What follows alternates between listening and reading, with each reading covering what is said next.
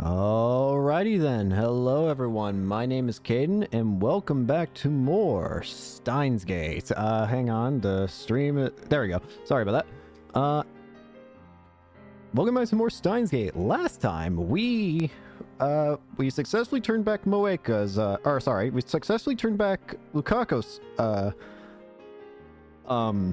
D-mail, and then we had to deal with Moeka.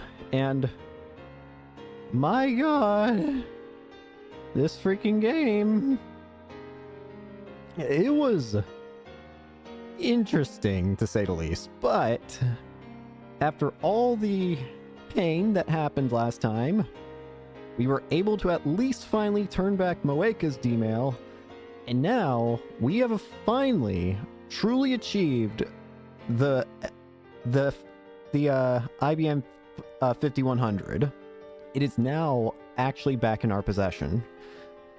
However, I get the feeling things are not going to be so easy just because we have it back now. But who knows? I would love for it to be easy. Let's see what happens. As Shape and Color return to the world, I see Daru in front of his computer, sleepily playing in Eroge. Karisu's napping on the sofa. She probably just got done with her all-nighter on the time leap machine. Mayuri's not around. Probably went to Lukako's to beg him to cosplay. Daru, Christina! Karisu jerks awake. It's time for the final phase of Operation Verdandi. My sonorous declaration earns only blank stares. Why are they so slow? IBM 5100, Daru! Yeah? Listen to me, man. We have an IBM 5100. Of course we do. You're the one who found it, Ocarine. We've had to do so many painful things. We had to remove Suzuha's memories of us. We had to put Ferris's father back in a timeline where he's dead. We had to change Lukako's gender, and we had to witness everything that happened with Moeka. But we're finally so close. Yes! Yes, I did! I found it Yanabayashi's shrine! Have you been drinking too much soda? Let me sleep, for crying out loud. Karisu rubs her eyes and complains. She looks dead tired. Here's what I'm still worried about. I think I see what's gonna happen. There's gonna have to be an ultimate sacrifice if we want Mayuri to live, I feel. Because here's the thing. In order to...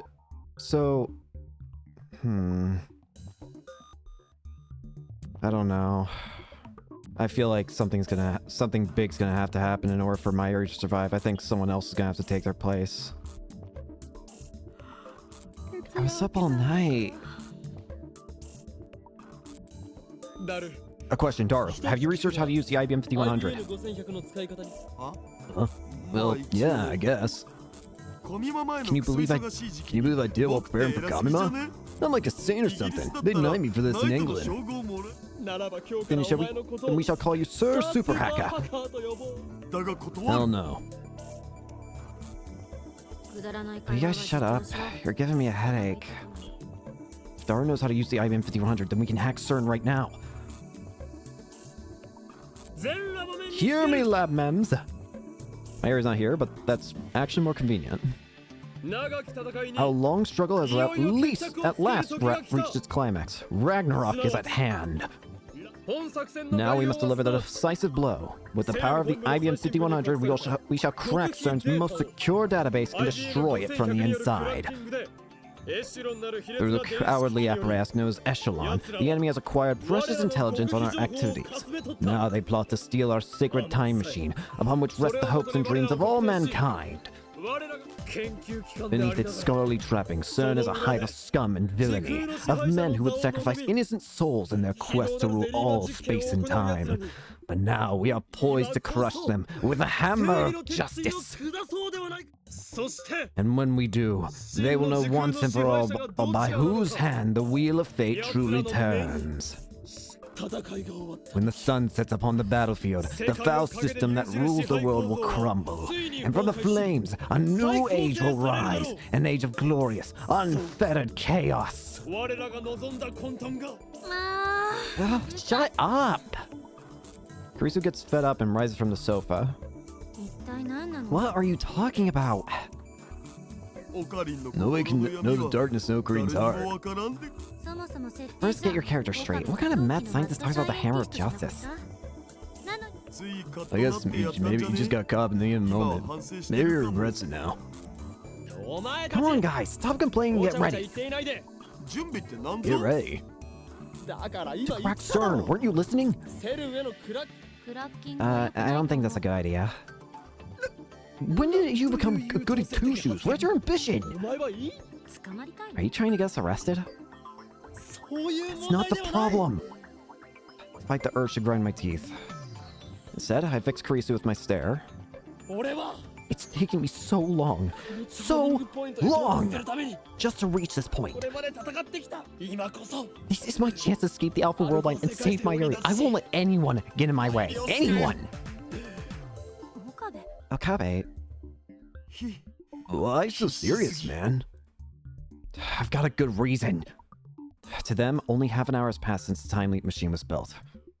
But to me, many days have passed since this ordeal began. Please. I bow my head deeply. Please, hear me out. Or else my Yuri will die. And in 26 years, the world will be ruled by CERN.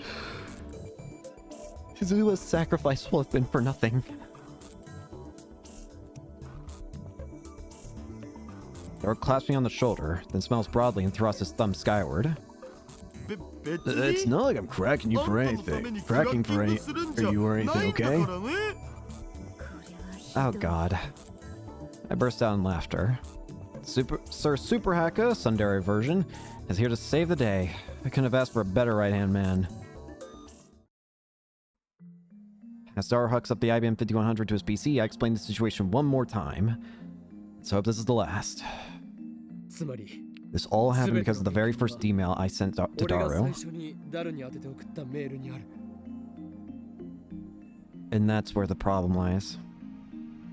That D-mail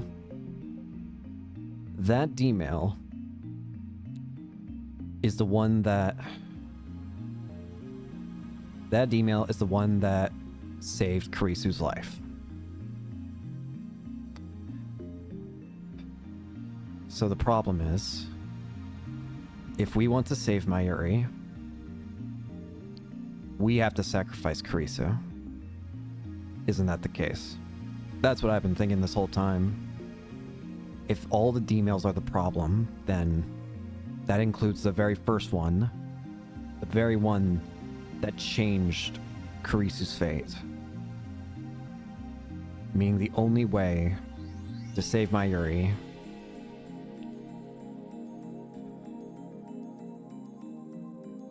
and that's where the pain ensues. CERN intercepted that D-mail with Echelon, figured out what it meant, then sent their rounders after us. They will kill Mayuri, kidnap us, and steal the time leap machine. Some years after that, I assume, Daru and I escaped and formed the resistance to which Suzuha belonged. We tried to save Mayuri, but nothing worked. Every world line converged on the same result, just as a tractor field theory said they would. You know, this is all your head. I think you got a career as a light novel author ahead of you. It's true. All of it. To prevent Mayuri's death, and to free Suzuha's future from CERN, we need to escape from the Alpha World Line. And I think we can do that by canceling all of our changes to the timeline so far. That should return us to the Beta World Line, the world line that existed before I sent that first email. Again, I'm worried, because that will kill Kurisu, won't it? That first email, the one at the very beginning of the game, the one that started this whole thing, that's the one that saved Kurisu's life. And by undoing it, we could save Mayuri, but we'll have to let Kurisu die. And after, sure, maybe she was destined to die in the original timeline. But after everything we've fucking been through? After everything we've done? There's just one more step. We need to erase the first email from CERN's database. If what Suzuha said is correct, then erasing that data will take us over 1% divergence and back to the beta world line. It was just one short email, barely 36 bytes, but it changed the course of human history. The butterfly effect. Fascinating. Teresa mutters as she sips her hot coffee. Looks like she's already recovered from her exhaustion. You believe in Makiseshi? In theory. I'd like to see object to that, but that's obviously impossible. Relax. Your time leap machine worked perfectly. Of course it did. She doesn't deny it. That's just like Kurisu.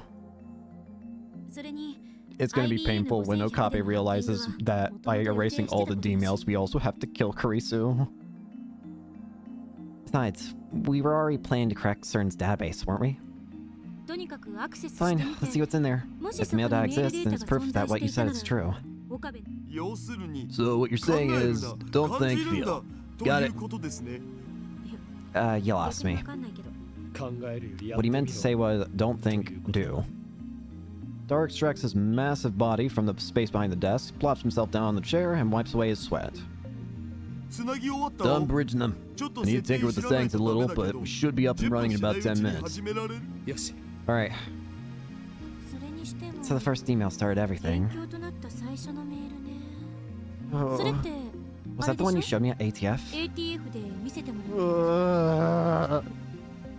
The one that said I died or something? Right. I found you dead at Radicon and sent Daru an email. Daru happened to be experimenting on the phone with name subs change at the time, so the discharge phenomenon occurred and the mail was...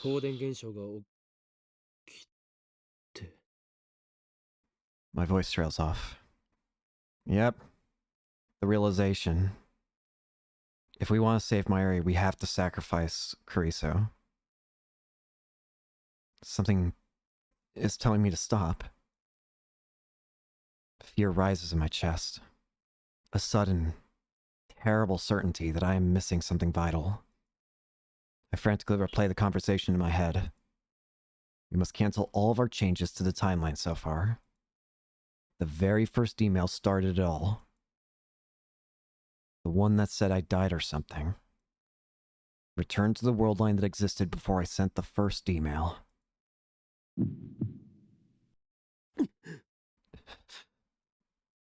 An icy fist seizes my heart, and I turn to Kurisu with a look of pure terror. Our eyes meet. She has to die. Her fate is to die. We prevented that. But then, it became Mayuri's fate to die.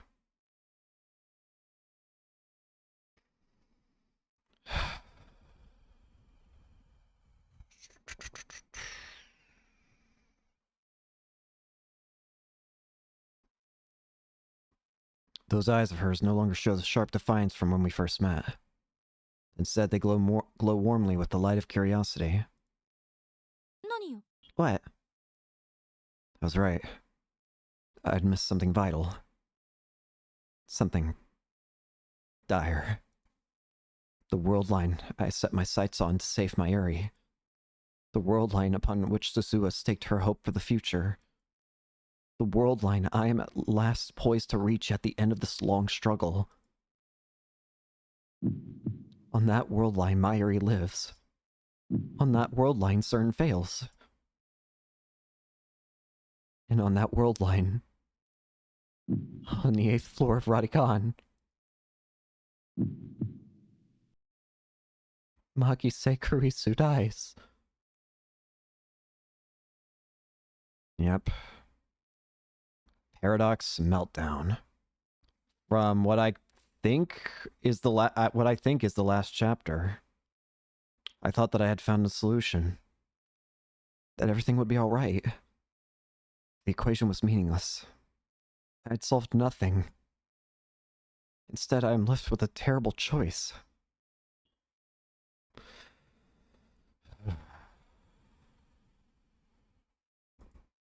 It was all going to come back to that very first email. Mayuri or Kurisu. One of them must die.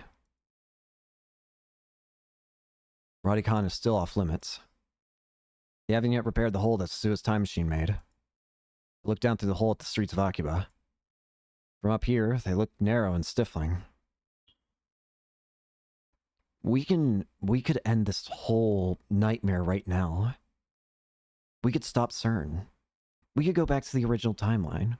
We could save Mayuri. The entire reason we did all this was to save Mayuri.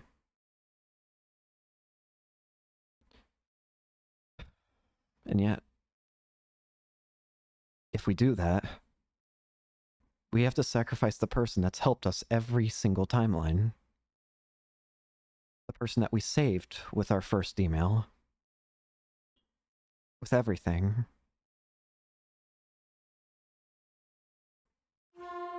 Across the way, a train rumbles by. I watched the yellow-striped cars move past. I came here because I wanted to be alone. To save a childhood friend, or to save the one who's helped you get this far. The day before yesterday, I abruptly canceled the attempt to hack CERN. Kreese and Daru demanded an explanation, but I just couldn't give them one. The decision has paralyzed me. It's terrifying. This is just like with Ferris's dad. In order to go back, to make things right, we have to kill someone. Maybe we're not technically killing them. Maybe they were originally supposed to die, but that still doesn't make it right. We have to kill Kurisu after everything that she's done for us. All the help. We wouldn't be in the position, we wouldn't be able to have the chance to revert things if it weren't for her. We wouldn't have the chance to save Mayuri if it wasn't for her.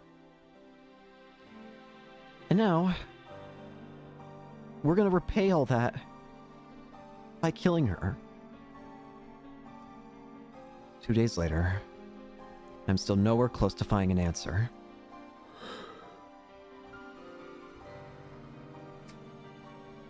What do I do? 2 weeks ago, on July 28th, Dr. Nakabachi held a press conference in this very spot. The same day, Kurisu was murdered. Let's say we go through with the plan and delete the first email I sent. The one about Kurisu's death from CERN's database. That would return us to the beta world line where it all began. What would happen then? According to my predictions, our friend, lab member 004, Makise Kurisu, would disappear. Someone who died on July 28th cannot be alive now.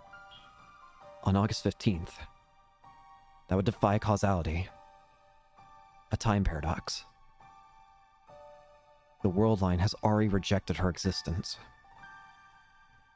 Thinking back on it, this seems obvious. This whole thing was obvious from the start.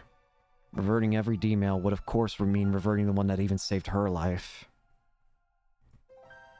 The moment we erase the D-mail, Kurisu will cease to exist. And so, I'm left with two options. Option 1. Hack CERN with the IBM 5100 and erase the first email I sent, thus returning to the beta world line. Kurisu will disappear, but Mayuri will live. CERN will never build a time machine, and the future will be free. Option 2. Don't hack CERN, and keep living here on the Alpha world line. Mayuri will die. So will Moeka and FB.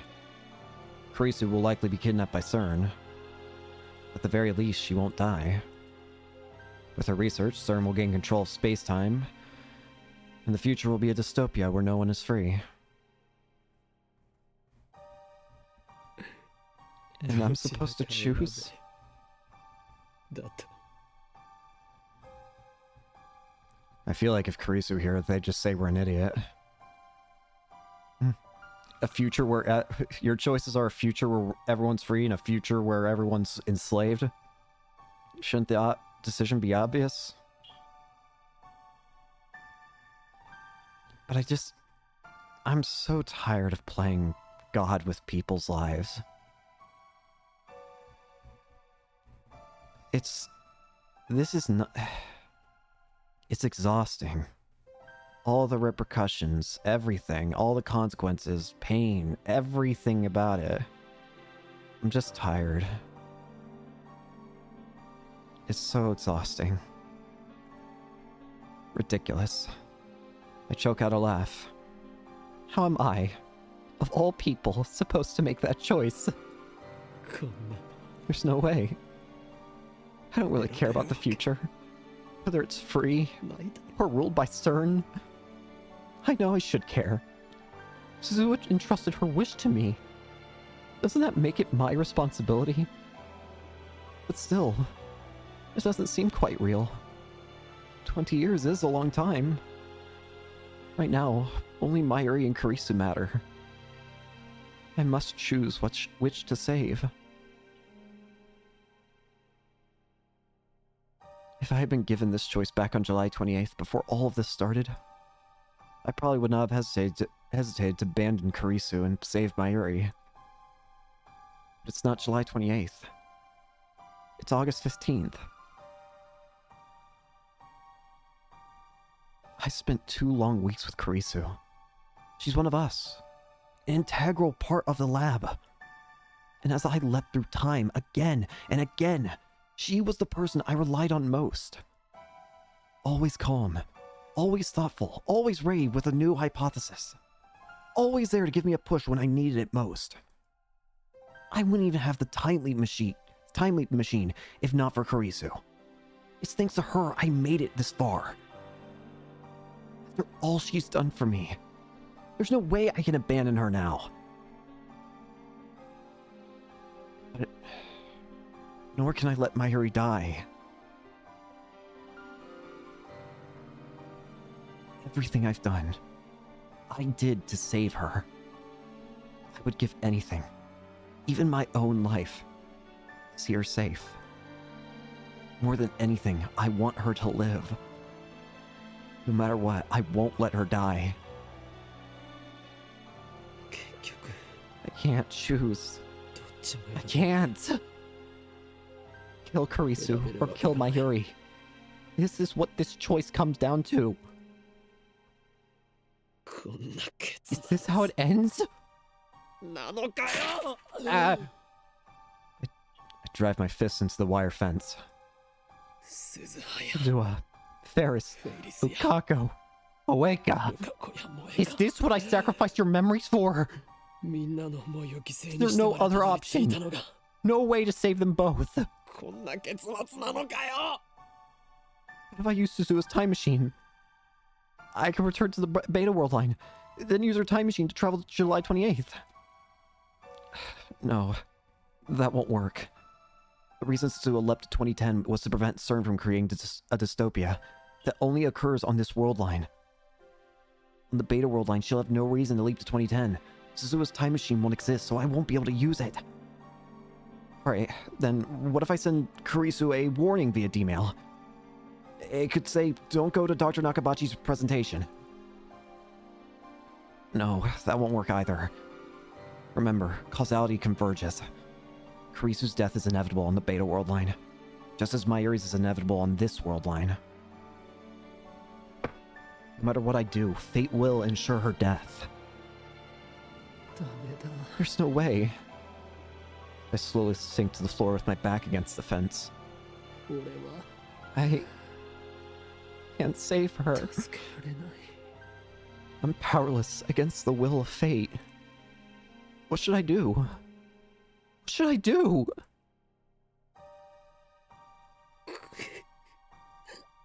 Maybe Mayuri doesn't die on the current world line. I canceled Moega's email. Plus, I haven't had an opportunity to check the divergence meter since. Might there be a chance? If the power continues, Mayuri's death has been pushed back to the night of the 17th. If Mayuri doesn't die between 7 and 8 p.m. that night, then I won't have to face this horrible decision. I know it's unlikely. I understand that from all my experiences so far. But still, I can't help but cling to that hope. Mayuri and Kurisu. If I can just save them both. And I don't care if the future is ruled by CERN. I'll betray Suzua's dream if that's what it takes. So please, let Mayuri live. To whom should I make this desperate plea? God? Fate? The universe itself?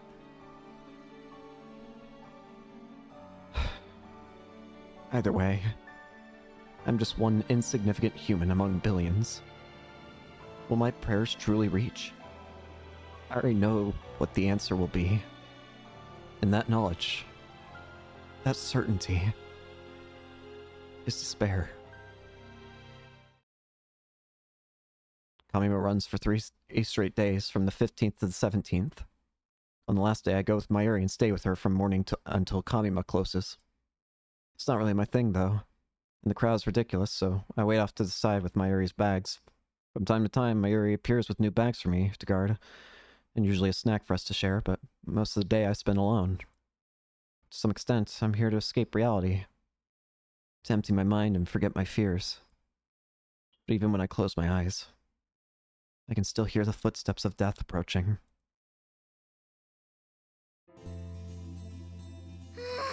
We're finally home. It's already dark by the time the bus drops us back at Akiba. It's gonna happen again. We're gonna have to watch her die again. Mayuri is dragging her costume case behind her. I'm carrying bags covered in moe artwork and loaves of doujinshi. These are all Mayuri's purchases, not mine. I can't believe she bought so much. I guess the reason she doesn't cosplay herself is that she's too busy shopping. We get off the bus and stand there for a while. What are you gonna do now? Head straight home? Actually, I was thinking of going to the lab. Do you need something? Not really, but it's been a while since I got to relax with Ocarine. I'm a little hungry, so I'll buy some juicy chicken #1 on the way. Maybe Mayuri wants to taste some normalcy again, now that the chaos of Kamima has ended. I can't begrudge her that. I stifle a groan and shrug my shoulders. Back to the lab then. Hey Ocarine, why'd you come with Mayushi today? You never come with me to Kamima before. You're not interested in Moe, right? I like robot anime. But not so much that I'd line up early in the morning for Kamima each year like Daru and Mayuri do. So why'd you come with me today? Well, to confirm your death. Those words pop into my head, but I quickly shake them away. Why am I so set on Mayuri dying? I want her to live, remember? Well? I just felt like it. Oh. Suddenly silence. A downhearted frown replaces the usual smile on Mayuri's face. Did my answer upset her? It's not like I could tell her the truth. How do you tell someone they're going to die? Lukaku.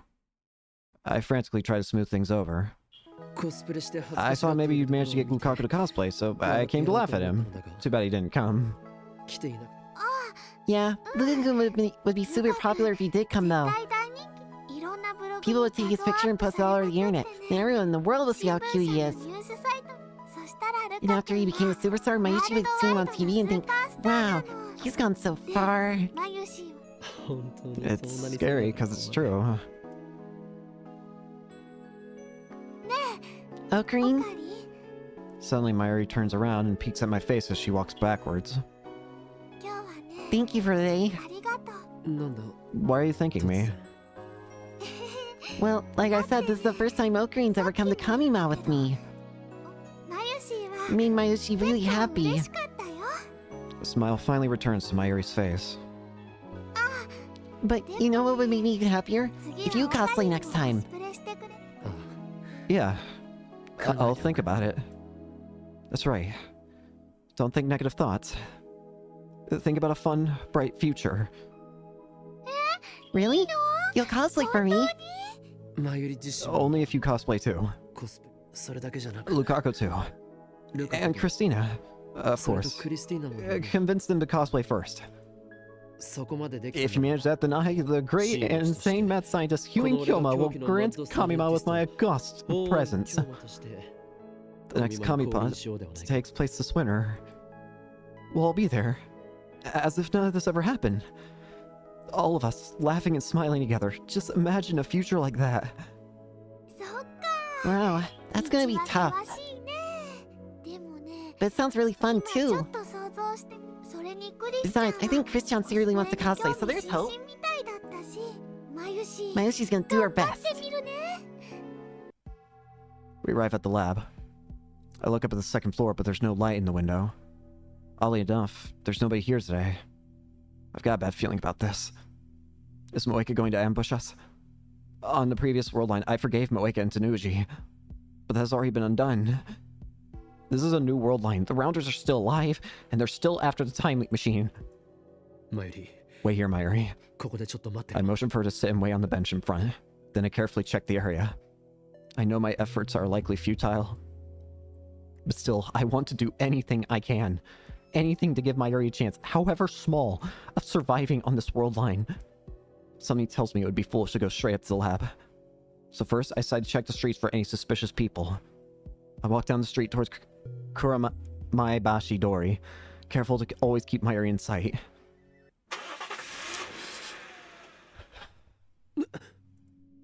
Suddenly, a white station wagon parked at the end of the street fires its engine and takes off in our direction.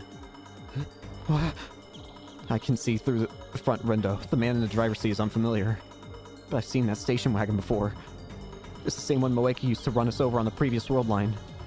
The same one Tanuji used to transport the IBM 5100. And now it's bearing down on me at full speed. I'm in the center of the road. There's nowhere to run. The station wagon flips on its high beams, instantly turning my vision white. I can't move. It's all happening too fast. I expected an ambush inside the lab. Instead, I'm facing a charging car. What do I do? I'm fine. I won't die. This world hasn't improved to that fate. No, wait. What day is it? This is the first time I've made 17th. Does that mean my death is still undecided? Will I die in Mayuri's place? If that will save her, if that will end this, then maybe it's for the best. No, I don't want to die yet. Two contradictory emotions collide in my mind. My body doesn't know which way to turn. Will I be the one to die? I knew it. I knew it. Something slams into my back.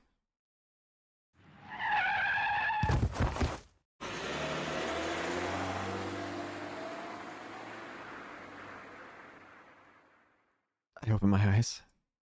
I'm lying on the side of the road. My whole body hurts. But I don't appear to be seriously injured.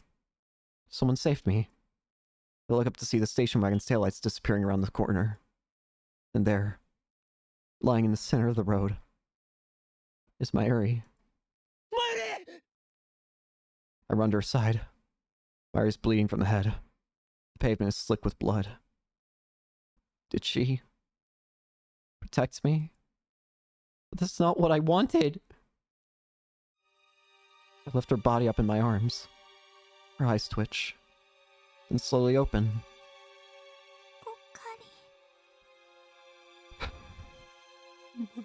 Mayuri, I'm sorry.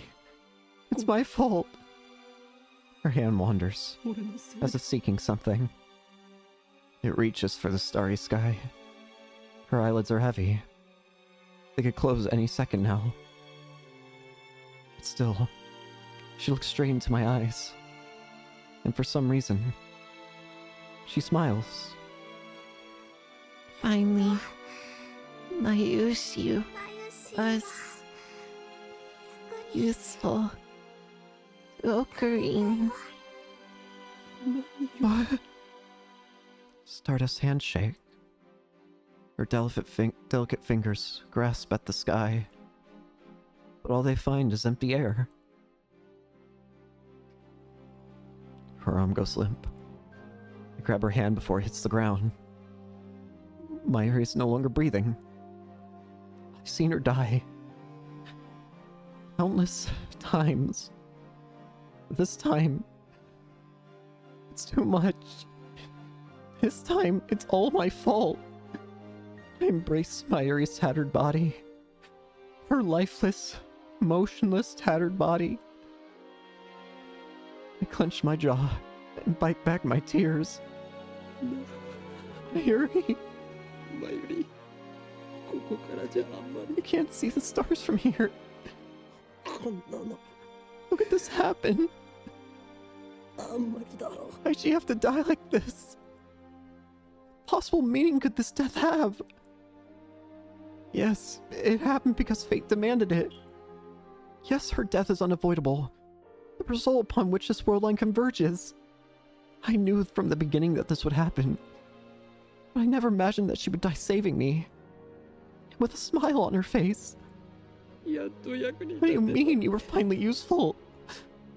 Tell me, Mayuri. 一体どういう意味なんだ There's no よ future for Mayuri on this world line. And that brings me once again to the choice. Do I return to the Beta world line? Killing Kurisu? Or do I leave things as they are? And accept Mayuri's death? I can't run away. I am the one who twisted fate. I am the one who must decide.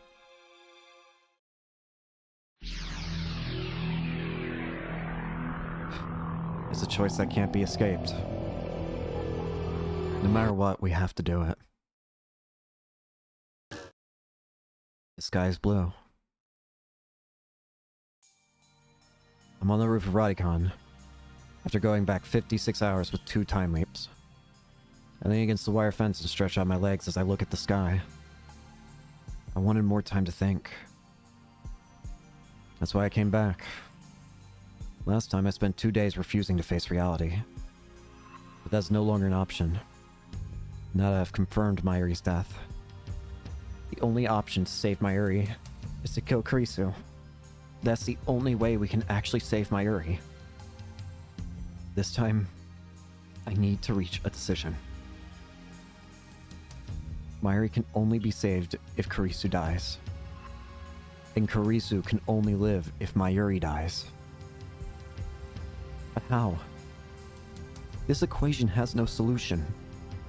No matter what choice I make, someone dies. From a purely utilitarian viewpoint, I should choose the Beta world line, where CERN never creates a dystopia. But it's not that simple. Not for me. There must be some other way. According to Zua, 2010 is a point of great divergence at the attractor field level. I think that divergence had already commenced by the time I sent the D-mail reporting Kurisu's death. So, when did divergence begin? I can't say for sure, but I think it was the moment we completed the foam wave name subject to change. That was around the middle of July. Daru and I deemed it a failure right after completion. By the time Kurisu was killed, there was already a huge divergence at the attractor field level. Now that I think about it, reading Steiner activated that day, when I sent the D-mail that started it all. At that moment, every pedestrian and vehicle on the main street of Akiba suddenly disappeared. That feels so long ago. But now, I can finally explain it. That was the moment I moved to the Alpha world line. On the Beta world line where this all began, Zua didn't arrive in her time machine. Dr. Nakabachi's conference went ahead as planned, and the flow of tourists and shoppers through Akiba was unimpeded. But when I sent the D-mail, events changed on a huge scale. From my perspective, at least. On the current world line, Zua crashed her time machine into the roof of Radicon. Nakabachi's presentation was cancelled, and this part of Akiba was closed to traffic. Because I was out on the street when the world line changed, it appeared to me as if thousands of people suddenly vanished.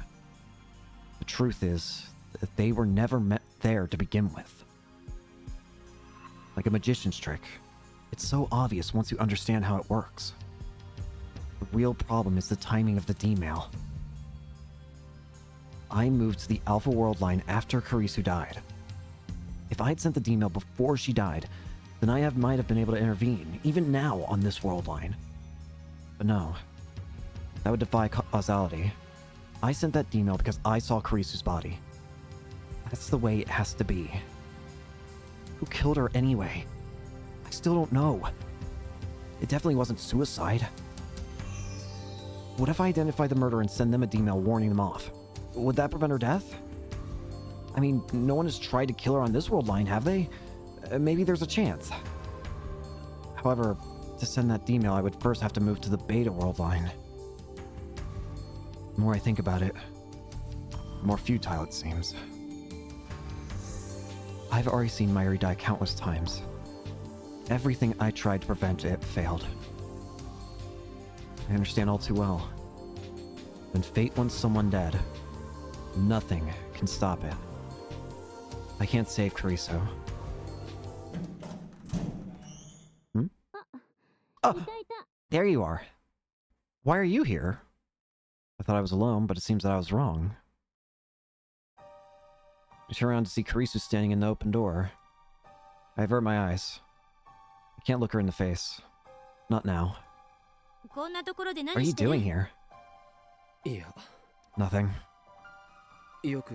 How'd you know I was here?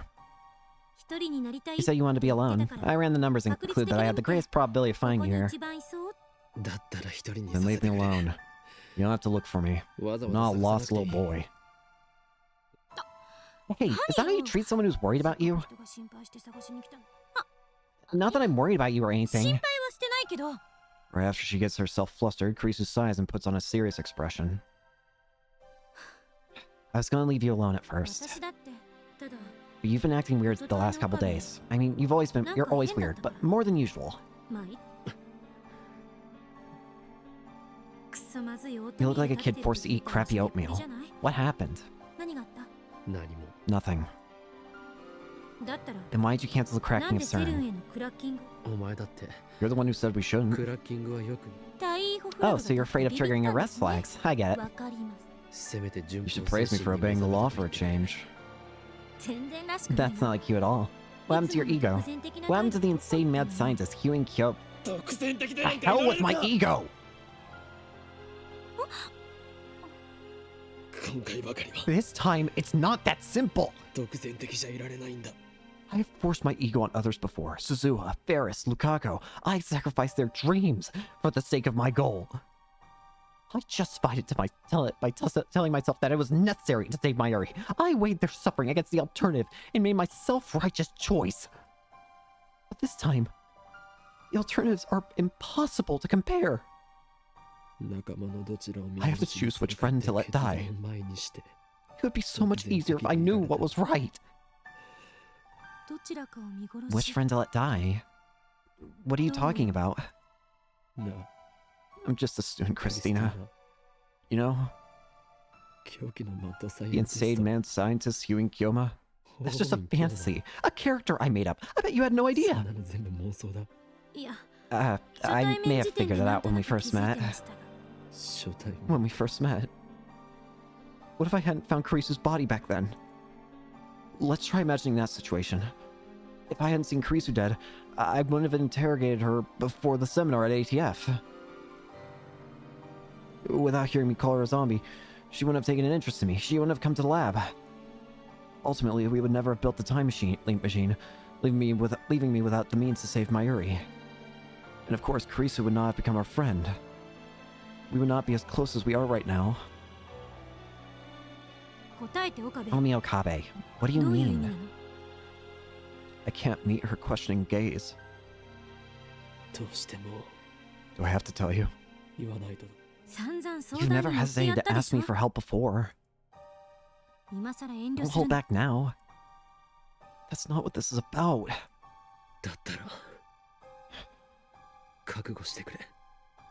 Then prepare yourself. What I'm about to tell you is the absolute truth. And it could also be your death sentence. Huh? Karisu's voice cracks a little. Remember what I told you before? When we delete the D-mail from CERN's database, we'll reach the beta world line where Mayuri doesn't die. And when CERN doesn't take over the world, right? Everyone lives. Everyone's free. You made it sound perfect. Perfect? It's anything but. I showed you the first email, didn't I? The one that started it all. In that beta world line, the events described in that email actually happened. Karisu's a genius. I have no doubt that she understands. Karisu, on the beta world line, you die on July 28th. And according to the attractor field model, nothing can prevent that from happening. If I want to save Mayuri, I have no choice but to let you die. Karisu says nothing. What expression is she making now? I reluctantly sneak a look at her face. She's staring out across the cityscape. Her eyes look distant. I see neither fear nor sadness in her face. She seems accepting. Karisu is always like this. Always calm. No matter what. It's hard to believe she's younger than me. Her soft chestnut hair blows in the wind. She lifts a hand to hold it down. Hey, Okabe. How credible do you find this attractor field model? Credible? It's all secondhand info from John Titor, from Mane-san, isn't it? I get that it's the accepted model in 2036. But how exactly did scientists prove the existence of attractor fields? Are you trying to say that the model may be wrong? I know for certain that convergence exists. I've experienced it firsthand. Even if they're right about convergence, what about the relationship between world lines? The moment I change world lines, everything is reconstructed. Past, present, and future. But that's just from your perspective, Okabe. Once you go to the beta world line, the me that your brain perceives will die. In other words, your perspective will have chosen the world line where I die instead of the one where I don't. However, why can't the world your brain perceives be different from the world my brain perceives? Brains. I forgot her specialty was neuroscience. So you're saying world lines are independent? So at least... So is she saying that maybe on this world line she'll at least live? Like trains, maybe. Trains. Let me give you an easy example. Karisu takes out her phone and starts fiddling with it. If I want to take the train from Akiba to Yokohama, which route should I use? I didn't know you were a rail fan. Short for railroad fanatic, an otaku with an interest in trains. Illustrated novels targeted primarily at teenage and young adult males. Cover artwork often depicts cute girls, although light novels can deal with just about any subject matter. Recent years have seen a trend towards stories about teenage boys being cute girls and winding up in extraordinary situations. It's just an example. Jeez. You choose to take the Yamanote line to Tokyo Station, then transfer to the Tokaido main line for the rest of your trip. Karisu keeps talking as she looks at her phone, apparently reading off an itinerary. But I should take the Yamanote line to Osaki, then transfer to the Shonan Shinjuku line. Another person, say Hashida-san, might decide to take the Keihin Tohoku line for some reason. And Mayuri might ride the Shinkansen in from Tokyo. You and I ride the same train until Tokyo Station, but from there we ride different lines, while still aiming for the same destination. And that applies to the universe? You're claiming the existence of parallel worlds. I like to use my imagination too sometimes. But where's the proof that there's only one world? Suzuha said so. And then there's reading Steiner. In other words, an unknown time traveler from your unexplainable superpower. But we knew Suzuha. There's no way to prove that she was Hashida's daughter, or anything that she said about 2036 either, not without going there ourselves. And if reading Steiner is what you say, then it means that your subjective experience influences the memories of every single human being. That's completely absurd, Okabe. If it's true, then you're literally a god. But there are no gods in reality. The world doesn't revolve around you. It's just your brain making you believe that it does. If that makes you this world's god, then I must be a god too. My brain is just as big as yours. What are you trying to say? Let's say you choose the world line where I die. That doesn't mean I have to do the same. The fact is that I'm standing here right now, observing the world with my own subjectivity. I already exist on a world line where I don't die. Even if your perspective shifts to the beta world line, my perspective might remain here. It's a question of where the soul lies. And I won't let you have your way with my soul. No true scientist would accept a hypothesis that flimsy. But there's a chance I'm right. So, you have nothing to worry about. Kurisu smiles. I figured that she'd say just to do it.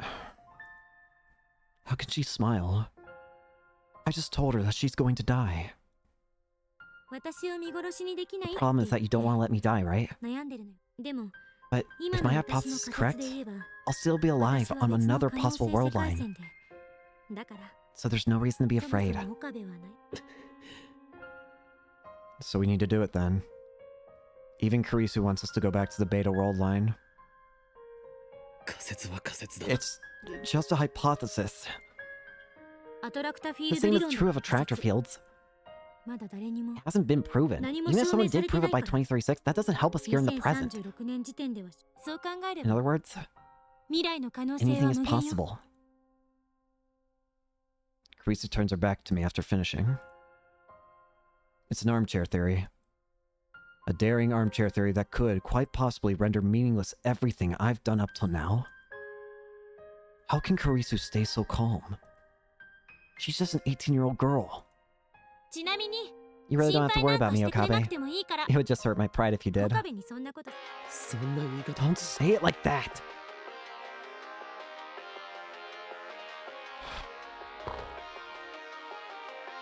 No matter what, it's gonna hurt. Mayuri. Hello? Mayuri. Yeah. Displayed on the screen is Mayuri's face, devoid of its usual brightness for some reason. What's wrong? I heard from Dark-kun that Ocarina's been acting kind of strange. Mayoshi was so preoccupied with Kamima that she didn't really notice. Even though she usually notices right away when Ocarina's not happy. I'm sorry, Ocarine. Don't apologize. You've done nothing wrong. Did something happen? It's just... it hurts. Ocarine? I can't tell her. I can't. I've kept it a secret from her all this time. That's the way it has to be. There's... nothing wrong. Oh. You know, you used to talk to Mayushi about a lot of things, remember? Like, the organization's 4 leaders. Their names are Back Turkish, Virginian Burp, Balloon Drag Queen, and White-Eyed Gore, right? Black Tortoise, Vermilion Bird, Blue Dragon, and White Tiger. Yeah, that. You know, it was really fun talking to Ocarine about stuff like that. But now... Ocarine, if Mayushi's a burden, just say so, okay? What? I never... I'm hanging up now. If you feel like talking to Mayushi about anything, just call, okay? Do-do-do. She hung up on me. What did Mayuri say? Damn it, Mayuri. How are you a burden? Don't say things like that, damn it. Why is she only serious at times like this? Burden? Huh? I've never felt Mayuri was a burden. Not once. Then you should tell her that. Maybe it wasn't a good idea to leave Mayuri in the dark. She never looks like she's thinking anything, and yet she saw my doubt. Either way, I can't tell her the truth. Okabe. Kurisu sighs and glares at me. The old you wouldn't have worried about anything. Anyway, you should go see Mayuri. I'm sure she has a lot to say. She's right. Even if I don't tell her Mayuri the truth, I need to at least tell her something. I'll postpone my decision and go see Mayuri.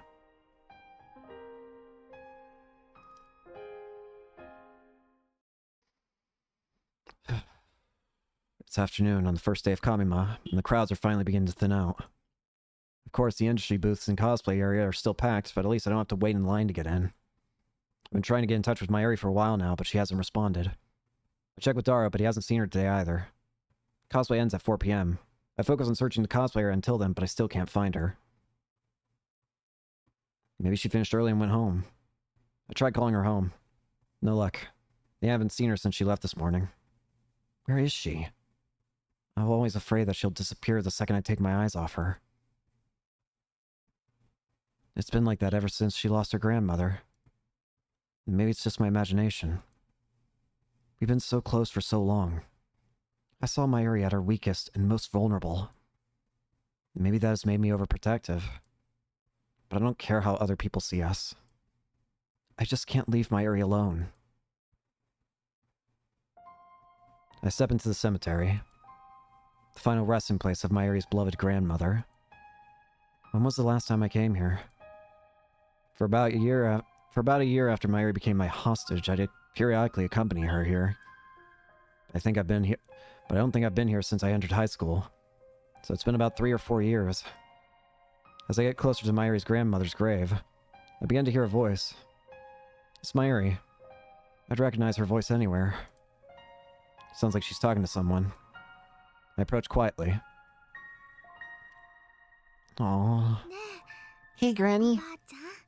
Mayuri's standing there, talking to the grave. What a relief. She hasn't disappeared. I decide to watch silently from a short distance away. I've been having scary dreams lately. For a second, I wonder if she's learned to commune with the dead, but no. She's just talking to herself. In my dreams, bad things keep happening to me. What? Like someone shoots me, or a car hits me, or I get run over by a train. Those are the other timelines. What? Don't tell me. It's so real. It hurts so much and I feel so sad. And I try to call for help, but nothing comes out. Why do you think I'm having these dreams?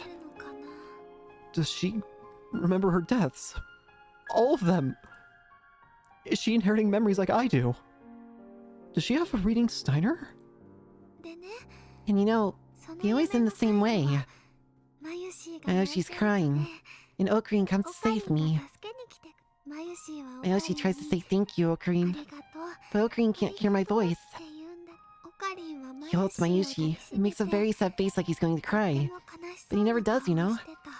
I can tell he's forcing himself not to cry. Come to think of it, both Ferris and Lukaku remember their memories from before the past changed. This whole time, I didn't even think of that, but Mayuri's had to also bear this. She's had to have those awful dreams. No, they're not dreams. They're what actually happened. She remembers every death. She remembers it every single time. I used to think that memories couldn't be shared between world lines. I used to think that I was the exception with reading Steiner. But maybe that's not the case. Maybe everyone has the same power. And the only difference is how strong it is.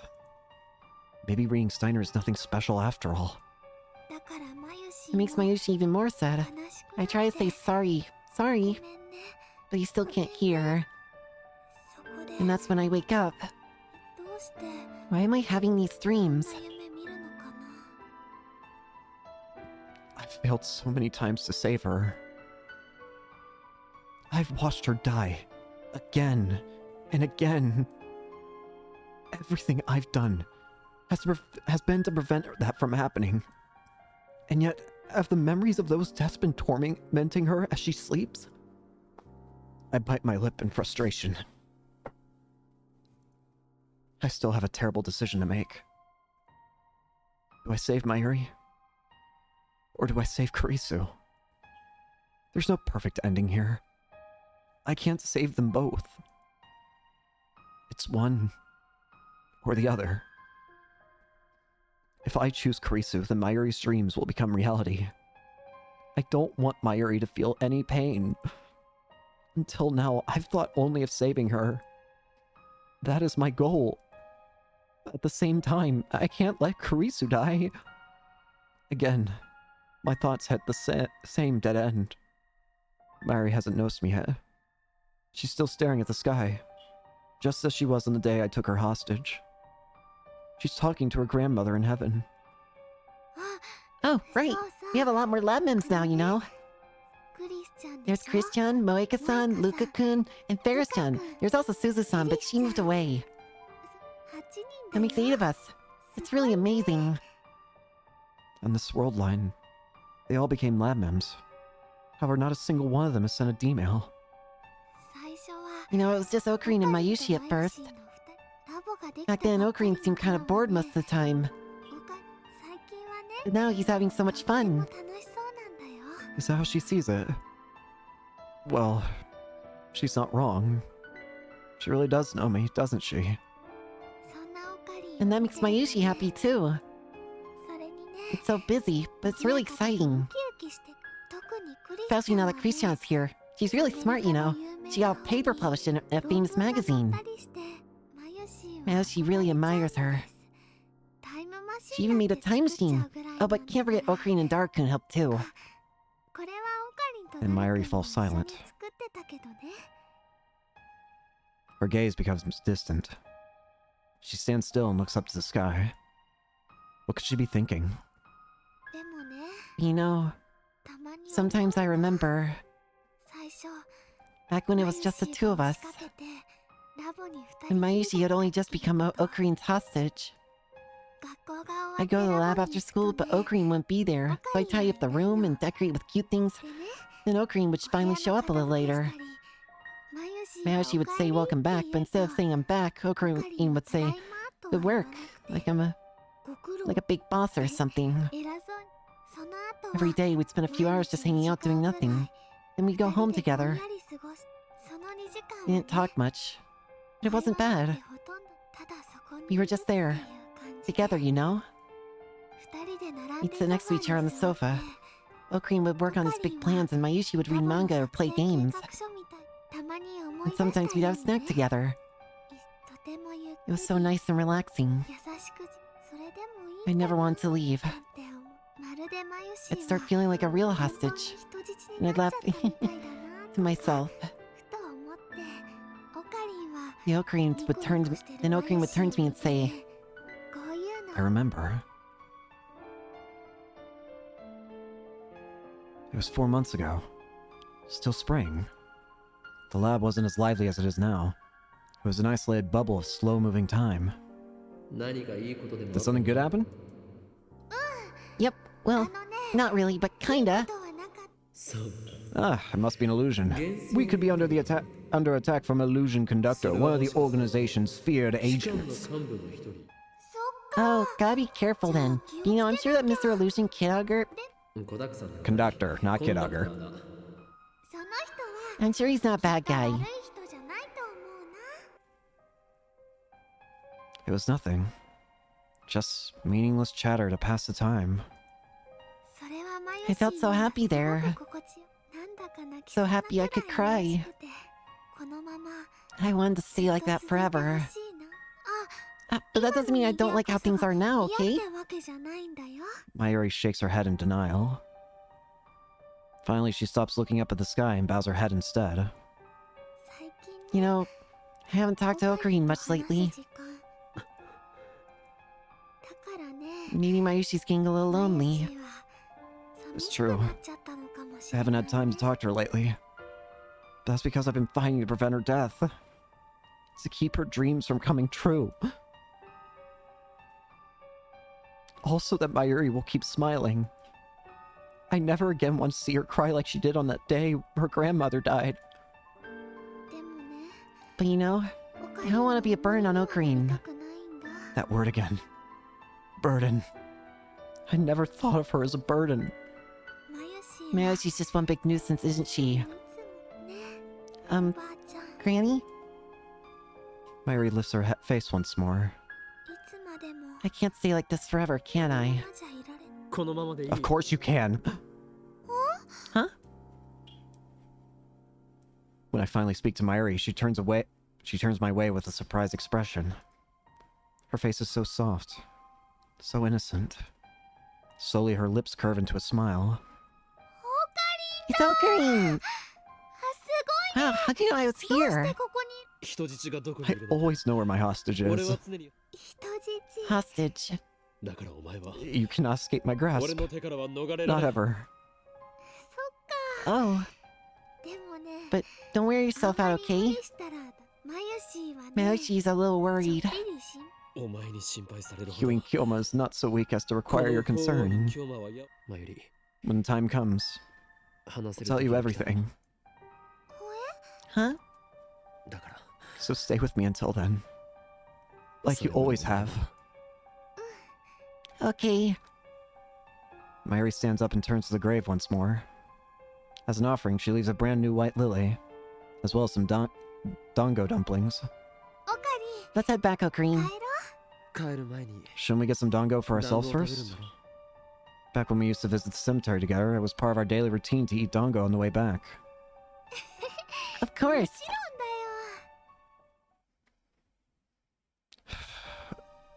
Akiba is empty again today. The otaku have all made the exodus to Kamima and for the second day of battle. But come nightfall, when they will return to Akiba like a victorious army laden with spoils, and the streets will be chaos. I know Daru's gone to Kamima. The question is, has Mayuri? I hope she has. I want things to be normal again. I remember what I heard yesterday. The feelings Mayuri expressed at her grandmother's grave. The events of the last few weeks have affected her as well. After I escorted Mayuri home from the cemetery, I spent the whole night racking my brain for a third option. A way out of this mess. My thoughts were a jumble. Ideas coming and going too fast to judge which were right and which were wrong. But of course, there isn't a right choice here. For in the end, it always comes back to the same question.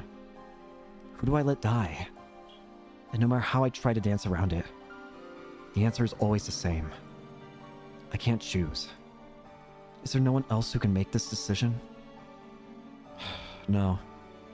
Even if there were, I know that I'd never accept their choice, whatever it happened to be.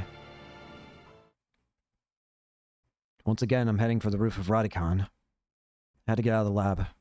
My area Kurisu might return at any moment and I can't face them right now. But look up at the sky. The clouds are dark and heavy. It could start raining any minute now. I thought that I was alone, but someone was here before me. Kurisu's lying in the middle of the roof, arms and legs spread as if making a snow angel. Kurisu? The image of Kurisu in a pool of blood flashes through my mind. Is she alright? I run towards her, but before I make it halfway, she suddenly sits up and turns to face me. Akabe.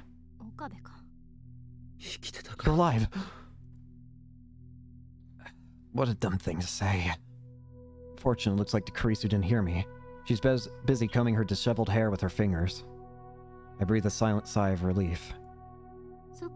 Right, I forgot I might run into you here. What were you doing? Thinking. Oh. Was she thinking about her death? I don't think there's any way of sidestepping it. I don't know what to say. So I keep my mouth shut. There's no way of sidestepping this issue. The fact of the matter is, if we want to save Mayuri, we have to kill Kriso. That's the one singular and absolute truth. Kriso appears to be in the same boat. She's staring at the capsule toy dispenser in the corner, her face wearing the usual frown. The awkward silence drags on. When you think about it, Kriso's fate rests in my hands. My decision will determine whether she lives or dies. Her fantastic hypothesis yesterday was a desperate attempt to construct a scenario where she doesn't die. Even if she believes that her theory is correct, it must be difficult for her to avoid imagining her own death. I force a smile. I'm getting really uncomfortable here. Looks like I'm in your way, so I'll just go. Oh, okay. Damn, I was expecting a sarcastic remark like, since when do mad scientists have manners or something? Just then, something cold lands on the tip of my nose. Rain. When I look up, raindrops start landing on my forehead. An evening shower. It's only going to get more intense and quickly. Krisu hasn't moved a muscle. She's just standing there with her arms folded, staring at the ground as if she doesn't notice the rain at all. Hey, it's raining. Huh? Oh, yeah. She's acting strange. Like her mind is elsewhere. I knew it. She's been thinking about... Whoa! In less than a minute, the rain turns into a full downpour. We have no time to seek shelter. What the hell? Krisa's scream is drowned out by the roar of the rain. Phew, what a surprise. That's what you get for tempting the sky gods. Now safely inside the building, we take a moment to catch our breath. It's been a week since Suzua's time machine disappeared, but Radicon is still closed. The lights are off, and it's pretty dark inside. You should have warned me sooner. Even my underwear's soaked. Same here. Bet you're glad it's dark, huh? What do you mean? The lights were on, I'd be able to see everything. Even in the dim light, I can tell that Karisu is scrambling to cover her chest. I forgot that you're part too. You're the one who announced that your underwear was wet. Just drop it. If you're imagining what color my underwear is, I'll kill you. I'm not imagining anything. She's too self-conscious. But... No. No. Bless you. Gold? I'm not stripping naked, that's what you're suggesting. Your pervy tricks won't work on me. Who said strip? Calm down, will you? But if you want to strip, go right ahead. I can't make out your scrawny figure in the slide anyway. Another word, and I'll make you eat your cerebral. Okay. Another word, and I'll make you eat your cerebral neocortex with ponzu sauce. Sorry. Please spare me that horror. Still, these wisecracks are a welcome distraction. A storm like that shouldn't last long. Guess we'll just wait it out. I see Karisu's shadowy form move to sit on the staircase. I sit next to her. Hey, get your own stair. What? You're the one who said not to speak. You're too close. Don't come in closer, okay? You can stay where you are, but come in closer and I'll push you away, okay? Our bodies gradually grow cold. We start shivering. Maybe I should take off my wet clothes. If I do that, Karisu will just call me a perv again. Better not. My eyes gradually adjust to the darkness. I can see Karisu more clearly now. She's huddled up against the wall. Don't look at me. Impossible. How can you see where I'm looking? Does she have infravision? So you were looking. Damn, she used leading question on me. It's such a high-level technique. I avert my eyes from Karisu and take off my lab coat. That's when I notice my coat is torn at the shoulder. Eh? Damn, must have caught on something when we ran inside. What are you talking about? 何の話？いや、 Just a little tear in my coat. 上着の角。岡部って Is clumsiness one of your character traits? 俺はマッド Don't be サイエンティス ridiculous. ト属 I am a 性 mad だ。 scientist. I bear the curse of insanity, not clumsiness. Seems like forever since I've talked to Karisu as Hugh and Kyoma. はいはい。 Yeah. Karisu suddenly holds out her hand. ほら、 Give it here. 貸しなさい。 何 What? ちょうど I happen to have a sewing kit with me. I'll stitch it up for you. 縫ってやると。そういう sewing セ kit? ットだと。 You. 悪いか。 Something wrong with that? I hand over my coat as asked. 実験 You're an 大好き experiment-loving girl. 子の You're not くせに supposed to be そんな domestic. 家庭的なもの。実験大 Can't I 好 be a きっ子である domestic, と同時に experiment-loving 家 girl? 庭的な女の子。家庭的な女 You? の子なのか Domestic. 相対的に見れば Relatively, maybe. Well, actually, I don't know how the domesticity index for Japanese high school girls these days. There's an index for that? First I've heard of it. Kurisu skillfully threads the needle, despite the darkness. It's wet, so it's kind of hard to thread. 本当に Did you really just happen to have that on you? しつこい。 Get over it already. Is it really so wrong for me to have a sewing kit? 悪いとは It's not wrong, 言 it's って just- いないが It seems like you planned for まる this. で狙ったかのようだったから つまり、 So you're saying I brought it with me because I somehow knew your coat was gonna get ripped. あらか Uh-huh. じめ用意していた。そんなわけあるか。 Ridiculous. それと、 And before you get the wrong idea, I'm not fixing your coat because I want to or anything. 別に Okay? 好きで縫ってあげてるわけじゃないんだから。出たな Nice Sundari line. 茶化すな。 Don't mock me. And you just happen to have to tear your clothes, and I just happen to have a sewing kit handy when you did. It's coincidence. That's all. 偶然 Coincidence. ねえまさかお前 Hey, タイム you リー didn't プ time leap, did you?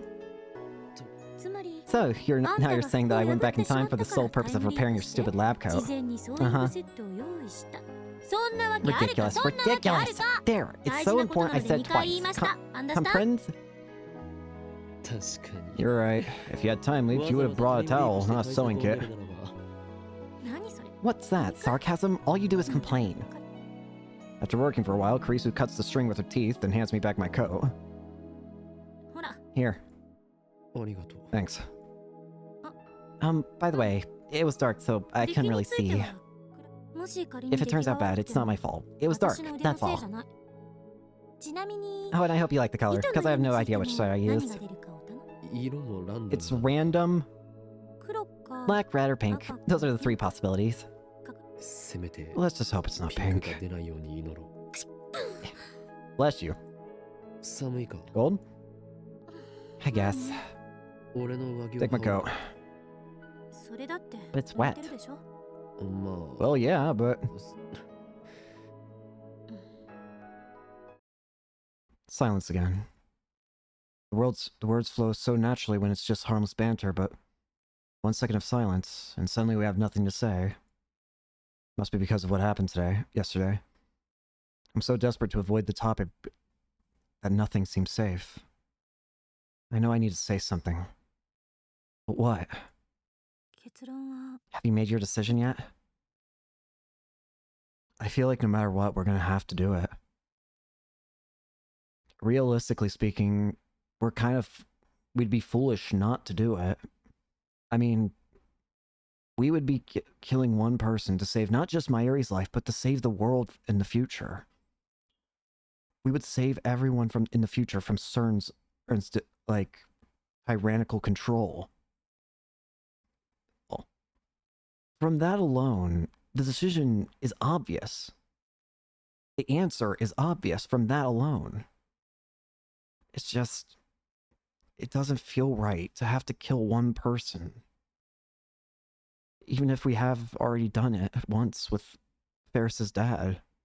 I don't want to do it anymore. I don't want to bother with this time machine and shit anymore. Her voice is barely a whisper, but I can hear her clearly in the silence of the empty stairwell. I look at Kurisu. She's hugging her knees to her chest, presumably against the cold. My decision. I know what she means. There's no getting out of this. No matter what we do, it's going to be going to be painful. No matter what. That's why I can't answer. You still haven't made up your まだ mind? 悩んでるのあんたって You like Mayuri, don't you? 何 What? Where'd that come from?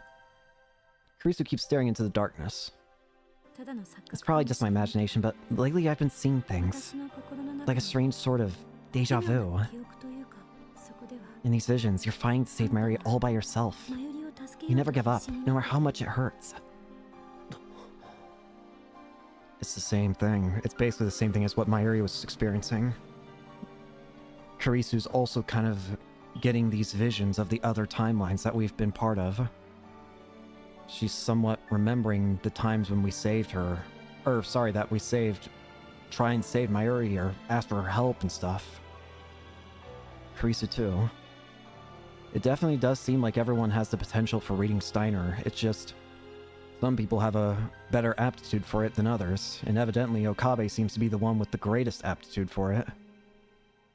そんな岡部が Then you come to me for 私 help. に相談してきて You're so desperate, so その earnest that 人 I に just 頑張 have って to do what I る姿を見 can. て Not that I'm doing it for you, okay? I just want to save Mayuri, that's あん all. たを助けたいとにかく Anyway, these images are stuck in my head, like memories. But そんな Kreese is the 錯覚 same. が She still has faint memories from previous world lines. 自己分析して I tried みたけど self-analysis. Maybe I'm mistaking dreams for 夢で reality, 見たの projecting my 現 hopes 実 and と思い込ん fantasies. でるのか I don't know. 単なる願望かただ But there's one thing I do know. これだけははっきりあんたは You have to save Mayuri. マユリを助けるべきなのよ She's right. I feel like we need to stop sidestepping the issue. It's painful, but this is even what she wants. Kurisu is willing to die to save Mayuri. By saving Mayuri, so much good will happen.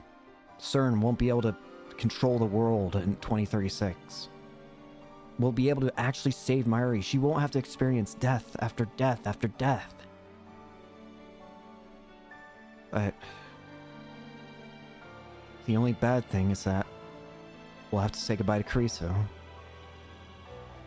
怖くないのか Aren't you afraid? To save Mayuri, I must undo the current world line.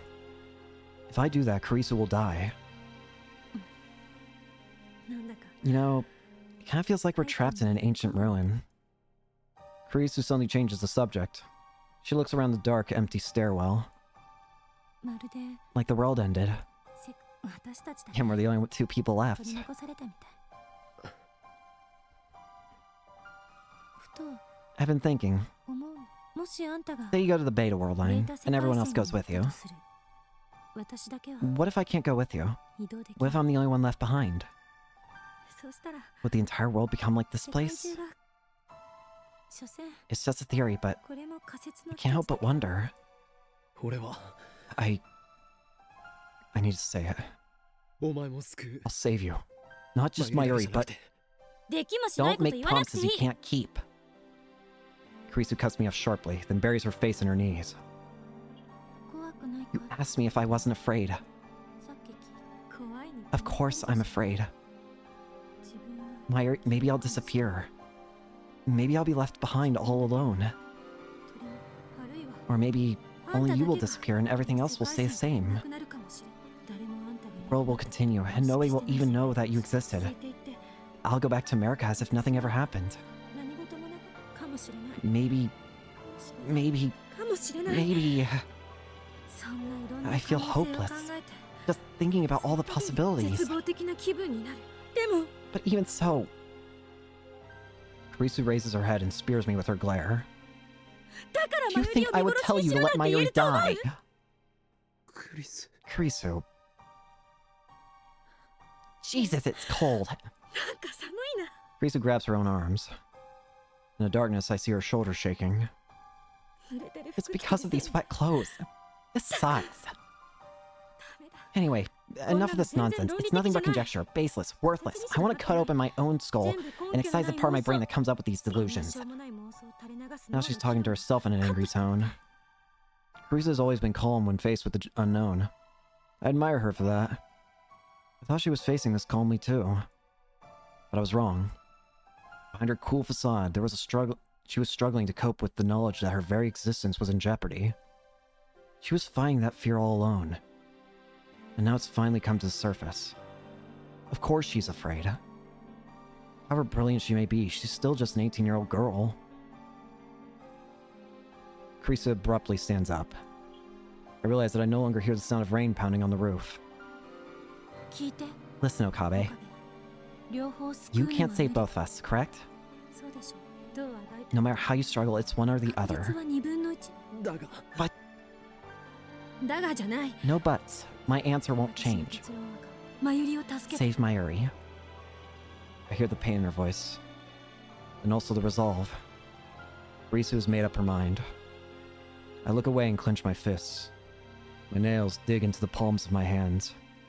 そう Are you telling me to give up? To abandon you? 諦めろっていうのそんなの I could never do で that. きるはずがないだろできるか You できない can か and じゃ you ない must. There's no あ other んたを way. やらなくちゃいけない ダメだ No, you're a Oh my friend. God. I won't abandon you. 俺たちの大切な仲 Okabe! Carissa drops to her knees and grabs me by the collar. I gasp for breath as she stares into my eyes. Her eyes are hard and stern. It's always like this when she scolds me. Always the same glare. 他に解 Is there 決策 another がある solution? There isn't, is there? 私は I don't want to live if it means sacrificing マユリを Mayuri. 犠牲にしてまで生きてもし If you don't save her, I'll never forgive you. Can't be happening. I hate this choice with no right answer. I hate the universe for being so cruel. And most of all, I hate myself for forcing Kurisu to speak these words when she's the one with the most to lose. Tears well up in my eyes, but I bite my lip and hold them back. Is there really no other way? I can't bear it. I look straight back at Kurisu as she holds me by the collar and tightly embrace her slender body. Her clothes are still wet from the rain, but all I feel is warmth radiating from the core of her being. お前は You're right here! こんなの Why does it have to be this way? Kabe. Tension drains from her back and her hands. She gives her whole body to my embrace. ありがと Thank you. I know you're hurting for う me, 私のためにでも but you've done enough. もう十 I'm 分 fine. So just think about my area, 私は okay? 大丈夫だから Despite her fear, Kurisu has made her choice. マユリのことだけ It's time for me to do the same. I think it's time to finally end this tragedy. I need to decide, here and now, the future of the world. Which friend to let die? Holding Kurisu tightly, I whisper into her ear. 俺は I won't give up. 諦めない Ever. Kurisu suddenly pushes me away. She steps back. Her face is hidden behind her hair. But her fists are trembling. Her body exudes raw fury. 話にならない Ridiculous! この You また motherfucker! お前 Whoa! 私は I 大丈 said I 夫だ was って言 fine! ってん What のに do you mean you won't give up?何 Are you stupid? Wanna die? 死ぬの英雄気 Are you 取りか trying to be a hero? You should be a whack job? できもし Don't ない make くせに promises you かっこ can't つけてんじ keep. ゃないあんたの頭の悪さ Your, には your イライラ stupidity is infuriating. Why can't you just して do as I 私の言う say? こと俺は I... あんたがマユ What's リ the を problem, 助ける huh? ことが If you weigh the options logic, then saving Mayuri is the only... 相対的判断な Fuck どしてくれ logic! だ Kurisu stares at me in shock. 俺は神 I'm じゃ not ない God! Maybe I got close, but that's not 気 me! づいたら誰を助け I て can't decide who lives or dies 誰を見 anymore. 殺しにするかなんて俺は Suha, もう決められない Lukako. I sacrificed their happiness to save Mayuri. And the whole time, a voice in the back of my head was asking, is this really okay? What gives me the right? だから This time, 俺は this time I want to save both of 今度 them こそ without sacrificing anyone. Kurisu turns away with a frown and starts tapping her foot in a clear gesture of displeasure. どうせ無理 There's nothing to do. い It's つ the も choice あ of った Steins だけ Gate. でし Isn't ょ that what you always say? シュタインズゲート回避不能 The equation is proven, 解が出て Okabe. る There's no escape. 岡部一人がど You're れだ just け one 頑張 man. ったって No matter how hard you try, you cannot overcome the will of the universe. それでも I know, but I'm still going to try. 俺はもがいて I やる won't lose Mayuri or Kurisu. I hear Kurisu grinding her teeth. She turns her back to me. 勝手にし Have it your way. I'm not ろ helping. 私は手伝わないからな I'm going back to America, and that's that. アメリカに帰るつもりださよなら Goodbye. I don't expect we'll meet again, 会う Hugh こ and ともないわ Kyoma. ね I can't believe this. バ How カに stupid 程が can あ you る be? You're so stupid. バカ Kurisu disappears down the stairs, muttering insults until I can no longer hear her. Now alone, I sigh into the darkness. Kurisu is absolutely right. I can't think of a single way to save them both. I'm a fool. And yet I have to try. This time, I won't have Kurisu's help. I have to fight the universe alone. How do I save both Kurisu and Mayuri? I can't use Steammill. Too much could go wrong. I don't want to make the same mistakes again. In the end, all I can do is time leap. Time leaping can't save Mayuri, but at least it can delay her death. Give me time to find a solution. On this world line, Mayuri dies at 7:30 on the night of August 17th. That's about 26 hours from now. My battle has no end in sight. If only Suzuha was here, I could have asked for her advice. But even alone, I must find a way. So resolved, I start time leaping again to save Mayuri. I've done this before. When Mayuri died the first time at Moeka's hand, I tried time leaping to prevent her death. But I only tried running away that time. This time, I try every approach I can think of.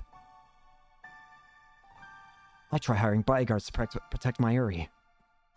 I tried taking Mayuri to South America, an entire world away from Japan. I tried crippling CERN with attacks on their servers, and the ones that don't need the IBM 5100. I tried getting Mayuri admitted to a hospital. It's hard given Mayuri's perfect health, but I managed. My goal is to keep her from dying by a heart attack. I try everything I can possibly imagine. However, every plan fails. Mayuri dies. Again, and again, and again.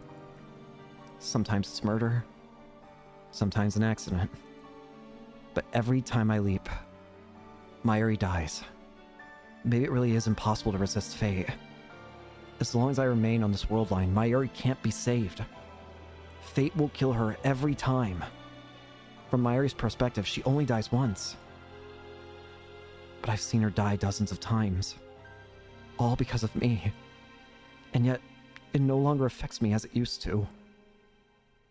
Little by little, I've grown desensitized to her death. In the beginning, I felt unbearable pain every time I saw her die, and murderous rage towards the ones responsible. Now, I feel nothing. The realization stuns me. After dozens of leaps, I finally realized what should have been obvious from the beginning. I never leaped back more than 26 hours. Why? I could go back as far as August 11th, one whole week in the past. Yet I never do. Why? Because I know that even if I do, nothing will change. I don't believe that anything will change. Every time Mayuri dies, I find myself thinking, another failure. What went wrong this time? I calmly analyze Mayuri's death, then take my data and head for the time leap machine with a sigh, like a gamer forced for the umpteenth time to restart a particularly difficult stage. I'm just going through the motions. I didn't even realize until this moment how routine it had all become. Now that I have, my actions suddenly seem meaningless. I can't take another step. And that's how I find myself here, sitting motionless in front of the time leap machine. I've been staring at it for hours. When we got caught in that evening shower on the Radicon rooftop, my clothes got soaked. But now they're completely dry. My body temperature has dropped, but I don't have the energy to warm myself with a shower. I sluggishly get to my feet and pick up the headset. The sight of it fills me with resignation. Resignation. That's all. There's no desperate drive to save Mayuri. The hope that this time I might succeed. Those emotions are long gone. In truth, they've been gone since my argument with Kurisu. Deep down, I always knew that she was right.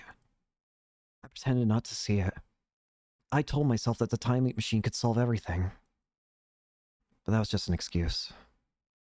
A last attempt to satisfy my ego. In the end, all I'm doing is... 逃げるの？ running away. I turn around in surprise, and there I see Kurisu standing in the doorway. I thought she never wanted to see me again. Why is she here? なんで Why? タイムリープする Kurisu ignores my question and fixes me with her usual glare. のは Time Leap is just running away. I'm terrified.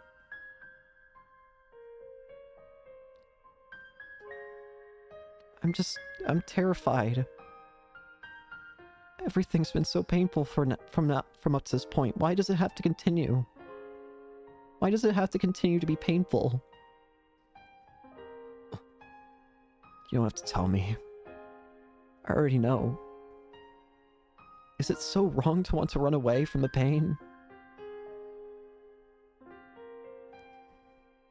I know all too well.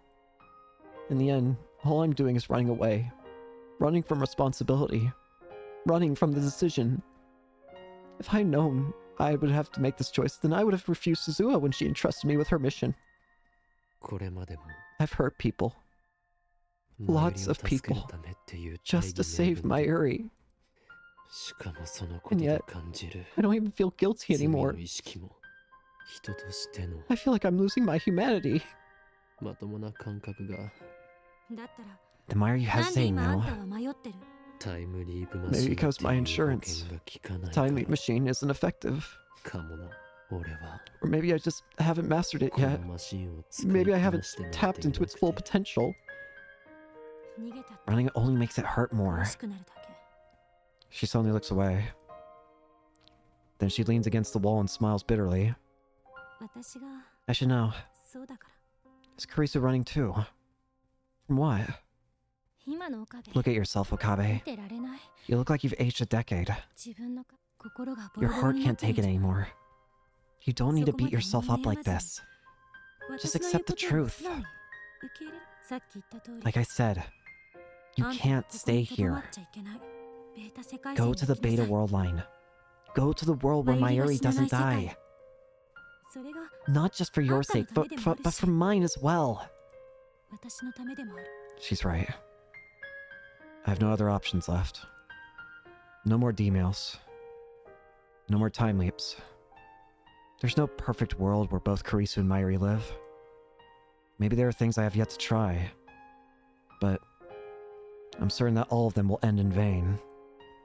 As long as I stay on this world line, Mayuri will die. And if I go to the Beta world line, Kurisu will die. We'll never be able to talk like this again. It's only been 20 days since we've met. And yet, memories of Kurisu flash before my eyes. ちょっと。 Hey, could you not talk about me like that? I'm perfectly fine. 私、ピンピンしてますんで。例えば実際 Let's say we wanted to make a machine that could physically transport people through time. What would we need? ことができるようなタイムマシンを作るには誰がクリス Who ティ the hell's ーナ Christina? I never said that. これまでの自分を I don't want to deny who I've been. Because even my failures are a part of who I am today. それを含めて今の自分私たち We may have created a monster here. するととんでもないものを作っちゃったかも前に You said I was your friend, remember? You said that I was important to you? That made me really happy, I guess. 大切な仲間だってじゃあ Once we're done upgrading the fun wave, I want you to come with me. 一緒についてきてあんたの力 I に want な to り be た your い strength. ありがとう Thank you. I know you're hurting for me. そこまで苦しんでくれて So much has happened these past 20 days. We argued. We exchanged insults. We made incredible discoveries together. And when confronted with the implications, we shared our fears. Whenever I hit a dead end in my struggle to save Mayuri, I always turned to Kurisu for help. She always listened. She always believed me. And I helped her too, when she was distraught over her father. We promised to go to Aomori together. Without this girl genius on our side, we would not have the time leap machine. Proud, passionate Makise Kurisu. Always strong, or at least pretending to be. A little nosy too, and serious to a fault. Before I knew it, she had become the center of the lab. From the very beginning, I was attracted to her radiant confidence. I found myself mesmerized by her every gesture, hanging on every word. I listened enraptured whenever she presented her latest theory. At the end of the day, the reason I never called her by her name was because I was too embarrassed. I admired her. I longed for her. And I didn't want to admit it to myself. Only now do I realize the truth. I love her. And that is why I want so desperately to save her. She's not just a fellow lab mem. To me, Kurisu is far more than that. And yet, I have no choice. In the end, everything she said was right. I think it's time to stop delaying it. I can't save you. I'm sorry. In a desperate attempt to hold back my tears, I bite my lip tightly. The taste of blood spreads through my mouth. Why does it have to be you? Why? I pound my fist on the table. Silence. Nothing moves. Outside the window is only darkness. Is this what it's like to be the only person left in the world? Hey, Okabe. Once you go to the Beta World line, Mayuri and Hashida will forget the time we spent together, right? Kurisu's cheeks start to redden, and she turns away. Will you remember me?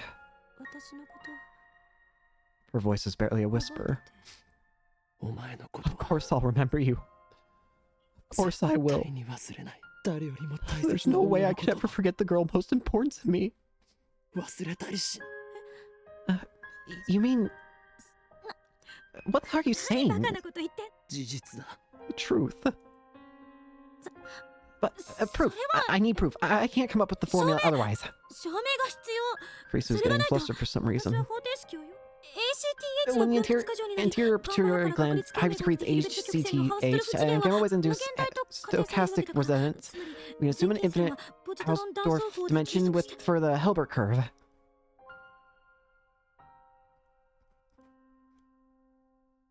That is, we can measure the asymptotic line with positron emission tomography.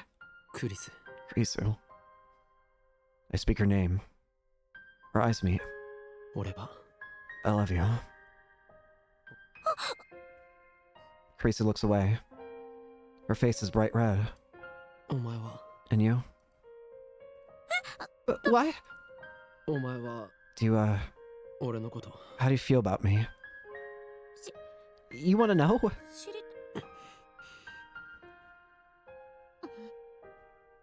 Kurisu suddenly looks at me straight in the eye. Her face is still red, but her expression is firm. She walks straight up to me, grabs me by the collar, and jerks me towards her. Close your eyes. Did I make her mad? Perhaps Kurisu hates me for some reason. Maybe she really did mean all those insults she said to me. That'd be really sad. I slowly lick my trembling lips and timidly try to ask a question. Why close my... Just shut up and close them! I do as I told, though I still don't know why she's so angry. My collar is still in Kurisu's grip. Abruptly, I feel a soft sensation against my lips. A faint scent of citrus tickles my nose. I open my eyes in surprise. I see Karisu's face scant millimeters away, and then I understand what's happened. Her lips are very warm. My mind goes blank. I'm unable to think. I want to stay like this forever. But soon, our lips separate. Karisu looks down shyly. It's not like I did it because I wanted to or anything. It's just, you promised that you wouldn't forget about me. Research shows that memories are hard to forget when coupled with intense emotions. You're a virgin at birth, so I was sure you'd have a elaborate rehearsal on your first kiss, instantly making it a long-term memory so you'd never forget, so... It doesn't matter right now. I just don't want you to forget about me, Okabe. No matter what. My heart fills with love for Karisu as she makes her frantic excuses. What relief. Karisu wasn't mad. She was just trying to hide her embarrassment. I wanted to be with her even more. I want to talk with her even more.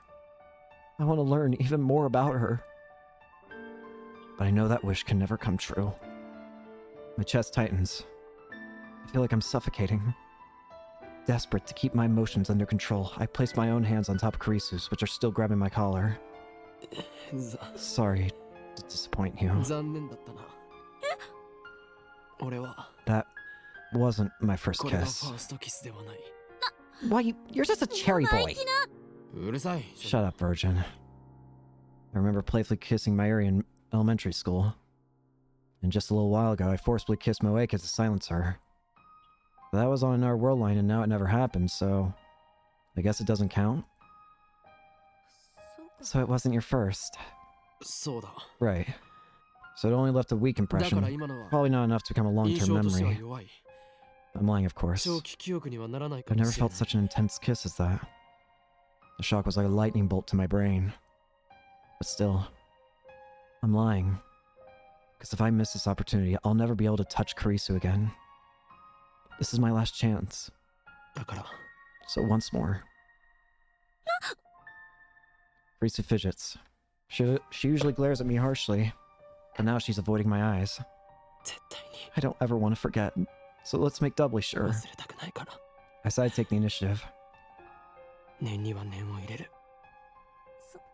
I guess there's no choice. Karisu looks up at me. Just a kiss, okay? What she rolled, I'll do. Just be gentle. Run my fingers softly. Slowly bend down.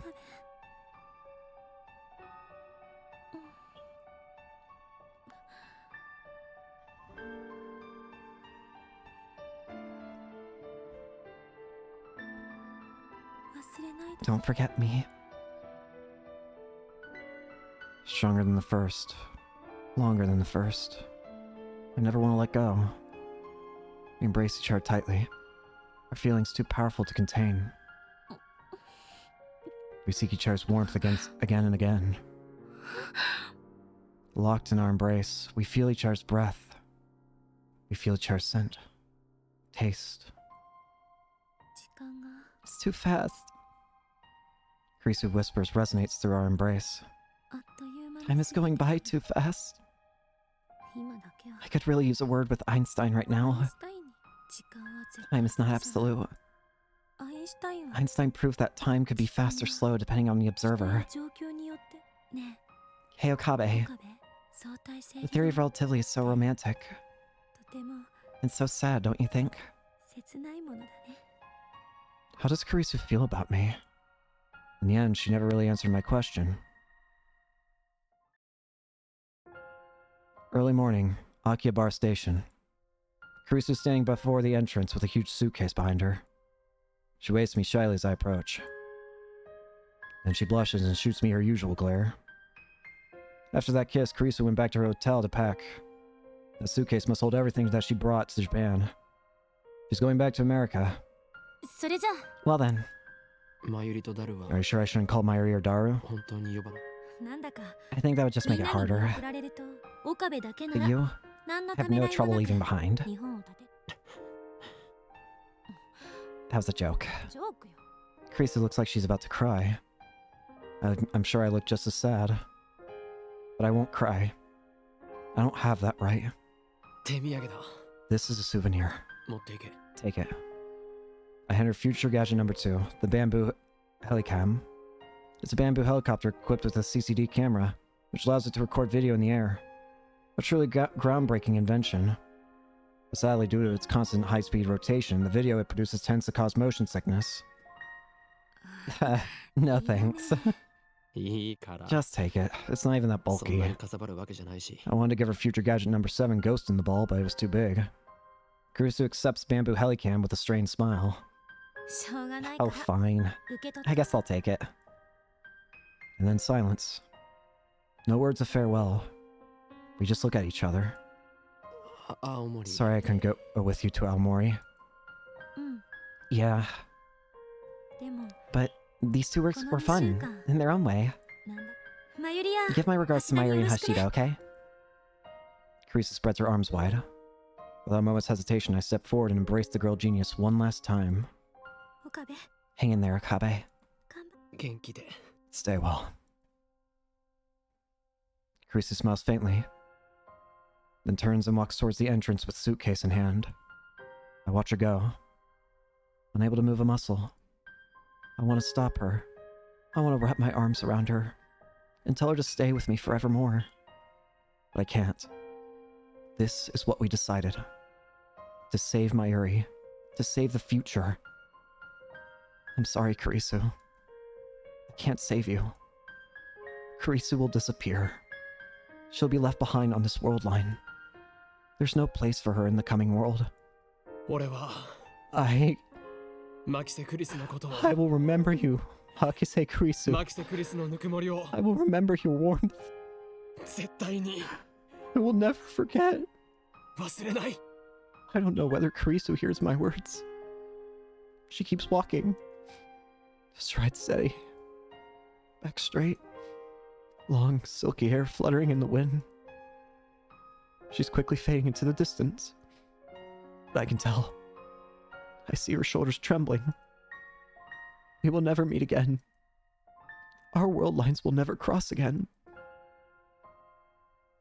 I'm glad I met you, Kurisu. I would have been lost without you. I love you. Goodbye.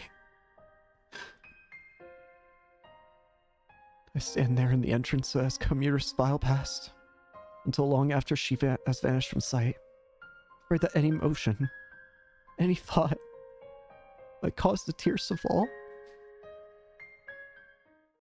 It's time. Let's end それでは this. これより The time has come. オペレーション We ベ will ル now ダン commence the final phase of 最終 Operation フェーズを開始 Berthandi. する。 Mayuri and Daru turn to me and nod. Today is the last day of Kamima, but Daru wanted to attend a course, but a little begging convinced him to prioritize the operation. I take a look around the lab. These 20 days have been madness. It's incredible to think that at one point this lab had a whole 8 members. And now we're back to 3. The memories we made. The experiences we shared. To save Mayuri, I will undo them all. There's sorrow in me. And guilt. I engrave them deep inside my heart. I'll never forget. I mustn't forget these long yet very short summer days. But still, I choose to erase our memories. I choose to return everything back to normal. Suzua's mission is irrelevant. I'm not doing this for the future. As long as Mayuri lives, nothing else matters. ダル Daru, you may 始め begin. てくれ。 いいんだな。 You sure? ああ Yeah. 大きい動機。 Okie dokie. Daru starts typing on the IBM 5100. It's already connected to his main computer. This tragedy has gone on long enough. This will get us into CERN's central database where they keep the data they mine with Echelon. There we will locate the first email I sent on July 28th and erase all trace of his existence. With this, I can reach the Beta world line. At last, Mayuri will be safe. I look at Mayuri. She's on the couch, sitting straight as a ramrod, with her grandmother's pocket watch pressed to her ear. She stays still, her eyes closed. Whenever Mayuri wants to calm down, she listens to the sound of that pocket watch. Earlier, I told Mayuri everything. I guess she's coming to terms with it in her own way.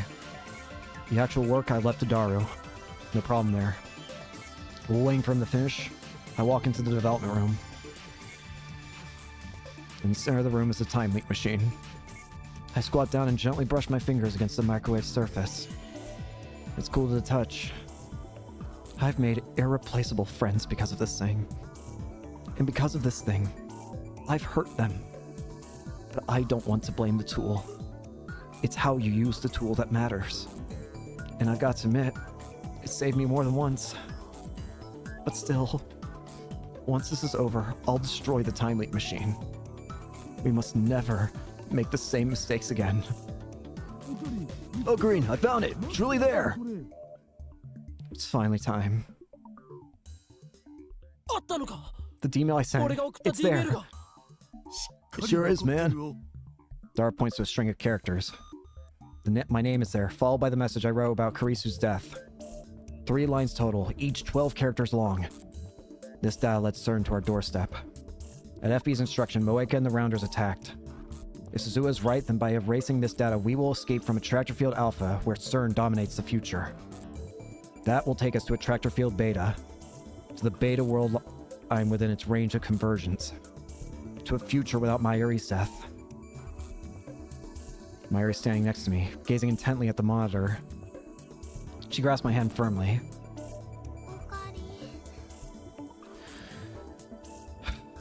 So much pain. So much sadness has been caused because of this. It's okay. She looks anxious, so I pat her head to calm her down. Everything's set. One press of the enter key and that data's gone. It's time then. Dar stands up and gestures to the open seat. I leave that honor to you, Ocarine. All this pain's gonna go. All of it. It'll finally be over. It's the only right thing to do. I sit down and face the keyboard. This time, we're gonna make things right. We're gonna put things to how they should be.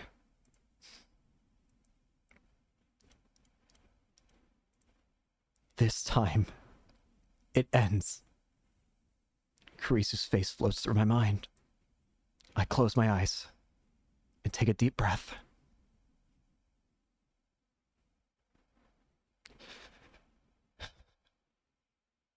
Goodbye, Kurisu. Slowly, I raise my right hand and extend my index finger. Victory is at hand! Dara twitches at my cry. With unimaginable brilliance and unwavering conviction, I have defeated our vast and powerful enemy, and now stand triumphant on the field of Ragnarok. I give thanks to the comrades whose sacrifice made this victory possible. One press of this key and Kurisu will die. I firmly grip my coat at the shoulder, where it's been stitched together with jagged pink thread. The coming world is the world I wish for. I wish for Mayuri to live, and Kurisu to die. And that is the truth. And I must never forget it. This is the choice of Steins Gate. This is the choice of Okabe Rentaro. Let the world be reborn. I swing down my index finger. And at that exact same time, I hear the lab door open. My eyes dart towards the sound. What? There in the doorway stands Kurisu. Her face is flushed. Was she running? Why is she here? She should be on her way to the airport right now. Kurisu is looking at me. Her eyes are glistening, but her face is all smiles. Did she come back for me? In the split second of frozen time, I imagine I hear her voice. You didn't say goodbye, she says. Immediately afterward, my finger strikes the enter key. Goodbye. The world starts to warp. The timeline is being rewritten. I feel my consciousness being sucked into the vortex. Reading Steiner. Divergence is changing. The warp accelerates. Kurisu. Daru. Mayuri. Everything inside the lab is shifting. Color fades as my consciousness leaves this world line. I turn to face Kurisu, desperate to burn this last sight of her into my eyes. She raises her hand. さよなら。 Goodbye, 私も Okabe. 岡部の I こと love. 1%.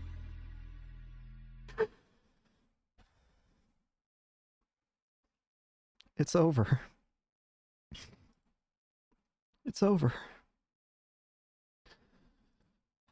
It's actually over. It should be. The world gradually stops spinning. Little by little, color returns. I look to the door. She was standing there just a moment ago. My assistant, Christina. Makise Kurisu. Now she's gone. Vanished like a dream. I look around the room. Next to me is Daru. Behind me is Mayuri. Everything is where it should be. Looks like nothing's changed at all. I gently touched my coat's shoulder. Her Kurisu fixed a torn seam. It's gone. My coat isn't torn. The stitches, uneven from having been sewn in the dark, have disappeared. There's no trace of that ridiculous pink thread. I stand up and head to the development room. Underneath the table, the time leap machine. No, that's not the time leap machine. That's the phone wave name's up to change. The upgrades Kurisu made are gone. Nothing has changed. This world is exactly the same. In all respects save one. Kurisu was never here. Every trace of her has vanished. Kurisu's nowhere now. Nowhere. Except in my memories. Mayuri and Daru are looking at me. なあ Hey, ラボメンナンバー004は who was lab mem number 4 again? I need to ask. Even I know what the answer will be. オカリ Oh, Green, there isn't a lab, fourth lab mem, remember? の人はいない。それとも名 Are you 前す going to ら明か introduce さ a new れて member? ない Requesting 隠れ Q メンバ girl. ーがいや No. I knew that it would be like this. But the fact that they forgot her existence is so saddening. So frightening. I am the only person in the world who remembers Makise Kurisu as the lab mem number 4. So I won't forget. I alone will live with her memory engraved upon my heart. Now, time to proclaim my triumph. There are still things that must be done, and many sacrifices were made to get here. But despite all that, this is my victory. I have won.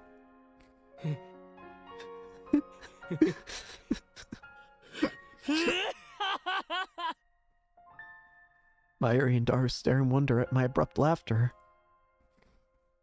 今ここに The last battle of ラグナロ Ragnarok ックの勝敗を決し is た won.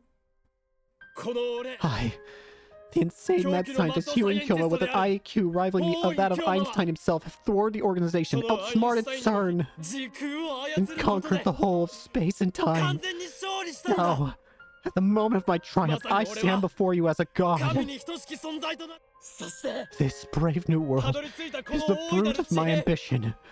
我が Native 野望が system 叶 shall う世 collapse, 界 and chaos shall rule the world. This is truly the choice of Steins. Ocarine. Mari suddenly throws her arms around me. I freeze, utterly taken aback. Dara looks as confused as I am. Mari looks up to me and smiles. It's the gentlest smile I've ever seen. It's okay now. What are you saying? I must proclaim our glorious victory, that all may... But Ocarine, you look like you're about to cry. You don't have to try so hard, okay? I know you're doing it for me, but I don't want to be a burden. So, you don't have to pretend anymore, okay? If you're hurting, just say so. Like normal Ocarine would. But... You don't have to worry about Mayushi anymore. Mayuri? You remember? Mayushi is fine. You remember? So you can cry if you want to, okay? I don't know what happened, but it's okay to cry now.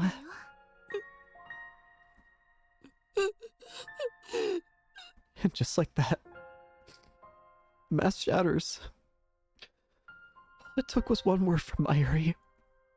Mayuri, the sister I never had, the girl who always needed my protection. I had to save her. That was my purpose. I even sacrificed the girl I loved. But now, I finally realized that it's over. Mayuri's safe. I'm free. Once more, I see Karisu's face in my mind's eye. I recall the warmth of her body, the softness of her lips,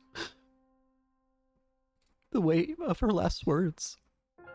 One by one, they pound against my heart. I can't bear it anymore. Whoa, man, are you really crying? My vision blurs. Tears run down my cheeks.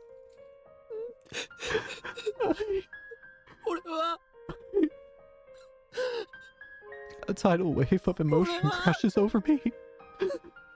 Nothing remains to hold it back. I'll never see Kurisu again. The knowledge shreds my heart. I can't hold back my sobs. I can't stop my tears. This is the world I've been searching for. A world where Mayuri doesn't die. And yet, it is missing the person most precious to me. It's too much. It's too cruel. Why did it have to be Kurisu? Why was I forced to choose? Why did she send me off with a smile? I cling to Mayuri. She strokes my hair gently. I surrender to my grief.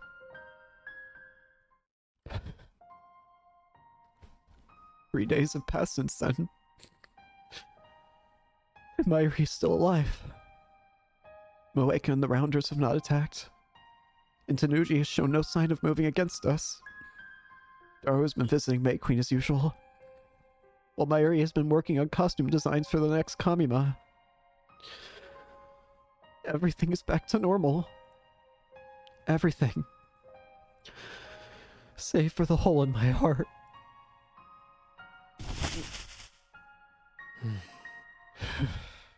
That's that. I'm standing by the dumpster out back of the lab. We just finished dumping the last of the trash. This morning, I called Daru and together we dismantled the foam wave in the IBM 5100. Man, what a waste. That thing was worth a fortune. And now we don't have a microwave. How will Mayushi eat her juicy chicken number 1? Come on, I'll get you a new microwave. We no longer need the foam wave. A miraculous time machine built by coincidence. It brought Kurisu into my life. But at the same time, it made many people suffer. It must never be used again. Not by me. Not by anyone. It's time for the foam wave to die. And with it, the insane mad scientist Huing Kyoma, Lord of Space and Time. I recall what Kurisu once said. I don't want to deny who I've been, because even my failures are a part of who I am today. I gaze once more upon the scrap heap that was future gadget number 8. We stripped it down to the last bolt and circuit board. Surely no one can rebuild it now. Time travel is too much power for any human to wield. We don't need D-mails or time leaps. Even if nothing in the future is guaranteed. Even though I may die tomorrow, life was never meant to be redone. And that's fine by me. Wouldn't you say so too, Kurisu? I look up at the sky, and even though it's the middle of the day, I can see a single star shining. Maybe it's Venus, which suddenly reminds me. Going to the past is possible right now. Look into the sky at night, and you can see how things were tens of thousands of years ago. Every night, we casually travel through time. That's what Kurisu said. And each and every word she spoke, I carve into my heart, so that I'll never let them slip from memory, for as long as my life endures.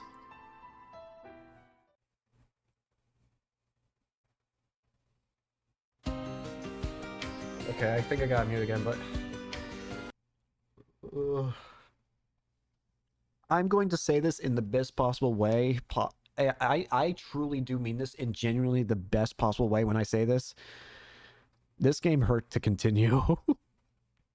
I genuinely mean that in the best possible way. This game was magical, and we're not done yet. There's still the true ending, so... I did a little bit of research outside of streaming about how the true ending works, and thankfully, I'm going to see if I can try and get it today.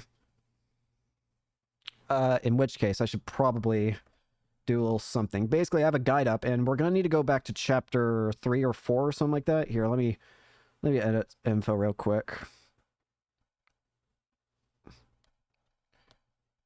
But we'll use the skip feature. The skip feature will allow us to rush through the rest of the game. So basically, I have the guide pulled up here. We need to go back to chapter 4, and what we need to do is there are multiple times where there's like text messages. I have like a Steam guide up, so we're going to try and use that. Holy shit, this game was magical, and we're not even done with it yet. We're going to go at the true ending, which I think might be the way we can save both Kurisu and Mayuri. If so, then I would be so happy. But, my god. Now, something I also do know, I did a tiny bit of research regarding the next game, Steins Gate 0 or whatever. Apparently, what's interesting about that game is apparently it takes place after a bad ending. It doesn't take place after the true ending. It takes place after a bad ending. And if I had to take a guess, it probably takes place after that ending that I just achieved. Which is the one where Kurisu dies. Paradox meltdown completed. So, we're going to see if we can get this. I don't know how long this will take, but we are going to be skipping a lot of dialogue.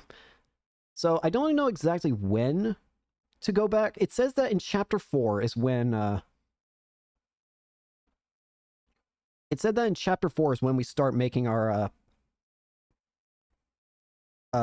making our way towards the true ending. So we're gonna go to this last chapter 3 save I have, and we're gonna make use of this. So we're just gonna skip through everything. Wasn't there a fast skip option?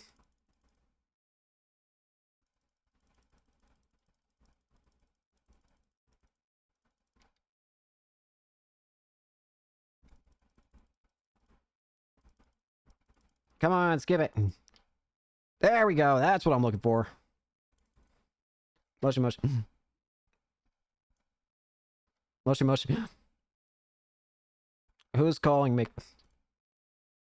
Working. You need to buy money.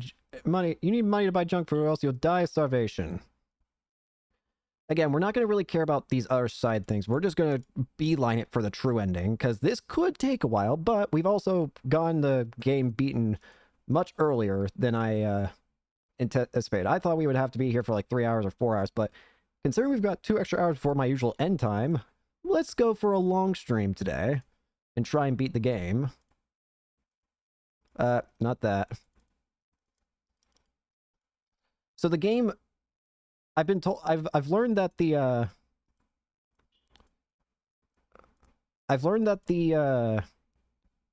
this option here. Okay, hang on. So chapter 4, I just saw the thing very quickly pass by. Holy crap. So the way that the skip feature works is that it'll, as you've seen so far already, it skips text fast. Like fast. The problem is, but thankfully, well, actually, no, not a problem. The good thing is that while it does skip text exceedingly fast, it will instantly stop anytime a text message is given to the player, as we've now noticed so far. Here, you're being true otaku.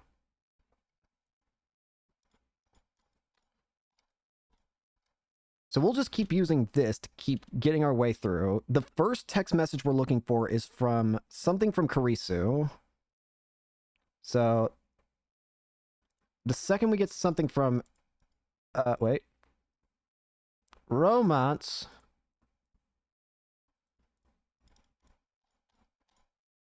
Weep.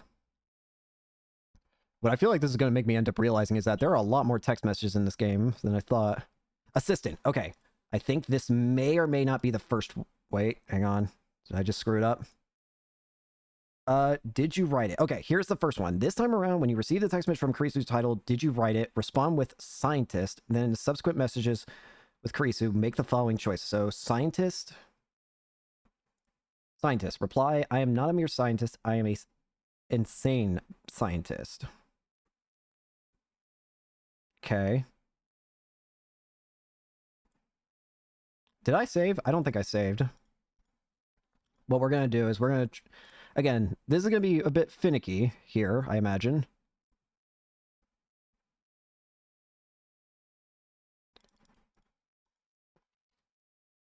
Again, we just gotta wait for other messages from Kurisu. Okay, assistant. Scientist. What do you mean mad scientist? More like bad scientist. So, bad scientist. So, bad scientist will head to...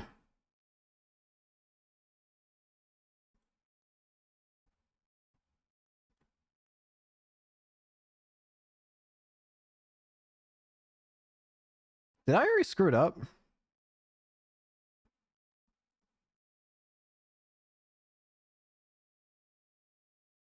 We're gonna keep going.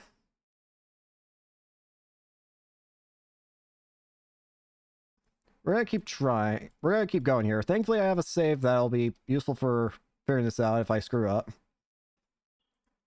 Okay, assistant, bad scientist, like you could do better. Okay, yeah, we're right so far. So do better. Are Americans supposed to be funny? What have they been teaching you over there?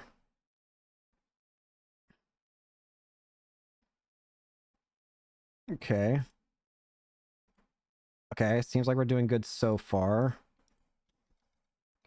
And again, as far as I can tell, the rest of this should be the same relatively.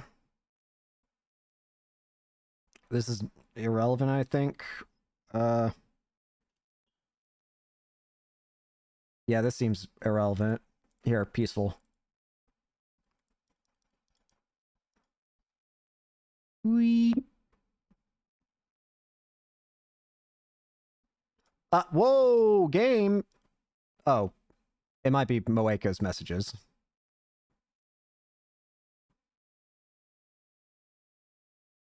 Apparently, I'm supposed to get a message titled Home Alone. So I'm keeping an eye out for that. We're definitely going by real fast. I very much appreciate this. Shining finger. Oh, this game when it was so innocent and silly and just goober energy. And I didn't feel depressed. And now we're changing Lukaku. Hi. Part-time warrior, straight arm bar. There you go. Oh, I'm still trying to recover emotionally from that, I had tears starting to form up in my eyes. I'm not going to lie in the slightest. I was definitely starting to get very, very sad. I'm supposed to get a message by the title of Home Alone or something. Why do you want to want her to like meat? Hi, Ferris. He escaped a rat. Oh, shit. A rat. Come on. Up. And there goes Lukaku's. Okay, this might be the next one from... Nope, it's not. Crunchy-kun. Eat the crunch.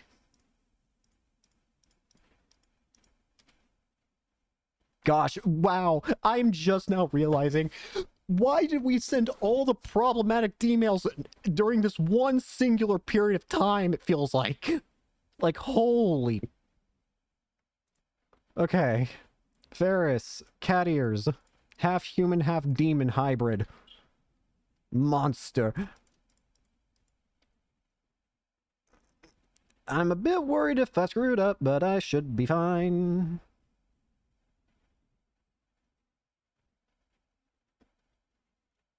Kiryu.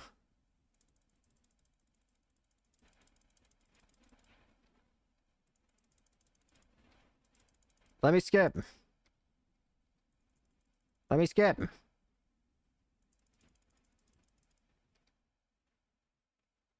Let me skip. There are a lot more messages that happened throughout this game than I remembered. I for some reason thought that there wasn't that many text messages that happened throughout the game. But evidently I was very, very wrong. God, my soul's still trying... hi, phone. Any second now, surely. Whoa. Any second now, surely. Assistant. Home Alone. Yes, here we are. It's okay to leave me alone outside. I'm an outsider. Remember, I can steal all your precious future gadgets. I'm supposed to go with outsider. You're not an outsider. You are a lab mem. Okay, that should be good. Next up, we're looking for a message that's like titled "eh," which I'm assuming is probably going to happen right around now. I was somehow right. Eh? It's a disgrace to be thought of as your partner. People will start doubting my character. Anyway, finish your errand and get back here. We reply with the disgrace, and why do you keep coming to the lab? In truth, you are so happy to be a lab mem that you can't help it. Isn't that right? So then we're looking for one more mail from Kurisu, which is staring at my hand. So let's fast forward a bit some more. Yeah, I think we'll be able to do this today. Just might mean most of the what? Oh, right. Wait. Can I call someone else? Okay. Hello. Whee. Okay. Assistant. Staring at my hand. Why? Seriously though, why am I still here? I was supposed to have gone back to America by now. We're supposed to respond with, why am I still here? Now, apparently, there's one more step to this. It's the choice of Steins Gate, Elsai Kanguru.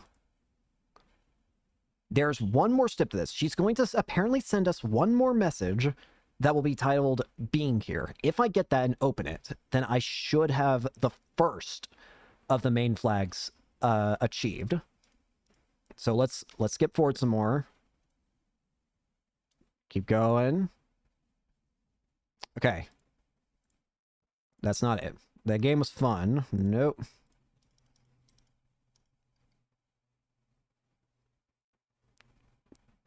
Any second now. Here?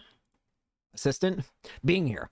I don't know about this Steins Gate thing, but maybe Chaos Theory can explain how you derailed my life, lol. At any rate, take responsibility and for getting me involved. So, it says here, when you receive and open the message from Kurisu titled Being Here, you will unlock the first true ending flag. There is no indicator of this, but if you responded correctly, then it worked. Okay, so by having that message, we should be in the clear. So what I'm going to go ahead and do, we're going to go ahead and save, we're going to go ahead and save, I don't know, right here. We're going to go ahead and save right here. And we're going to lock this in. Lock the fuck in. Now, we need to skip back all the way over to, we're watching you.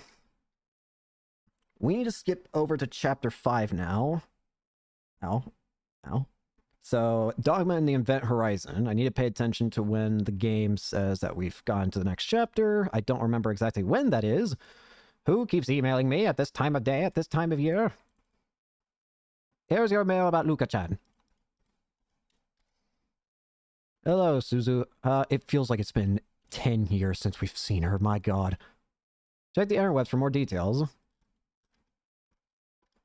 Cool. Thanks. Thanks, Mayuri. Very handy, I guess. What the fuck?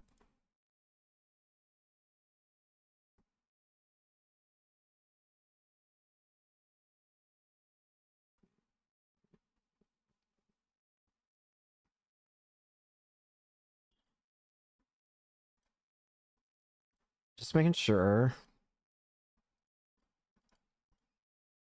Okay. We seem to be still good. Find that man! Dogma and the Event Right. I don't even know. I'll be honest with you, I don't think I've paid attention to whether the chapter's changed or not. I don't know if it has or not. Now it has. Ooh, the void! So now, okay, what we're looking for now is a message from Kurisu titled Plans. Okay. Hi, Ferris. A message from Kurisu titled Plans. If we get that, then that means we did the previous step correctly. Which I don't imagine we're getting it right now, but we might as well look. False self. I am a shadow, the true self.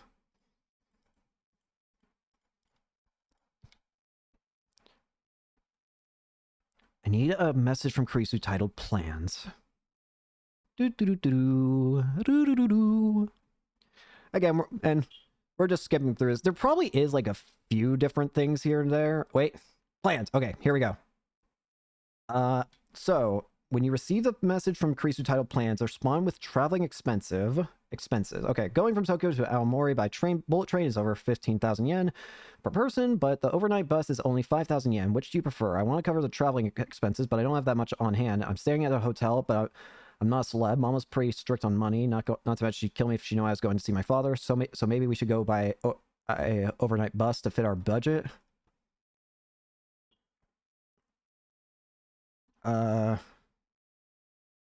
So respond with traveling expenses. Don't forget your duty as a lab mem.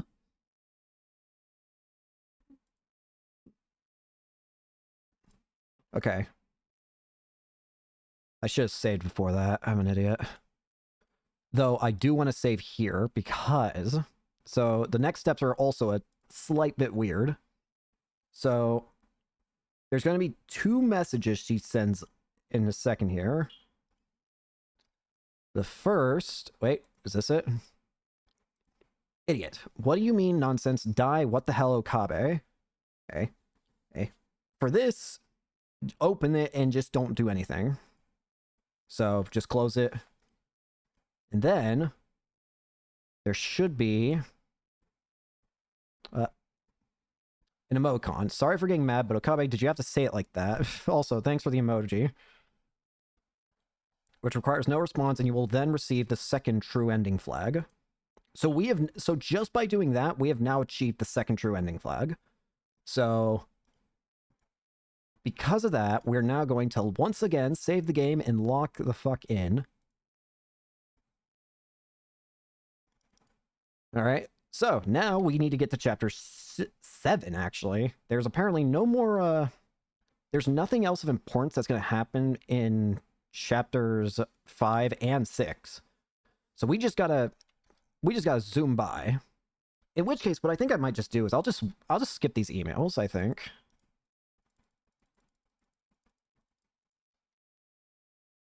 You know too much. Hello, baby head. I completely forgot about that. I just got flashbanged. What? Excuse you.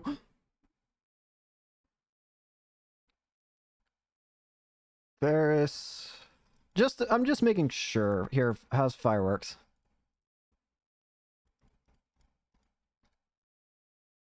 Hello. Again, we need to get past chapter 5 and then chapter 6. Once we get to chapter 7, that's when we start needing to do more things relating to the true ending. I am very glad for the skip function, though. Imagine having to read and click every singular text or dialogue box. It's fantastic dialogue, and I wouldn't change for the world, but for getting the true ending, I am kind of slightly surprised that there's no, like, chapter select, evidently. But I guess at the same time, I guess the game doesn't completely warrant that with its structure. But it's just, I don't know. It's a bit interesting how early on you can fail the true ending, I guess. But I guess it also makes sense. It wouldn't be such a true ending if it wasn't so hard to get for a game like this. Don't forget what Titer said. Yeah, what you said. Is this the part where... Is this... If we see a zoom in of, like... Yep, okay, it's time to start seeing Mayuri once again die.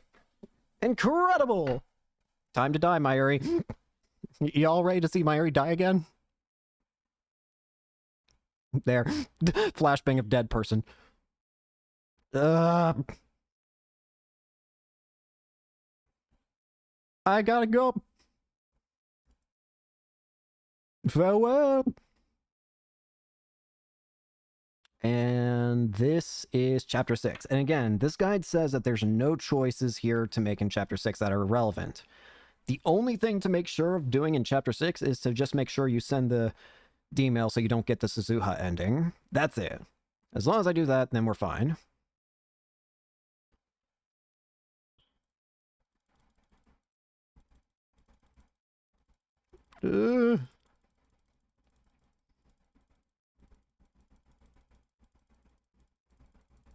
Click, click, click, click, click, click, click, click, click, click. Click, click, click, click, click, click. Click, click, click, click, click. Click, click, click, click.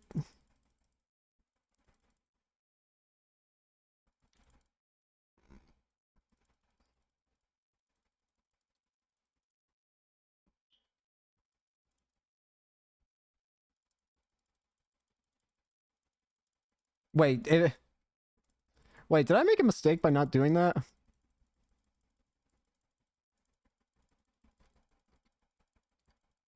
Oh, hey, new tip, deja vu. We all know what deja vu is. I don't really feel like we need to look at that.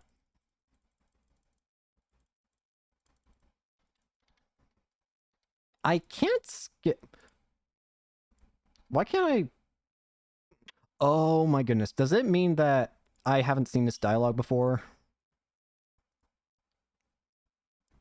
Kama's going. President Sarah from Bloodtune I made last year, but I think the size is just right for you. Me, cosplay. Does this mean that this is new dialogue? Have I been skipping this? But it seems familiar. Cosplay demon compels you.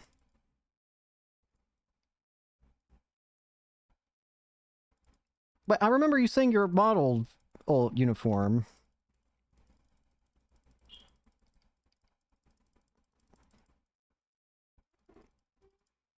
Stop it.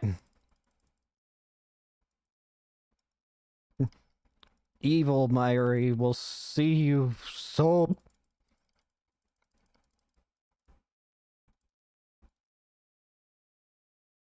I feel like I'm losing my mind here. Wait, so... No, everything you do... So this is all just happening again, but for some reason I'm not allowed to skip it. Okay. I'll just spam text. Stop them from fighting.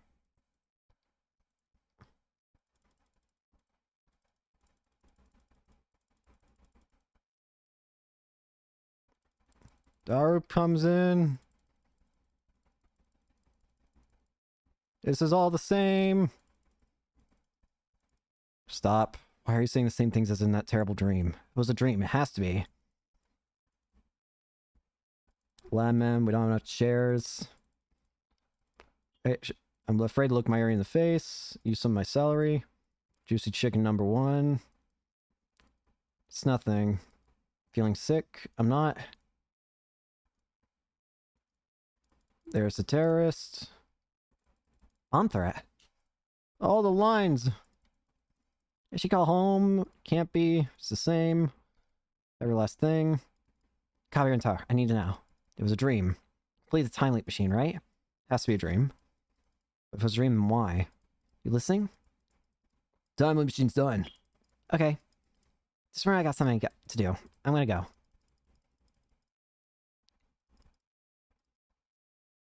Can't breathe. Okay, I think this is different because I don't remember... Oh, you know what it was? It's because I didn't open the phone. Duh. Like, granted, second chance only to let it go to waste. Soft feeling, I look down to see Myri's hand holding mine. I see worry, reflexively open door. If the dream wasn't a dream then, any second now. It's not a dream. Zaz leaves before, 5 men. No denying it now, I did leap. And then say nothing. What? So the whole thing is just happening again.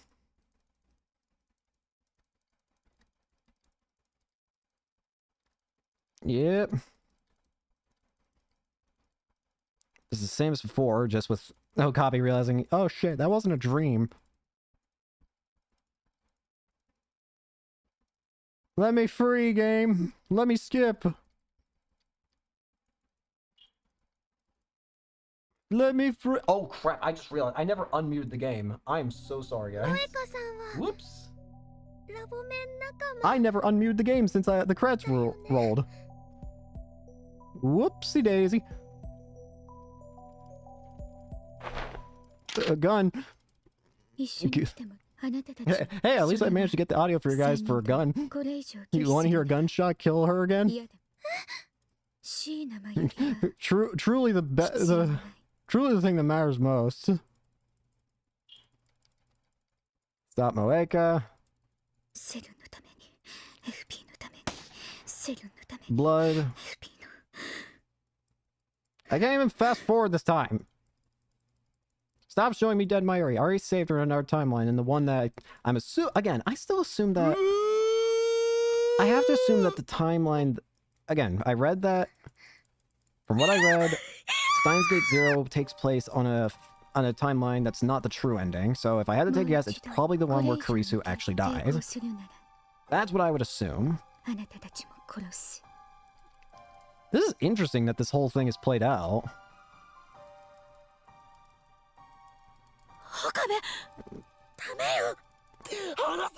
Yep. I've seen this all before.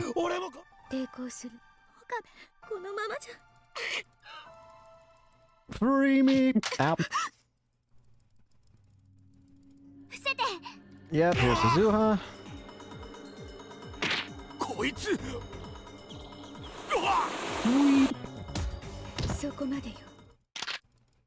Here we go again. Okay, this time I need to make sure.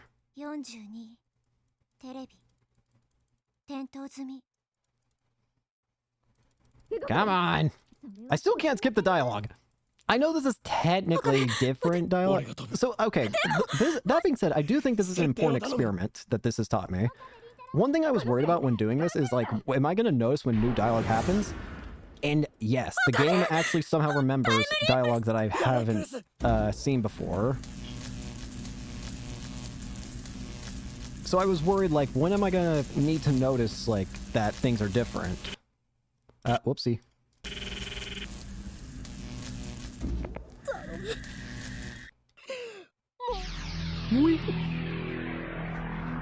But I don't need to worry. Once we, anytime new dialogue appears, it'll start going slow.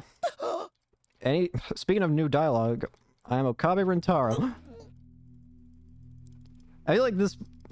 I could read through all this dialogue, but I feel like it's just obvious what it's going to be. びっくりした。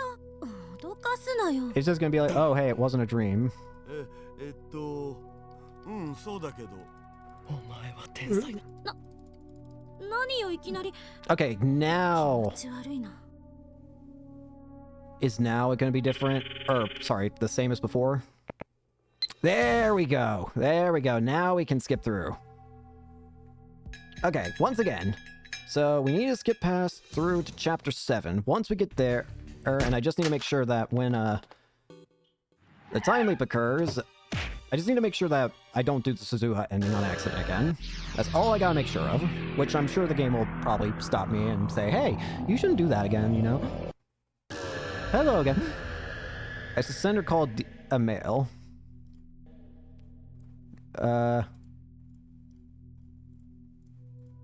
Was it who? Mayuri? Hi, Lukako. This is Urushibara. Lukako, it's me, Okabe.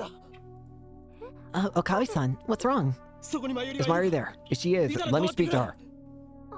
Okay, just a moment, please. Oh, hey. What's up, Okarin?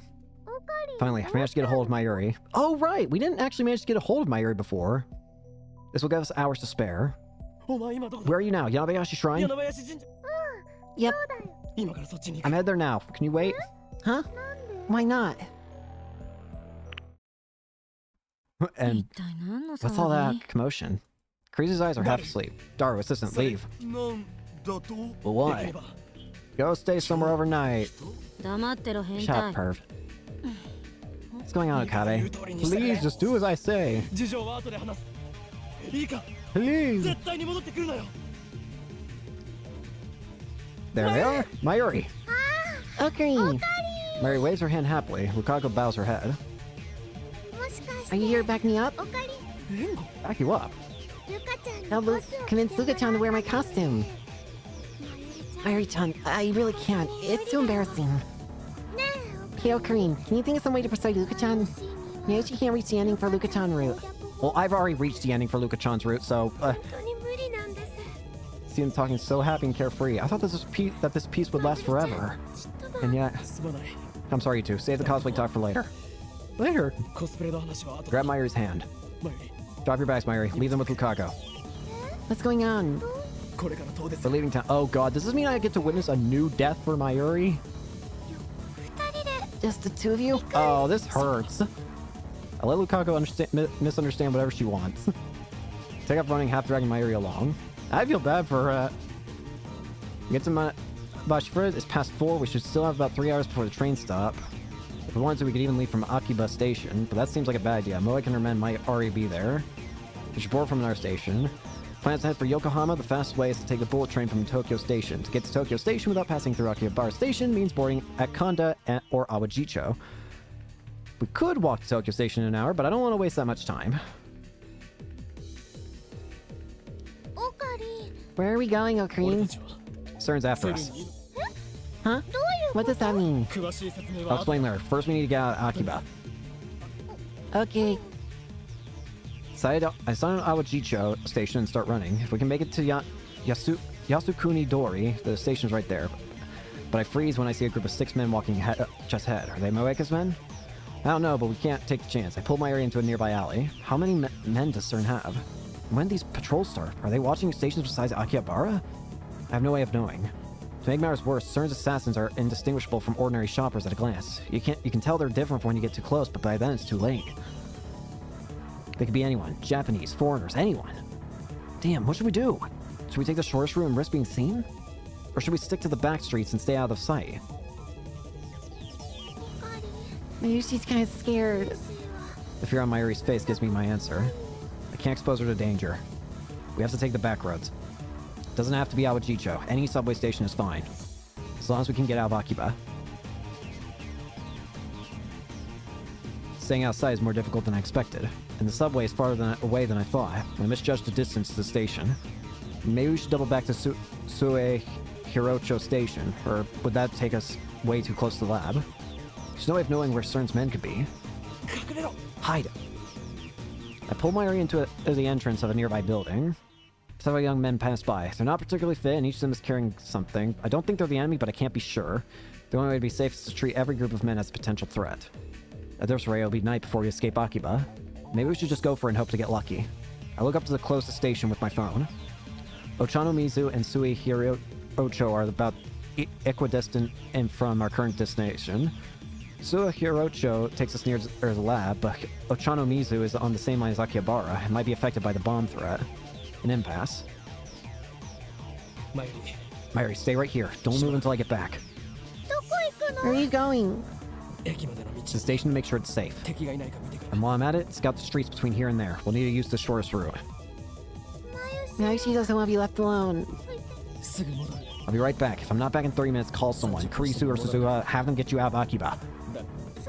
Don't say that. Come back, okay? If you don't, Mayuchi won't know what to do. Okay, I'll come back. I promise. I leave Mayuri behind and run to Ochano Mizu Station. Aware of surrounding eyes, I scout the streets and decide that the back alleys of Kanda Myojin and will give us the best chance of avoiding detection. Once we make it to the station, we'll just have to pray. Race back to the spot I left Mayuri. Mayuri! She's not there. For an instant, but Mayuri isn't there. She's gone. I told her not to move! At first, I assumed Mayuri was just wandered off somewhere like she often does, but then another possibility dawns on me. Could certain men have found her? Abducted her? Would they do that? Loika said that Mayuri was unnecessary. That's why she killed Mayuri first. So why would they kidnap her? I don't know. The only thing I know is that Mayuri's gone. I knew I shouldn't have left her alone. I should have stayed by her side no matter what. Still, I can't give up. I scoured the neighborhood for Mayuri. But when I failed to find any trace of her, I returned to the lab in despair.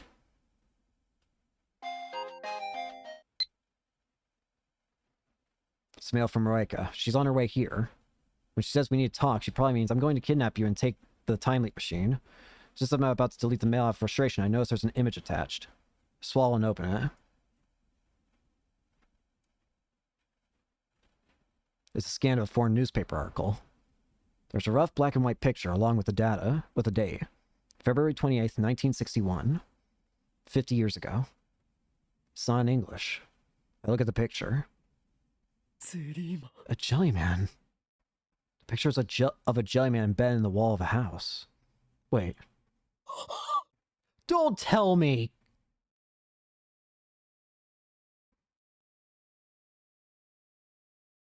Please no.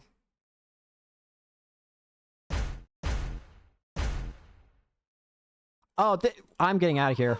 Nope, nope, back. I am erasing that from memory. Nope, no thank you. That was the worst thing I've ever seen. That was the worst thing I've ever truly seen. Nope, don't want to think about that. Nuh-uh. Nope, not happening. Not a chance. Not a chance. Nope. Not a chance. We are skipping this chapter and never looking back. I have suffered enough freaking pain as it is. I want to see the happy true ending. I don't care at this point if I'm missing stuff. I just want to see happiness. Not a child's face zoomed in as they murdered somebody. I have suffered enough. I no longer wish to suffer anymore.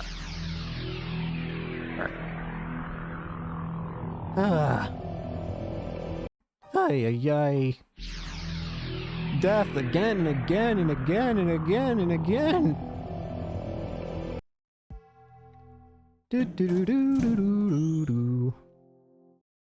There was no extra death scene for Mayushi. There's no extra death for Mayuri. There was no extra death for Mayuri. That was the most grotesque thing I've ever seen. That was the worst thing I've ever seen, and I never wish to see it again. And I thought I escaped the heartache. No, The heartache, it only builds. Alright. Anyways, I think we're probably past the point of getting any more new texts or anything. Wonder if her phone's on. Part-time warrior. Stop trying to time travel, John.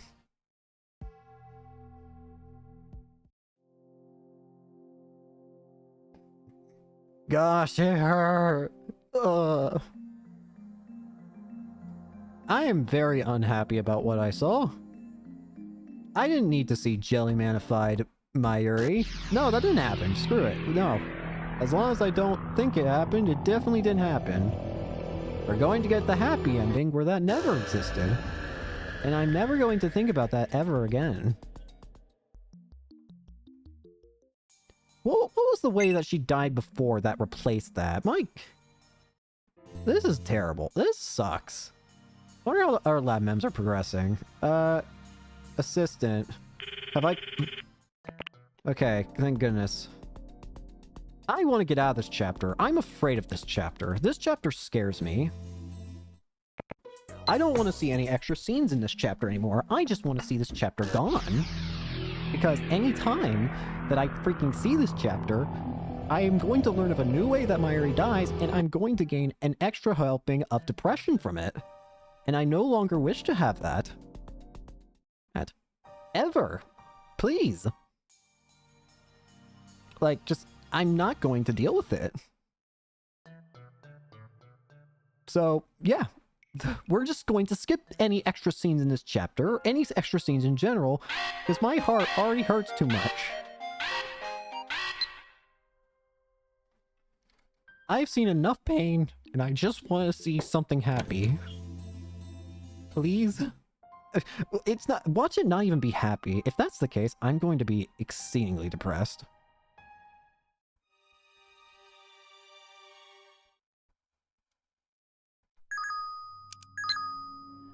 I just need to send it, okay.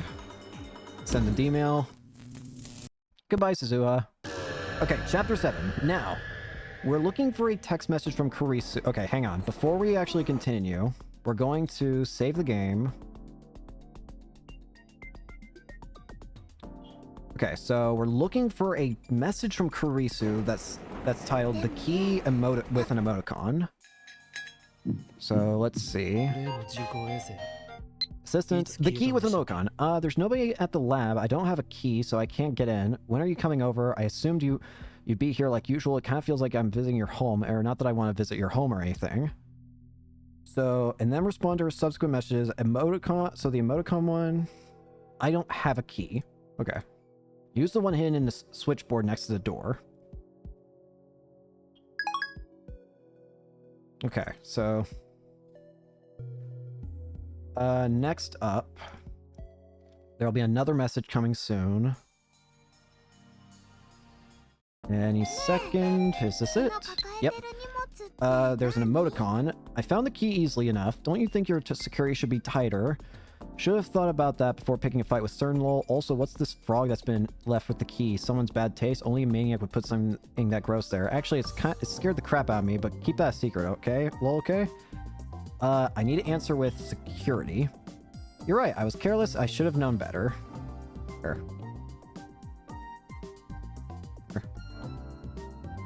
I'm hitting... Okay, yeah. I just want to make sure I was sending the right thing. Okay, so that should be good. Next up, there's going to be one more message from Kurisu we need to look for. I'll know instantly if I get it. Back. Hello, Kurisu. I'm waiting for a text message from you. So that we can try and prevent your death this time. This time, I'm not going to let you die. Just get in touch with her. With whomst?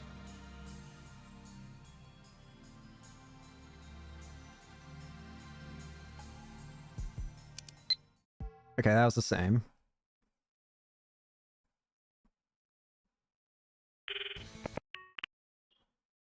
Ferris. Hello. I forgot about Bald Spot, man. I assume we're probably not going to get the last message until a little later here. I could be wrong, though. Let's see. Wait, I might have been wrong. Hi, assistant. You're delusional, I know. Are you seriously considering electronic locks and card keys? Who has that kind of money? You're being ridiculous as usual. You need to face reality for a change. I need a reply with reality. Alright, I'll tell you the truth, but keep it a secret. CERN is after us. I need your help.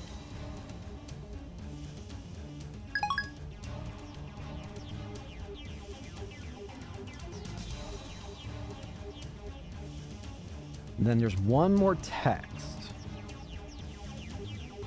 There's going to be one more text message that Kurisu sends us. Is this it?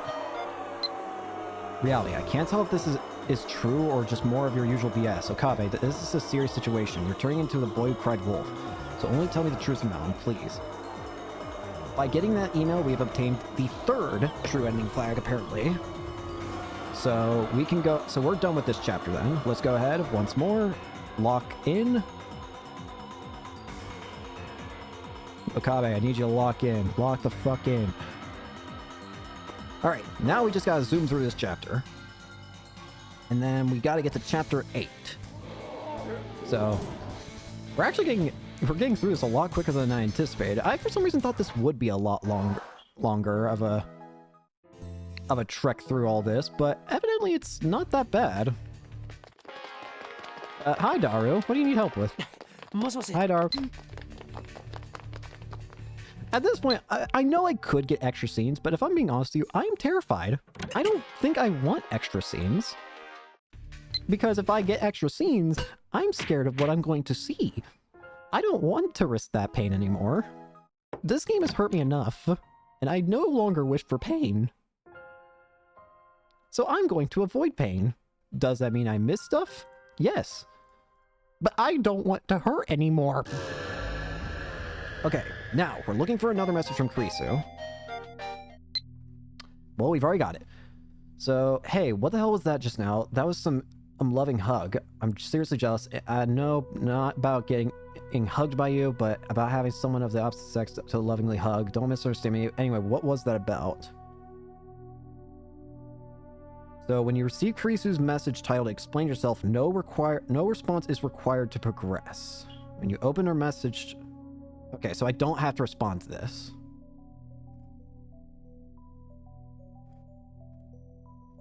Okay, so I just leave that as it is. I'm gonna go ahead and just save the game here. We'll go ahead and save here. We'll also lock it in here. We need to get another text from Kurisu, though. Still...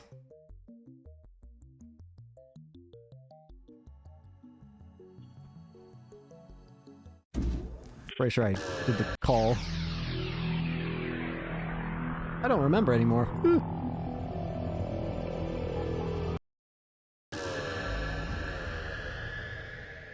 Hello. So, okay. Again, there's a second email I'm looking for from Kurisu. Hi, Kurisu.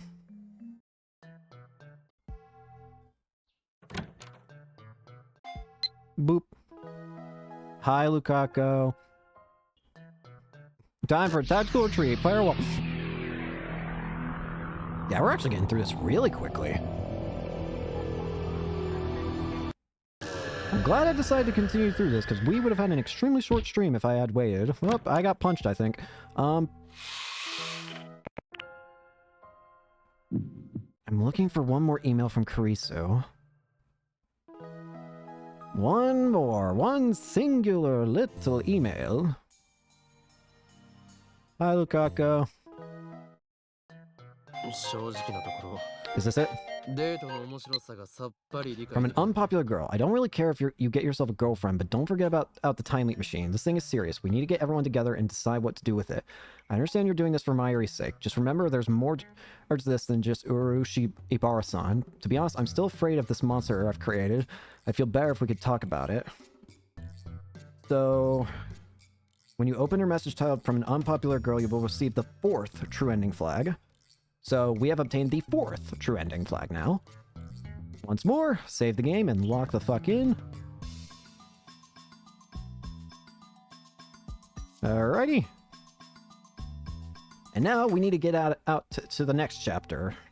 Up to chapter 9 now. So we'll just spam through this as usual.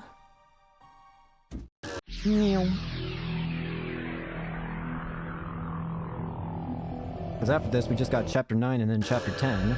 There is apparently one other ending that we're going to be getting. There's still 2 endings remaining. Not just the true ending, but there's another ending, which is apparently which is the Kurisu ending. Will you remember me? Sorry, Lukaku, but your time in the sun has ended. It's time for pain to end here.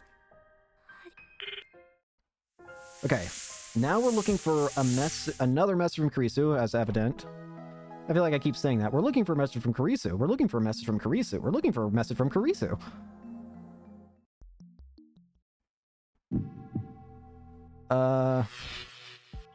Do I need to be worrying about these, Did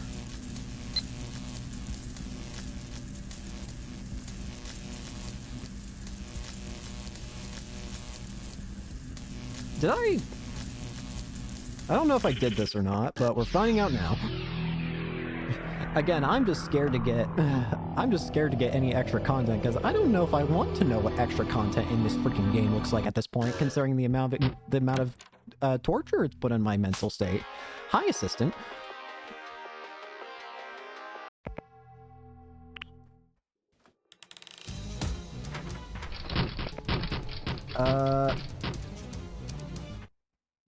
I think we're about to get the next message here.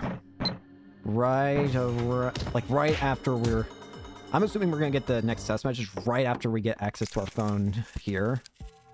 Once we let go of Moek here, we're probably gonna get access to our phone. And that's gonna be when we get the text message. I'm almost positive. What'd I say? Yep, here it is. Contact me, idiot. Is everything alright? What happened with that Kiryu lady? At least let me know if you're still alive. Don't say anything stupid like you're dead, okay? Please just reply. Even an email will do. I'm so worried I can't even eat. From here, I reply to...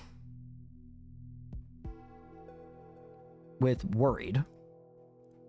Don't worry, I won't die. Not until I fulfill my promise to go to Aomori with you.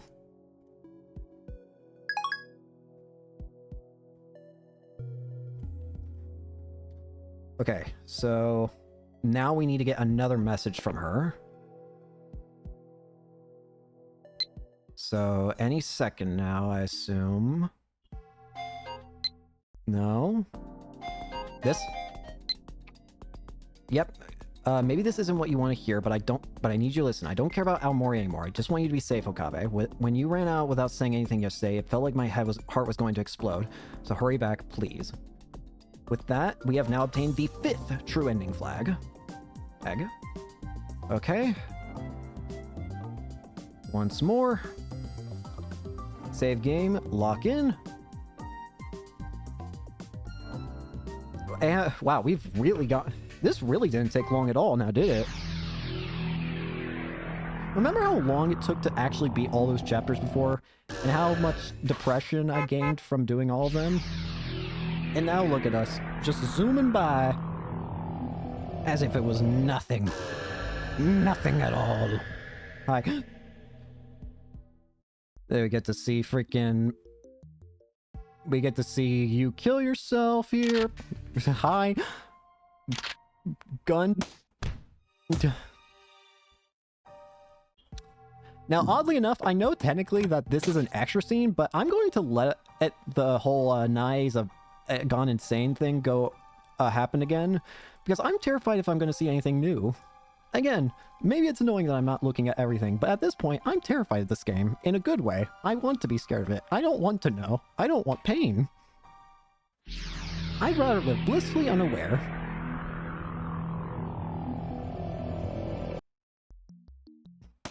I no longer wish for the pain that this game is bringing me. I will let it do one more thing of pain to me, but in the form of, at the very least, the, the whatchamacallit, the other ending, the Kurisu ending, but that's it. That's the only other bit of pain that I'm going to allow it to have. I refuse anything else. Anyways, we are finally back where we started today, the IBM 5100. We are in Chapter 10.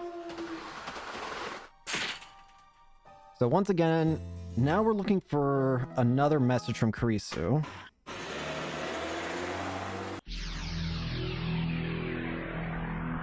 Once we get a message from Kurisu, we will then obtain... that will be like when things start getting new again. Okay. So, here, we're going to save. We're gonna lock. If I'm right... Where are you now? Where have you been? You haven't been to the lab in 2 days. Are you still in Akihabara? We're worried, you know. You were acting strange yesterday. I want to help, so tell me where you are. I don't feel right not having you around. Where are you? I want to see you. Okay. So, by having this message, we have now, if we reply to this message, then we will obtain the true ending.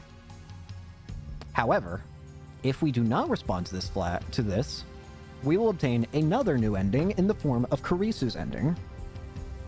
You already know what we're doing.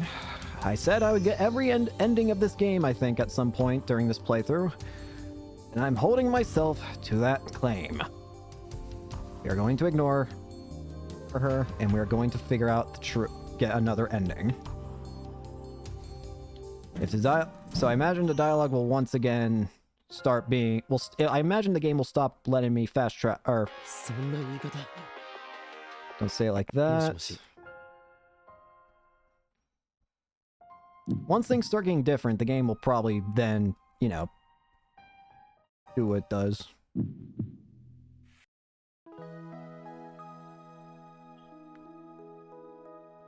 But yeah, we should be locked into the Kurisu ending at this point. At the moment, it seems pretty... I mean, evidently, it's mostly the same because it's not telling me any of the dialogue's new. With flashbang, holy... Is the Kurisu ending just going to be, like, almost the same as the normal ending? It seems like that's the case.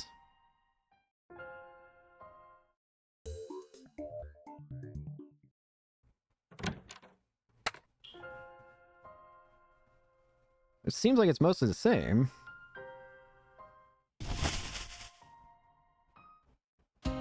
Wait, what? Was there anything different? Wait, what?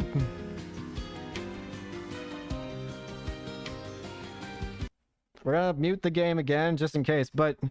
Hang on.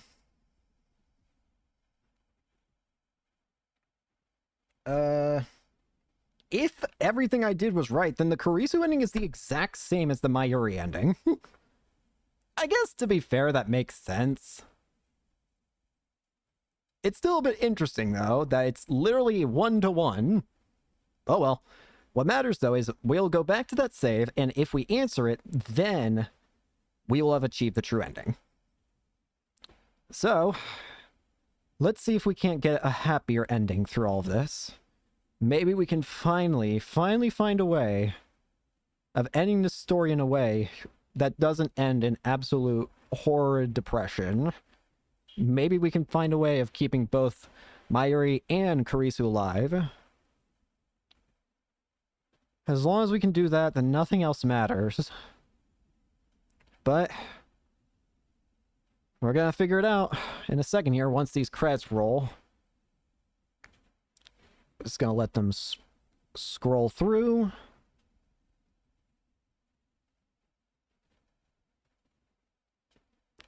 Oh yeah, we're definitely gonna be making the true ending today. Again, I thought this would take a lot longer for some reason, but I didn't realize just how fast skipping through the text is in this game. Evidently, it's a lot faster than I anticipated. It's a good thing that it's like that. It's just a lot faster. Alright, audio should be good this time. Again, sorry about that. The audio being muted, like, for a little bit at the... whatever. Paradox Meltdown completed. So that was the exact same ending. The Kurisu ending and the Mayuri ending seem to be identical. Paradox Meltdown. Here we go. Receiving mail. So, where are you now? Reply to it. Where are you now? Let me be alone. I need to think.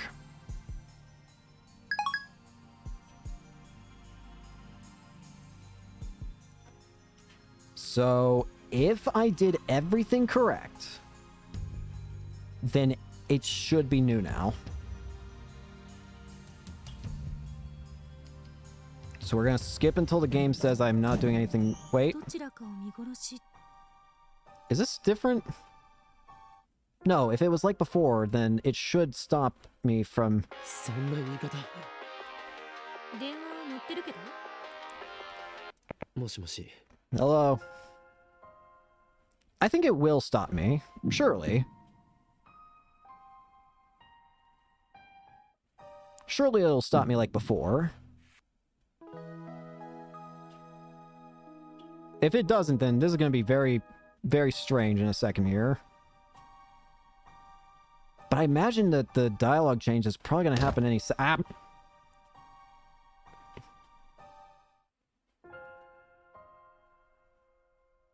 Everything so far is the same.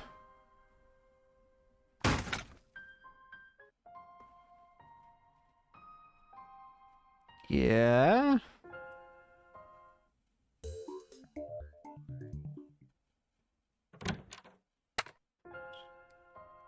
This is all the exact same.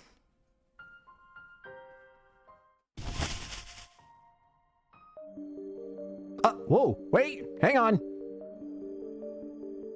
Hang on. Something's different. Game?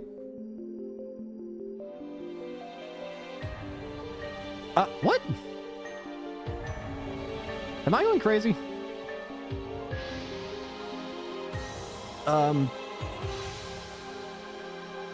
Wait. I don't get it. So wait, is the... Wait, what?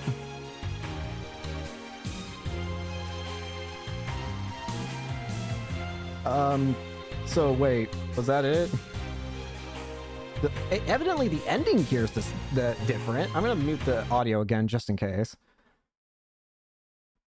I'm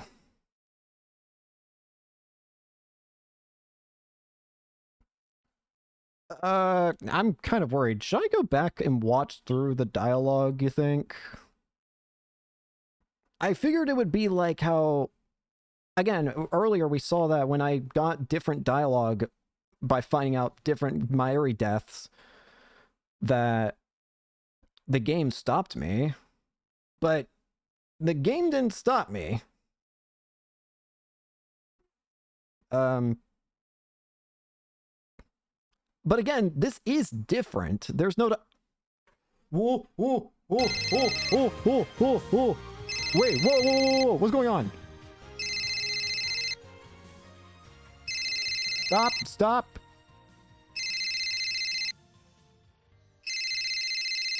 What? はいもしもし Hello? え Huh? 誰が Who? 僕がお父さん Dad. Looking for your 君 dad. の I'm your dad? 何言ってんの You lost me. は Huh? 岡部倫太郎 Little に代 Kami われ Rintaro on the phone. なあオカリン Hey, Ocarine. 謎の女 Some が strange 代 girl わって wants くれ to ってさ talk to you. Is that Suzuha? 誰だ Who is this? お願い Please, 今すぐ come ラ to ジ the カン roof の of 屋 the 上に来て radio icon right away. 誰だよ Who is this? 私は I came from the 2036 future, year 236. そこにいる I'm Hashida Hashida Itaru's daughter. 名前は My name 天音鈴葉 is Amani Suzuha. ちょっと待て Wait, 鈴 Suzuha? なんでこ Why こ are にい you るんだ here? Oh, we're not ended yet. Wait, go back. Everything. Chapter 11. Open the Steins Gate. Oh, here we go. She said to meet her on the roof of Radikan. When I got there, I find it cordoned off. The roof was off limits to begin with, but now it's also part of a crime scene. As if I needed another reminder of the murder that took place here 3 weeks ago. I duck under the yellow tape and open the door. Okay, so I think we're locked into the true ending now. Evidently, we are, because I don't remember there being a chapter 11! The lock is still broken. Who killed... I can hardly breathe after running up the stairs to get here. As I gasp for air, I look across the stark white concrete. And naturally, my eyes go straight to the satellite sitting smack dab in the middle of the roof. Here it is! Suzuha! No way! What's that? It's a robo, right? The transforming kind! Mayuri and Daru just surprised. Why did we bring you two here? Well, I guess we need you here. Whatever. What is that thing? I mean, it looks like Suzuha's time machine. But there's something different about it. Suzuha's looked old and beat up. This one looks brand new. It's not stuck in the wall either. And besides, this is the Beta World line where CERN's dystopia never forms. Suzuha has no reason to travel to 2010. That satellite shouldn't be here. And yet, I feel like I've seen it before. This is the version of it that we saw at the very beginning of the game. Where? When did I... Of course, it was at Dr. Nakabachi's presentation. Right before the presentation started, something shook the building like an earthquake. And when I went to check the roof, the satellite was sitting there. Though still confused, I approached the satellite. Suzuha? Just then the hatch opens and someone steps outside. Please. What the? I'm a bit worried. You're definitely Suzuha, but you look different. What's going on here? Okabe Rintaro? Suzuha! It really is her! The part-time warrior! John Titor! Time traveler from 2036! Daru's daughter who will be born 7 years from now! Why are you here? I asked her the same question over the phone, but I can't help myself. I need answers! Are you Okabe Rintaro? I need to know. Yeah. The way she puts it makes it sound like she's never met me before. And now that we're talking face to face, I realize that there's something very different about her. Her outfit's completely different. For starters, what's with all the cameo? It looks dirty and worn, like she's been fighting in it for a while. She's even carrying a gun, for some reason, and I'm pretty sure it's not a replica. Is she really Amane Suzuha? Hold on, just hold on for 1 second. This doesn't make sense. No, calm down. Figure this out, Okabe. You know that this is impossible. Suzuha can't be here. She left in 1975 in her one-way time machine. She found the IBM 5100, made sure it would get to you, then passed away in the year 2000. So where did this girl come from? I'm a time traveler from the year 2036. I have a request for Uncle Ocarine. Uncle? What do you mean? Uncle? You're an uncle? That's news to me, Mayuri! You don't have time to hear Mayuri's question. Suzuha walks up to me and looks me in the eye. Her expression is grim. The next words out of her mouth are the last thing I expected to hear. This world line is headed for World War III. What the fuck do you mean? Wait! No, that makes sense, actually! I just remembered, there was mention of that at the beginning of the game, wasn't there? Hang on. There was mention at the beginning of the game about World War III. Wasn't there? I need your help to prevent it. Please, help me change the future. So we just traded in one terrible future for another terrible future. Fan-freaking-tastic! Great! Great! Great! What the? What the hell are you talking about? World War III? Oh no, that's really bad. Are you really a time traveler? You're not just messing with us here. Stay out of this, Dad. Dad? Well, that was a shock. I mean, it's not every day a mysterious dude calls me Dad, though. To be honest, I prefer to be called Big Brother. Wait, everyone, just wait. Let me think. Take a deep breath. Okay. Let's figure this out. I turn to Suzuha. Okay, so evidently we've done something very wrong, or something very wrong has happened. Is that thing a time machine? Suzuha nods curtly. She hasn't smiled once. There's no hint of the cheerful Suzuha I remember. Instead, I sense strength, conviction, and steel resolve. Your father built it. That's right. Suzuha glances at Daru. Where did you come from? The year 2036. I stopped in 1975 and 2001. Yep, now we're really back on the original timeline. But it's not much better. What? That doesn't make any sense. She's obviously not in her 40s. Which means that time machine can travel to the future. It wouldn't be much of a time machine otherwise. This isn't the Suzuha I know. But it is Suzuha. You're from a different future. A different future? What's going on in 2036? What about CERN's dystopia? CERN? What's that? Suzuha frowns. She doesn't know about CERN, so CERN doesn't... But there's a completely different issue now! That sells it. She's definitely not the Suzuha I know. You said something about World War III? Right. In my timeline, humanity's been reduced to less than 1 billion people. Less than 1 billion? The population now is like 6.7 billion. Are you saying 5.7 billion died? That's what happens when you use nuclear weapons. It was just like the Cold War, only this time they were fighting over time travel technology. It started with a race between the EU and Russia. Then the Americans got involved and things really went to hell. It doesn't matter then. It's convergence.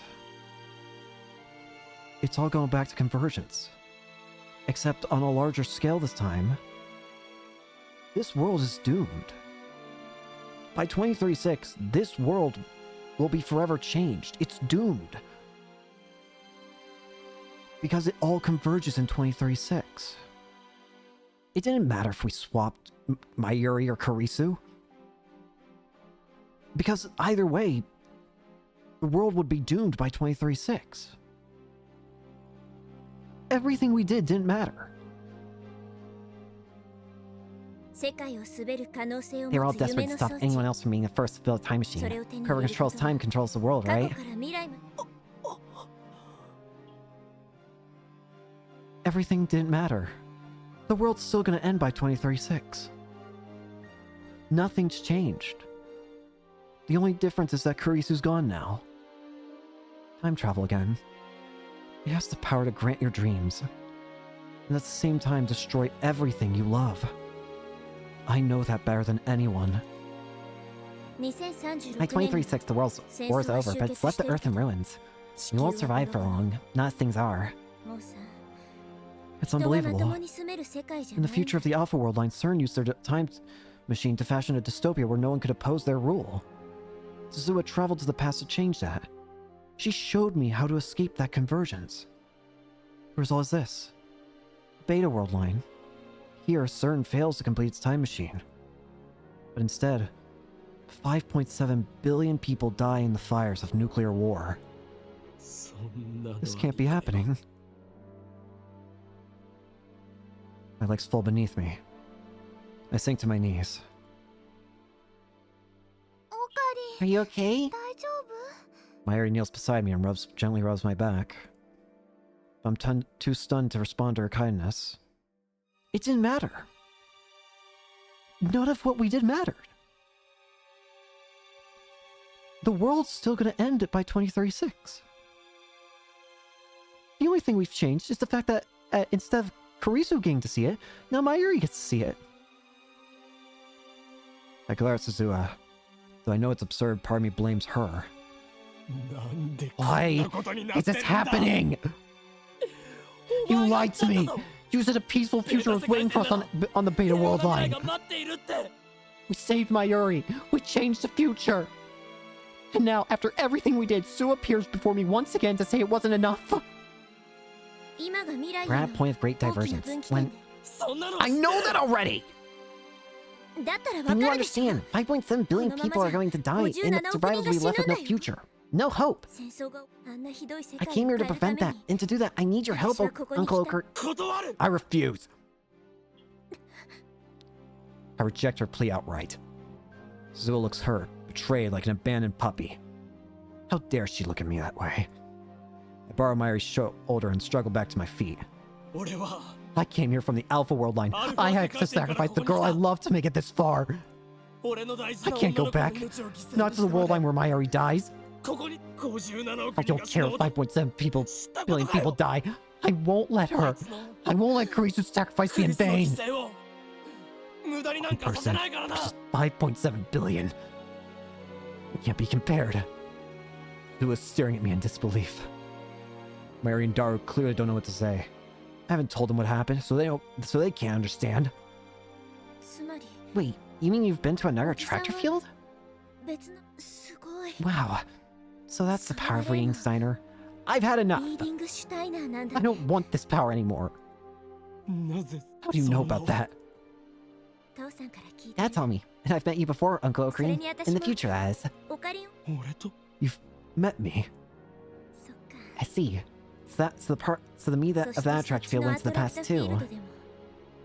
A faint smile flickers across her face, then she looks at me with renewed intensity. Uncle Ocarine, I know you don't want to, but... No, I won't let Kurisu's death be in vain. I won't let Mayuri die. Huh? Mayuri dies?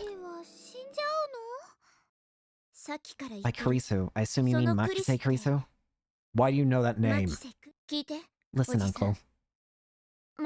Let's say hypothetically that the only way to change the future of this world line is to go to July 28, 2010, the day Makise Kurisu dies, and save her. What would you do? What? Shock ripples through my body. What'd she say? Save Kurisu? But how? We no longer have the phone wave or the time leap machine, and even if we did, I could never leap that far back. Can we do it? Of course. I look over Suzuha's shoulder, at the object disguised as a satellite. Your time machine. We can use your time machine! It came all the way from 2036. I should have no trouble going back a mere 3 weeks. Even better, this time machine could do what Alpha Suzuha's could not. It can travel to the future. I can go to July 28th, save Kurisu, and return to the present. No D-mails. No time leaps. Genuine, physical time travel. I can't refuse. I literally can't refuse. I saw this time machine once before, on July 28th, that fateful day. Shortly before Kurisu was killed, I saw it standing in this very spot, as sure as it is standing before me now. There's only one thing that can mean. It's already been established that this time machine will appear on that day, in this place.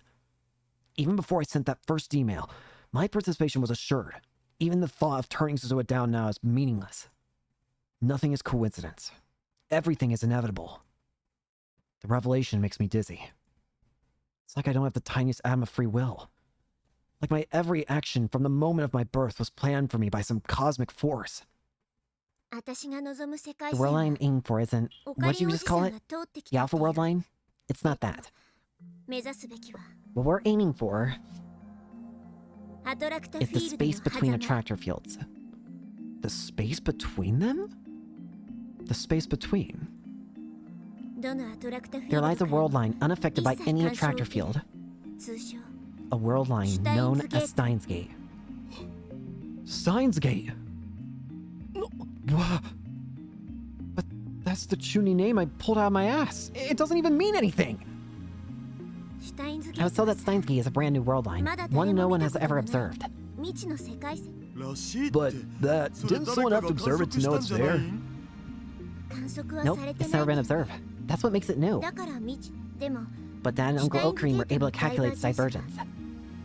Negative 0.0816609% relative to the current world line. Negative. That's where we'll find Steins Gate. We have to get to Steins Gate.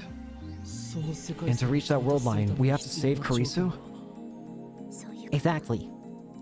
Let's do it. She's the key to averting World War III. As long as she lives, the war won't happen. Or at the very least, 5.7 billion people won't die. なぜだ Why? Huh? なぜ Why Kurisu? I mean, I know she's a genius, but are you telling me she's a hero who will save 5.7 billion クリスは people? 天才少女だが I don't know. わからない You don't know, and you expect me to go 無責 along 任 with す this? ぎるだろ Hey, I'm just following Dad's plan. And apparently you're the one who came up with it in the first place. If there's a flaw in your plan, then we're all in trouble. どうしてまた It sounds like you didn't hear it from me. Is that right? 指示されたわ You passed away 10 years ago. 15 years from now, that is. The year 2025. Same result as on the Alpha World line. So I don't know the whole story. What I do know is that my dad continued your work. After you died, he built this time machine all by himself just to see your plan through. That's my super hacker. He must have hacked into CERN and stolen their research, then used it to construct his own time machine. On the Alpha World line, CERN killed Dara before he could complete the machine. But here, Dara was able to perfect his design. That's why he can go back to the future. At least, that seems the most likely explanation. Uncle Ocarine. Like I said, Steins Gate is unobserved. Nobody knows what future awaits us there. There's a chance that dystopia rises from the ashes of World War III. There's a chance that Makise Kurisu dies just 2 days after you save her. There's a chance that you don't die in 2025, but next week. But there's also a chance that when 2036 comes, there will be no more dystopia, no world ravaged by a war. There's a chance that everyone, including Makise Kurisu, will still be alive. There's a chance that a wonderful future awaits. At least it won't be the future I came from. And it won't be the future the other me came from. That much is certain. Is an unknown future really for the best? I would hate for the ending role to say, despite your best efforts, you made everything worse. It's completely unknown. Completely unpredictable. Risu can't be saved. I know that. Even if we change the past, the convergence will ensure her death, just as it did for Mayuri. It's impossible. There's no way this plan can succeed. In the end, fate will win. As it always has. But if you're willing to try, if you're willing to come with me to July 28th, then take my hand. I look down at Suzuha's hand. Her skin is rough, her palm calloused. This cool, collected, unsmiling Suzuha comes from a ruined world, from the ashes of a war that claimed over 5 billion lives. I can only imagine what she's been through. Kurisu. How I have dreamt of saving her.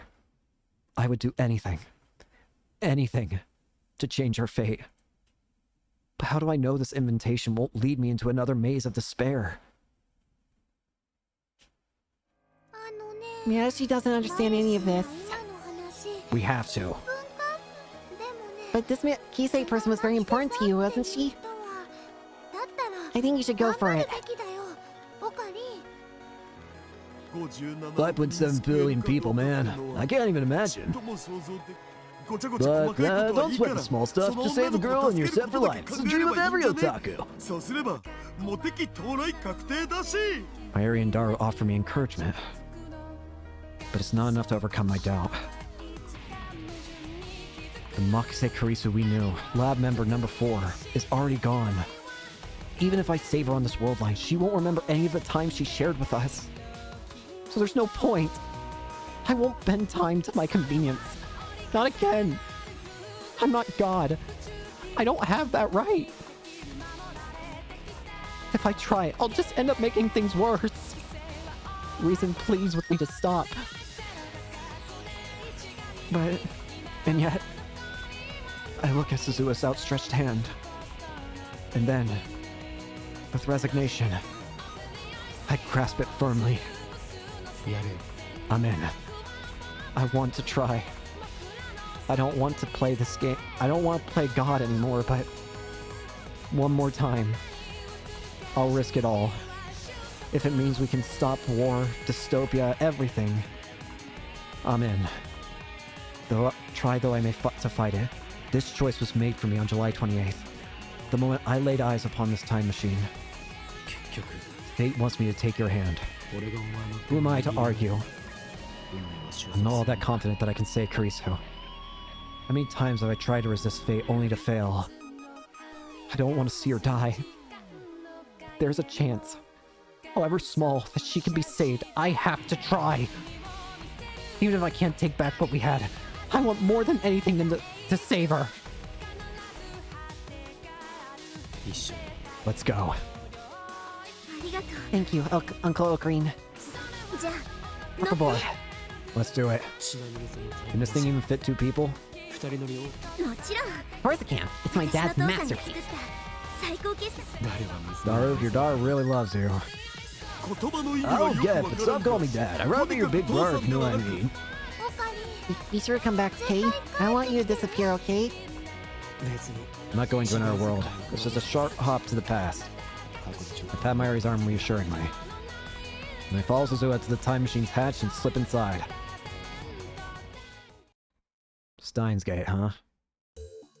The interior is cylindrical and surprisingly tight. When I sit down to face the ledge that rims the cylinder, it puts me face to face with Suzuha, kind of like one of those giant teacup rides. There are fewer controls than I expected. The inside definitely looks more refined than when I saw Suzuha's time machine on the Alpha World line. But one thing remains the same. The time display panel, a black screen with red lettering. I guess that's just Daru's taste. We need to go to the negative. Give me your phone.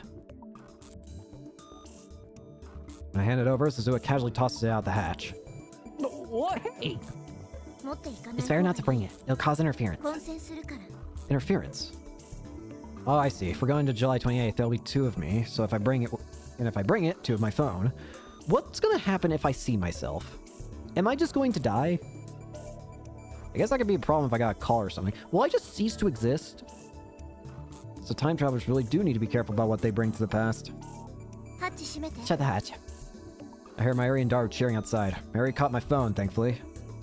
I give them a final nod, then close the hatch. Silence engulfs us. Here we go. Suzuha is operating the time display panel. She sets our destination to July 28th, 2010, 11:50 a.m. Let's do it. It's cutting it off at close. I remember that Dr. Nakabashi's presentation began at 12. This time machine can't physically move. Meaning? No matter what time we travel to, we always arrive at the exact same coordinates. In other words, on the roof of Radican. I mean, it's a little more complicated than that, but there's no time to explain. Anyway, we could leave to the day before the presentation, but if we attract too much attention, they could close Radican and cancel the presentation. That's why we've got cut close. I see. I see. Basically, oh, wait a minute. I remember now. Back when, in the beginning of the game, there was a moment when something happened, like where everything got loud up here. Was that future us? Uncle, this is your first time time traveling, right? Okay, first, stop calling me uncle. And yes, I've made more time leaps than I want to remember, but I've never time traveled before. According to John Titor, the G-forces are pretty strong. You feel like you're being stretched out. Yeah, I wrote that. The John Titor stuff. Right, back when I left in 2000. I see. The past has changed. Changed back, I suppose, from my point of view. When I was on the Alpha World line, I saw Titor posts on the channel in real time. On this world line, those posts were made to an English BBS in the year 2000. You don't sound surprised. Nothing can surprise me now. My brain's too busy trying to process all this new information, it feels like it's gonna blow. I'll go over the mission one more time. Once we arrive, there'll be no time for chit-chat. The objective is to prevent Makise Kurisu's death. How do we do that? We don't even know how she dies. We never figured that out. That's the question that's been ever present since the very beginning of the game. Who killed Makise Kurisu? How did she die? Ever since I returned to this world line, I've avoided all news of Kurisu's murder. I was afraid of setting that result in stone. So I still don't know who killed Kurisu. I don't know how or why she died. I don't know anything at all. If I had known it would come to this, would I have looked things up? I asked myself that question. The answer is no. What about attractor field convergence? That day's a turning point, remember? Meaning the probability of Makise Kurisu's death is roughly 50%. So convergence won't happen. It may happen, it may not. No, it probably will. I'm sure there's a loophole somewhere. That loophole is the doorway to Steins Gate. It all goes back to Steins Gate, doesn't it? So in the end, it's a gamble. At this point, either the world dies or the world dies in it's either the world dies to a dystopia or the world dies to a war. At this point, there's no more caring. We have to do this. If it's gonna end so soon anyways, we might as well expedite the process if it's not gonna save it. Oh, one more thing. Watch out for Dr. Nakabachi. What do you mean? Remember what I said about World War III? It all started because of something called the Nakabachi paper, a paper Dr. Nakabachi wrote detailing his theory of time travel. But that fraud theory is just a ripoff of John Titor's. Wait a minute. John Titor's sitting right in front of me. So, what Titor posted on the internet was true. He mixed in some lies, so not many people listened to me at the time. I never thought someone would reevaluate it 10 years later. Looks like he built his theory off what I wrote. Apparently it's almost perfect. Anyway, Dr. Nakabachi was there when Makise Kurisu was killed, right? So watch out for him. I'm sure he's important to the divergence of this world line. Dr. Nakabachi. Important. I thought he was just some con artist. Ready to go? Fasten your seatbelt. I look underneath my butt to find what looks like a car seat belt. Wrap it around my waist and fix my body to the seat. Does it shake a lot? Shake? No, it doesn't shake. You mean it does something else? Wait, is this safe? Zua leans forward and brushes a bright yellow button on the bottom of the panel. There are no windows, so I can't tell if the time machine is moving. Only 3 weeks, so it shouldn't take more than 2 or 3 minutes. Zua fastens her own seatbelt and sighs. When I first left in 1975, it was 6 long hours with nothing to do. I guess time travelers have their own problems, so you can't... Damn, you can't... Damn. Since it's only a few minutes, we won't bother with the oxygen mask. Just be aware we'll have no oxygen for the duration. What do you mean we won't have oxygen? What? No. You mean I have to hold my breath? What do you mean? Right here. Zua points to the center of the cylinder, the space between me and her. There'll be an air pocket. Stick your head inside and you'll have enough oxygen for about 10 minutes. Hey, for argument's sake, what happens if we fail to save Kurisu? There's not much fuel left. We barely had enough to begin with. There's not even enough for a return trip to 2036. Didn't you think of this? So we failed to change the world line, then I'll be stuck in this time. What do you mean? But don't worry, as long as we're just traveling 3 weeks each way, we still have enough for 2 round trips. Doesn't help! So what she's saying is that we really only have 2 chances. But then how do you plan to get back to 2036? I don't. Once we reach Steins Gate, I won't have any reason to come this time in the first place, will I? Causality will be reconstructed. I should disappear from this time, since I'll probably be living peacefully in 2036. But that all depends on you, Uncle Ocarine. Her tone is light, but her expression is serious. This is a lot of freaking... At this point, I feel like my heart's been deconstructed. This is the first time in weeks that we've spoken, but I just now realized something about her. Zua is pretty reckless, isn't she? I hate this! Suddenly there's a zapping sound, the countless faint silver lights start flowing around the cylinder! They look like moth dust or powdered snow. Wait, these were at the beginning of the game too! The light slowly changes color. Violet, blue, green, yellow, orange, and red. Back to silver, violet, blue. The colors of the rainbow? I feel pressure on my entire body, similar to the sensation you feel as you ascend in an elevator. In an elevator, you feel as if you're being pulled downwards, but instead, the time machine makes it feel like it's pulling at my back. The feeling of pressure quickly increases. It starts to feel like I'm falling horizontally. I've never experienced anything like this. It's so uncomfortable, I want to scream. The strangest thing is that the time machine itself isn't shaking. In fact, it doesn't seem to be moving at all. There's no noise, no vibration. It's eerie. The pulling sensation grows even stronger. I can hear my bones creaking. I imagine my body flattened like a pancake. It's not a pleasant thought. It's getting worse. I look at Zua. She has her eyes shut and her jaw clenched tight. I can no longer move. Feels like my back is glued to the wall. My vision begins to warp. Within my warping vision, the powder of light still shifts through the colors of the rainbow. It's strangely beautiful, like something out of a painting. And still I keep falling. Where is it taking me? Through a tunnel in space-time? All I know is that I'm falling. Suddenly everything goes dark. I try to scream, but even my voice falls away. It doesn't even reach my own ears. It's gravity. There's an intense gravitational distortion behind me. And I'm still falling towards it.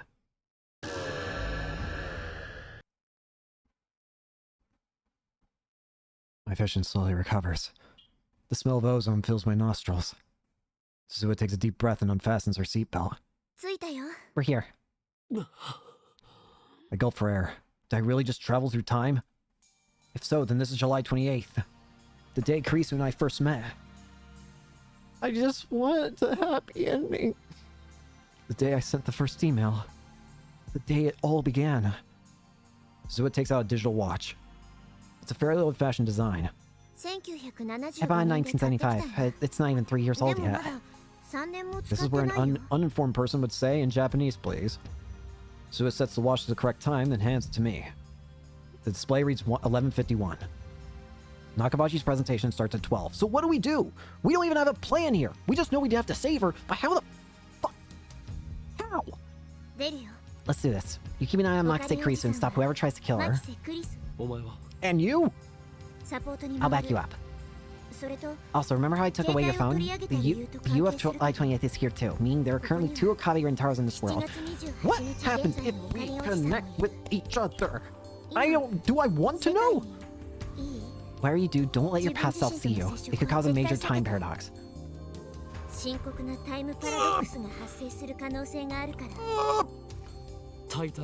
Tider said that couldn't happen. That was a lie. Misinformation.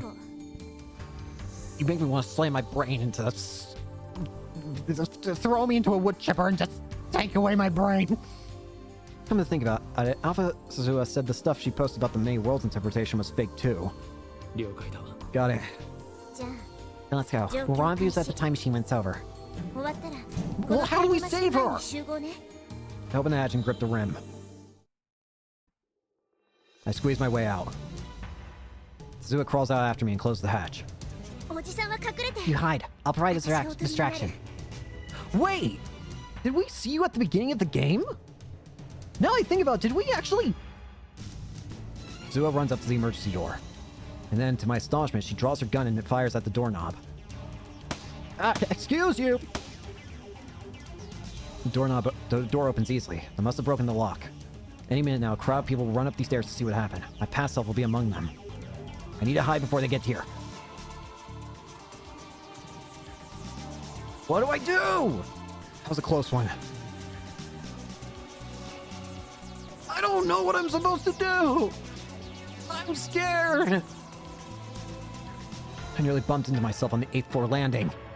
Right after I ran downstairs to the 7th floor, I heard footsteps running the other way behind me. Those footsteps were mine, no doubt. It was a near miss. To be safe, I descend to the 4th floor before stopping to take a breath. I take a look around, but nobody's paying attention to me. What else Suzua's doing? I'm worried, but I need to focus on my own mission. I must prevent Karisu's death. About 30 minutes from now, just after Nakabachi's presentation, and someone will murder her. I know where it happens, in the 8th floor hallway towards the back of the building, where people rarely go. What I don't know is who stabbed her. Instead of running around and drawing attention to myself, I should just wait at the scene. Let's cool off here for about 5 minutes, and then head over there. If I remember correctly, Karisu tried to talk to me in the assembly hall, but I blew her off and came down here. After that, I tried calling Mayuri, but her phone was off, and I couldn't get through, so I just went back up to the assembly hall to find her. What time was that? I searched my memories, trying to plot the actions I took on July 28th. It sounds simple when Suzua said it, but staying away from my past self is going to take more work than I thought. Frustration mounts. I shoved Suzua's watch into my pocket to quash it. Just then. Excuse me. Karisu, that voice. I turn around. Karisu! Karisu! Do I know you? No. You came down from the roof just now, didn't you? She looks at me with those beautiful eyes. Eyes shining with intelligence and strength of will. I thought I would never see her again. But now before my eyes, is the girl I love. Tears well up in my eyes. I want to embrace her right this instant. It takes everything I have to resist the urge. Don't forget, this is our first meeting. This Kurisu doesn't know me. I heard a strange sound from the roof. Is that why the building shook just now? What's going on? It's not Dr. Nakabachi's doing, is it? Why did I have to run to Kurisu of all people? I can't answer. I'm afraid that if I speak, I'll be unable to contain my emotions. The memory of her last smile was burned into my mind, imploring me to act. Are you listening? You're sweating like crazy. Kurisu looks at me with suspicion. What would happen if I were to grab Kurisu and run? Would divergence change? Would her murder be averted? I recall all the times Mayuri died. I recall all the times I time leaped to save her. So what do we do? Is it impossible? How do we change this? Do we need to bring her to the time machine? Do we need to take her back with us? What will that do? Would that do something? Surely, but... Everything I tried ended in vain. I was unable to save her even once. No matter what I did, the world itself killed her. Won't it be the same with Kurisu? Should I even try? I reach towards Kurisu, my hand shaking. Hey! She steps back in surprise and fear, clutching a manila envelope to her chest. This is our first meeting, I know that, but to me, she's still the girl I love.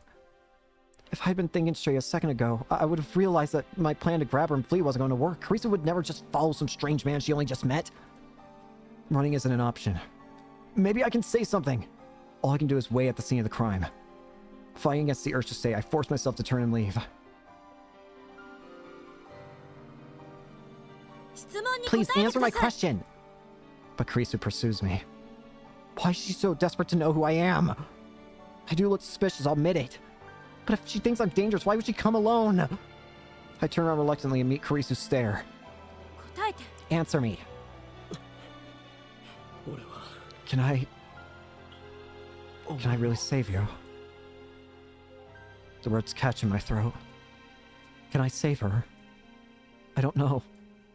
All I know is that convergence is merciless and cruel. All that I am powerless to stop it. Can you... what? I shake my head, then bolt for the stairs before Kurisu can react. Wait, stop! When I make it back to the 8th floor, the presentation has already started. I peek in through the door of the assembly hall.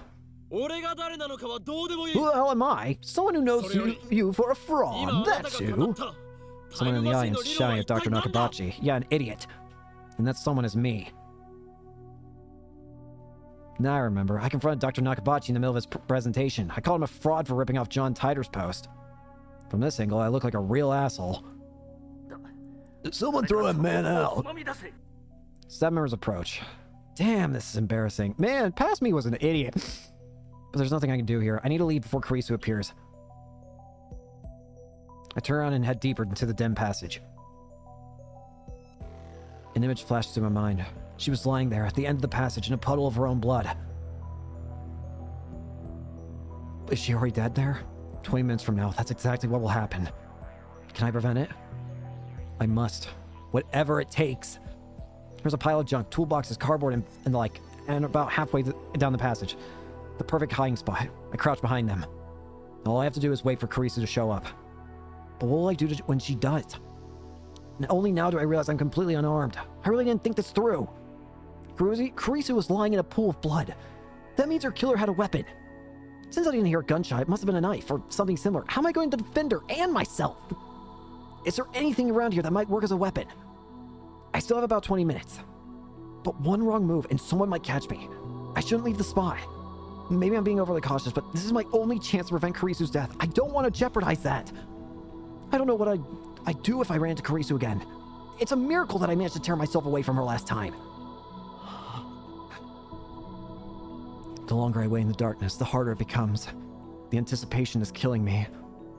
So far, not a single soul has passed down this hallway. I can faintly hear Nakabachi's voice through the mic from far away. But that's it. The silence does nothing but increase my tension. To make matters worse, it's hot and humid. I guess the air conditioner's not on back here. My entire body's drenched in sweat, and I haven't even been hiding for a minute. Sweat drips from my brow to the floor.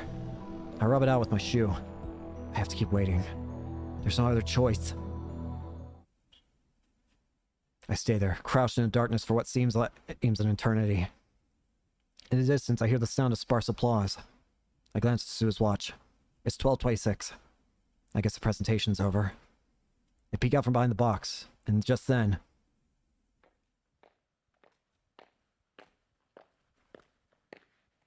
Is the killer really Nakabachi? I hear footsteps approaching.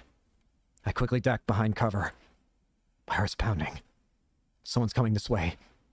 Who is it? Is it Kurisu's murderer? I clench my teeth and try to drive away the tension. I only pray that I won't be found. Finally, the footsteps pass right by my hiding spot. Moving only my eyes, I sneak a glance at the person. Kurisu? There's no one with her. I didn't expect Kurisu to be the first to appear. What's she doing back here? This area's for employees only. Now I think about it, Kurisu's murder made no sense. Why was she killed in a place she would normally never come? Careful to keep quiet, I watch Kurisu from the shadows. About 5 meters down the hall, she stops walking and leans against the wall. She holds that manila envelope I saw her with earlier. She peeks inside and smiles softly. Why is she smiling? Kurisu rarely smiles like that. I mean, it's more like her to glare at people.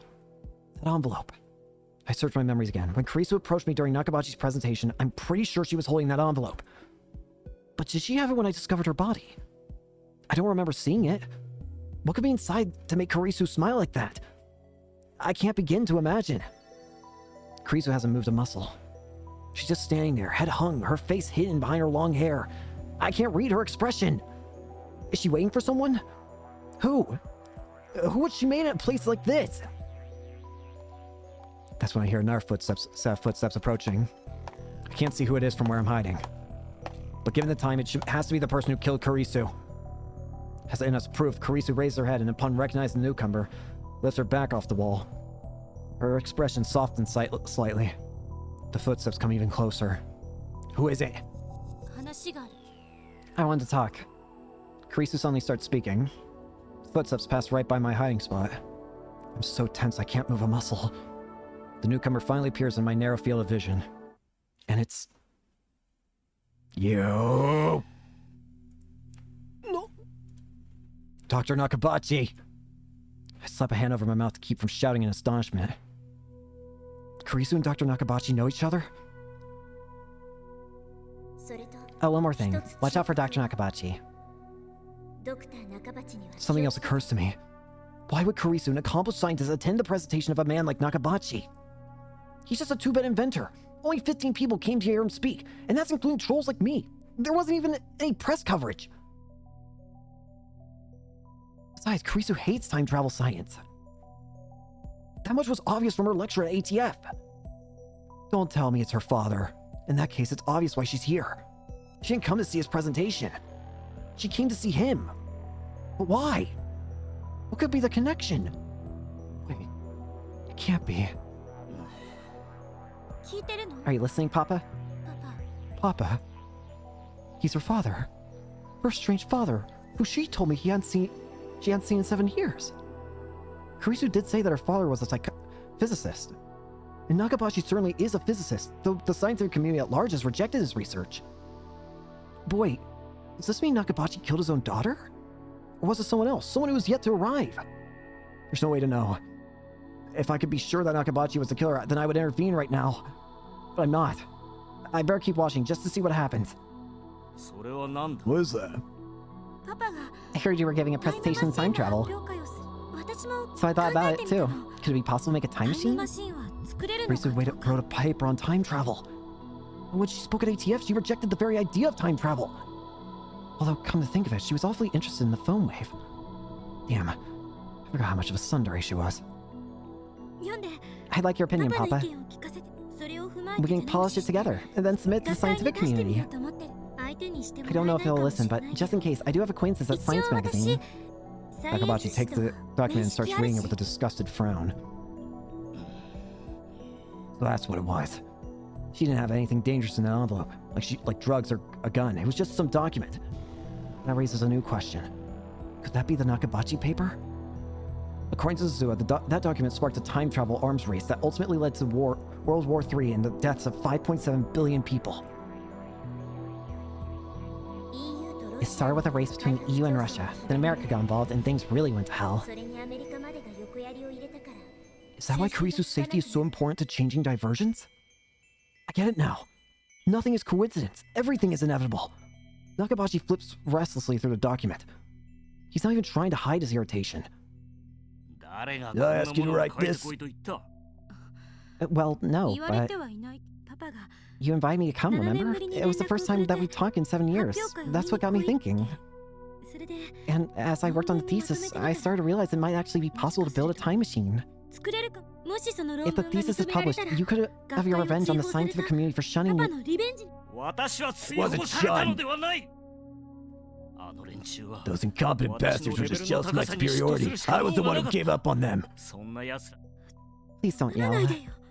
Nakabachi gives his daughter a disdainful snort, then goes back to flipping through the paper. You really read really fast, Papa. Just like I remember. Nakabachi even ignores Kurisu's words of endearment. Not bad. You think so? We can submit it jointly. If you like, I don't mind. No, don't do anything. I'll take care of it. What do you mean? What do I mean? I mean, don't think you're special just because you got your plebeian thesis published in some magazine. What? Is that how you look at your father? I'm sorry. An awkward silence follows. I feel no warmth between these two. The only thing I feel is distance. Kurisu in particular seems desperate to avoid upsetting her father. We haven't seen each other in a while. There's a lot I want to ask about. You're living in Aomori now, right? Kurisu's trying to maintain a cheerful tone, but I can see that her expression is stiff. I remember how she said she had trouble dealing with her father. I think my father hates me. Stop him! She looked so lonely when she spoke those words. Stop him! Leave. Go back to America. Never show your face to me again. But... You want my opinion? We'll submit jointly? You don't mean any of that. I know how you think. Sounds like a child with an inferiority complex. Is that pity? How dare you? You're supposed to be my daughter. I don't understand. Please calm. I'm calm. Don't tell me what to do. This is bad. It's almost time for Kurisu's murder. Was it really Nakabachi, her own father, who killed her? I'll tell you why I called you here today. I wanted to show you my research. Research beyond even what you can imagine. I wanted to prove once and for all that you are nothing compared to me. That brat in the lab coat ruined everything. I know you were laughing at me too. Don't you deny it. How dare you treat your own father this way? I wasn't... You want my opinion on this thesis? Fine, I'll give it to you. Nakabachi rolls right over Kurisu's objections. It's like he doesn't even hear her voice. I'm going to publish it myself. End of discussion. You're stealing it, Papa? What did you say? You're stealing my work. I didn't even think you would do something like... Nakabachi suddenly whirls and strikes Kurisu across the face. What do I do?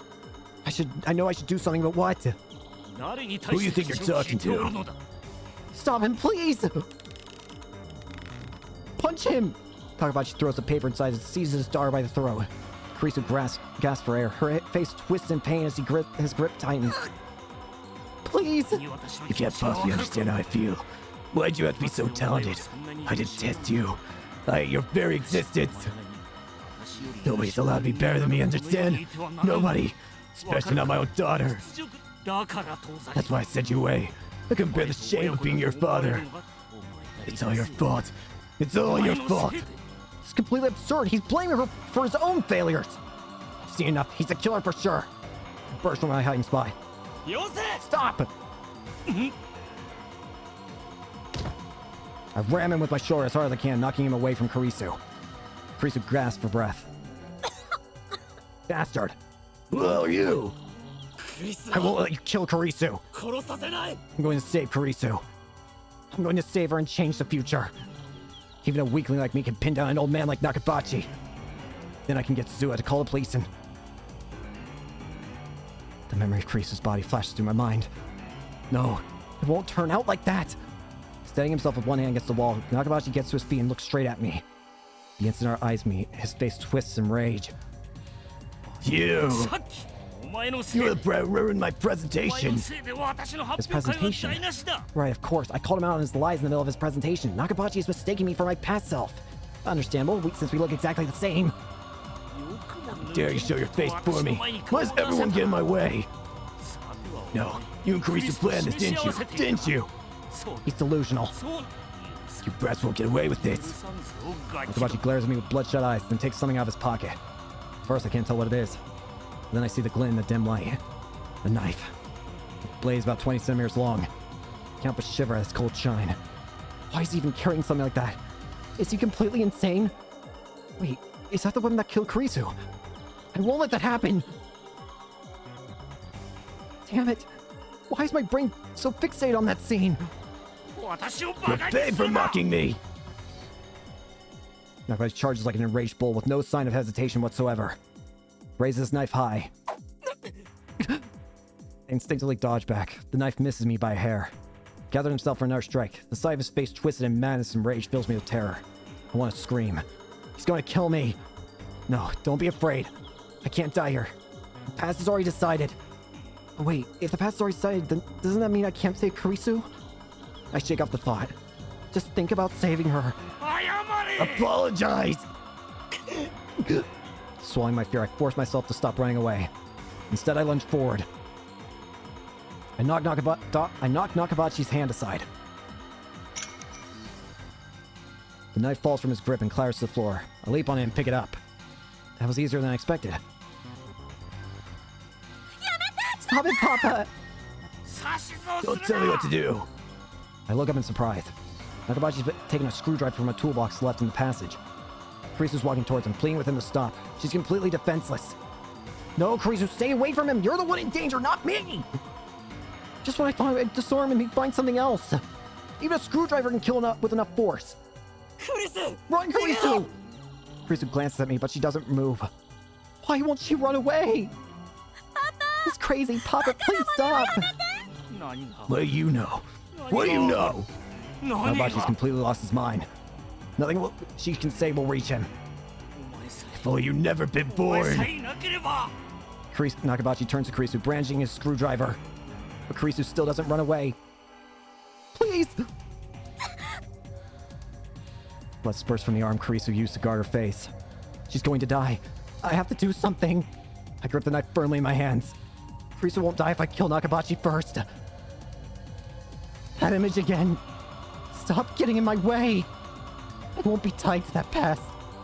I need to do this. To change the future, to save Kurisu. As Nakabachi raises his arm for another blow, I thrust my knife at his unprotected back. No!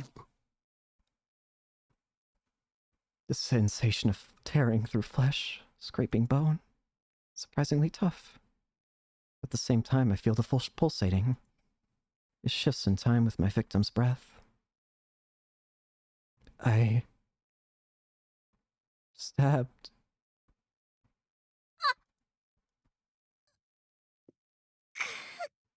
I stabbed. Why? I can't believe my eyes. What happened? I tried to stab Nakabachi. The blade would have pierced his back. And yet... At the last minute, Kurisu forced herself between us. As if to protect Nakabachi. Why? Strength drains from Kurisu's body. She slumps against me. Her head on my shoulders. Fitting end for you fools. バカどもにはふさわしい末路だ。Laughing maniacally, Nakabachi picks up the dropped thesis and runs to the elevator at the far end of the hall. I can't chase him. I know what's going to happen if I don't stop him. But I can't take a single step. Is this a joke? Is this the punchline? I wanted to know who killed Kurisu. And now... I'm sorry. Kurisu speaks. Her voice is barely a whisper. I feel something wet on my hands. Wet. And warm. Blood. Kurisu's blood. Gushing from her wound. It's warm, but not hot. And yet it feels like it's burning my hands. I try to pull the knife out. If I stop the bleeding, maybe she'll be okay. But my hands won't move. It's like they turned to stone. My arms. My fingers. No matter how hard I try, they won't move an inch.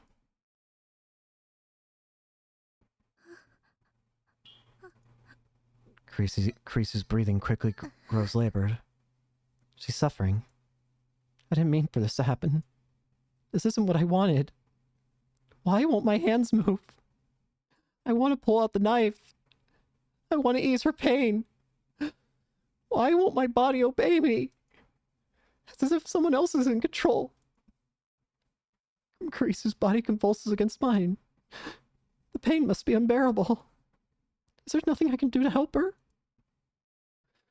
I want to cry. Why? The only thing I can do is ask. He's still my father.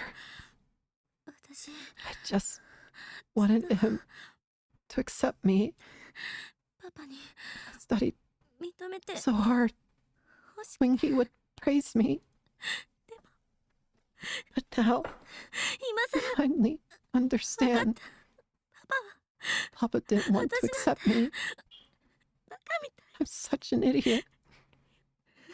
Why did I save him, I wonder? I'm sorry for getting you involved. It hurts. Am I going to die? I don't want to die. I don't want to end like this. Her voice is fading fast. Don't die. Please, don't die on me. But my prayers are in vain. Help me. Help.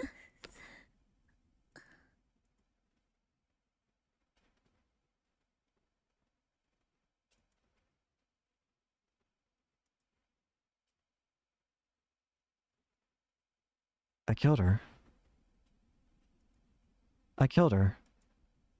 The one who killed Kurisu was me.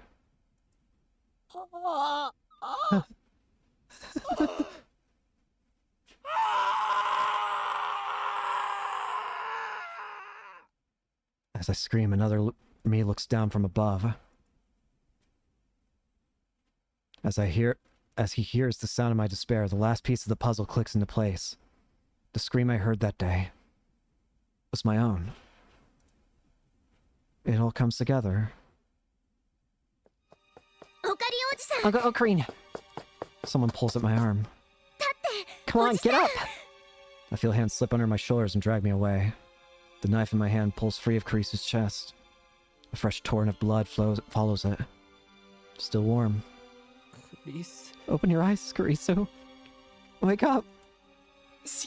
Pull yourself together. We need to get out of here before they find us. I'm sorry. I didn't mean to kill you. I tried to save you. I did. Why is this happening? Someone puts my arm over their shoulder and holds me to my feet, then drags me away step by step. I don't have the strength to resist. Guilt and regret are the only things inside me. I killed Kurisu. Twice.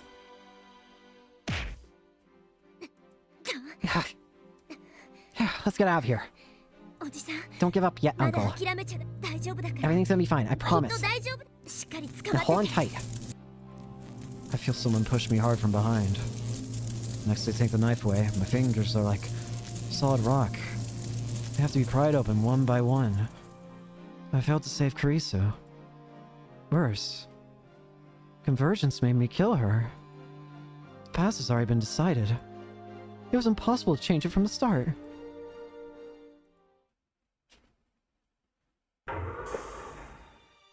Someone drags me out of the time machine. I crumple on the spot, powerless to even stand. Whoa, you're already back. It hasn't even been a minute. Ocarine? Ocarine! Mayuri rushes over to me. She looks at my face in concern, but even her concern is too much for me to bear. Please, don't talk to me. Just leave me alone. Whoa, you're covered in blood. What happened? Get him a towel. Oh, Dad. And water. And some clothes too. Hurry. Explanation, por favor. Just go already. Okay. Dara runs back inside the building. Are you okay? Hang in there. Don't die. He's okay. It's not his blood. Leave me alone. I don't deserve your concern. Save Karisu? What a joke. Not only did I fail to save her, I took her life with my own 2 hands. 3 weeks ago, in this very spot, I killed her. I murdered her. There's no way to save her. There never was.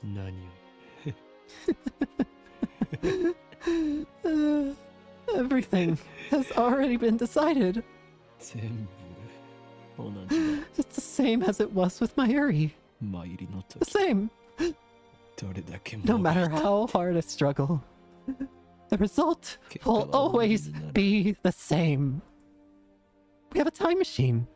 Shouldn't we give it another try? No, it's not that simple. No matter how many times I try, the result will converge on Karisu's death. Even if I throw the knife away, people will find some other way to kill Karisu. Maybe Nakabachi will kill her. Maybe I'll trip and push her down the stairs. Maybe she'll just drop dead for no reason. The cost doesn't matter. The effect will always be the same. It doesn't matter if I time leap or if I time travel. Going to the past doesn't change the result. Maybe a D-mail could shift divergence enough to take us to an tractor field, but there's no way to control what might happen. D-mail is a shot in the dark. It's useless. Useless. Everything. It's useless. There's nothing I can do. Nothing. Nothing. I can't save Karisu after all.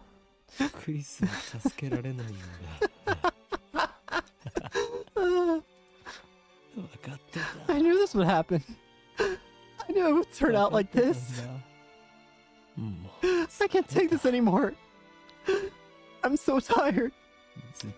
Enough already. I give up.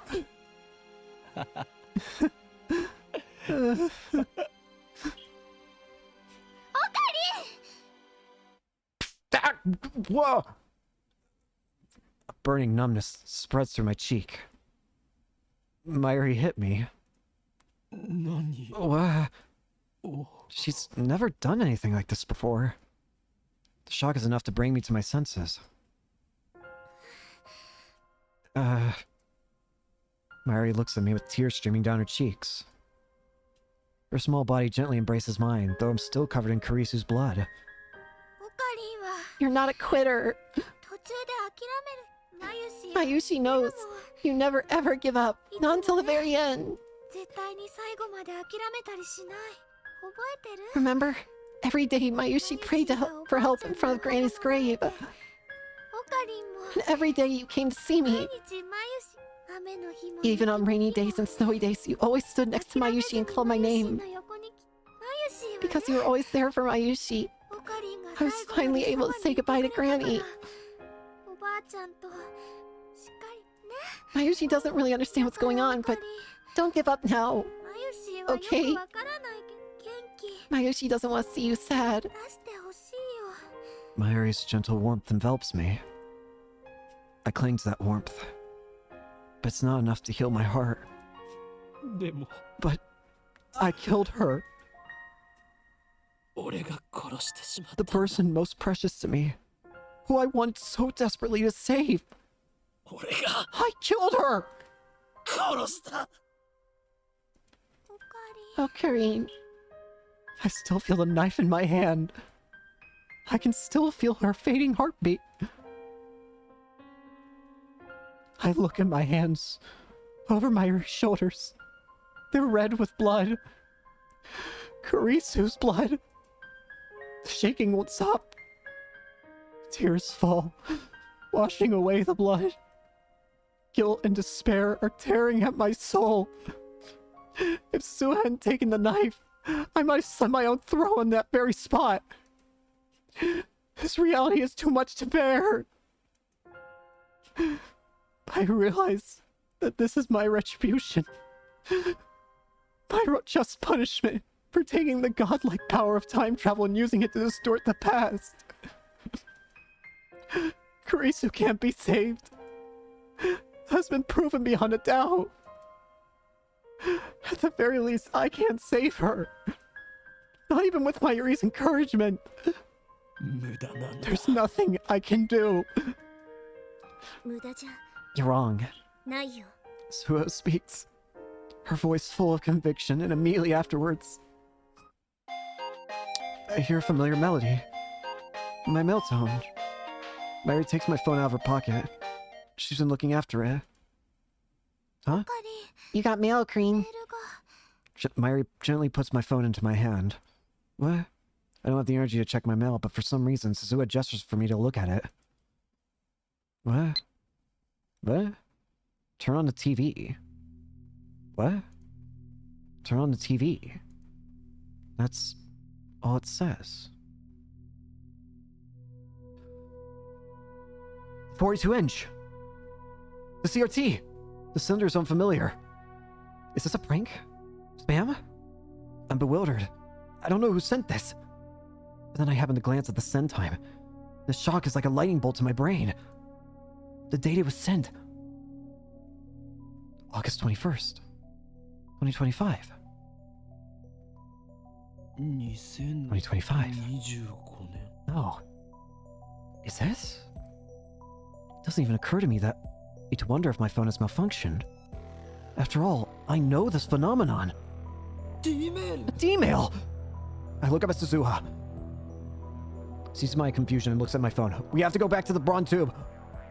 聞いた通りだ It actually came through. 本当に Just like he said it would. 届いた Judging by her surprise, I guess she didn't know much. Suzuha left from 2036. That's 11 years after this D-mail was sent. Does that mean it's not related to her? テレビって What does it mean? どう見ろって書いて There ある must be じゃ something ん on. Something you need to 何 see. かを伝えた おい Hey guys, I brought the stuff! Dora comes back with a convenience store bag right on time. Fortunately, my phone has TV reception. As soon as I switch it on, I see a news reporter standing in some foreign airport. There's a jumbo jet in the background. Looking closer, I see the burns near the plane's tail. Caption says, "Fire on Russian airlines." Russian authorities announced today that a fire broke out on Russian Airlines Flight 801 en route from Narita to Moscow. The flight departed Narita Airport at 11:05 Japan time, but a fire broke out in the cargo hold shortly before arrival. The flight made an emergency landing at Domodedovo International Airport, where the passengers were evacuated. No one was injured. One of the passengers on Flight 801 was a Japanese physicist who had declared his intention to seek asylum in Russia. The screen changes and the camera cuts to what appears to be the airport lobby. The man is standing there, surrounded by reporters. When I see his face, my breath catches in my throat. You! ドクター Dr. Nakabachi! 中松 Real name Makise Shuichi made these comments on the press earlier today. I still haven't recovered from the shock of murdering Kurisu. Images on the TV seem like something from a dream. Did they say Nakabachi saw asylum in Russia?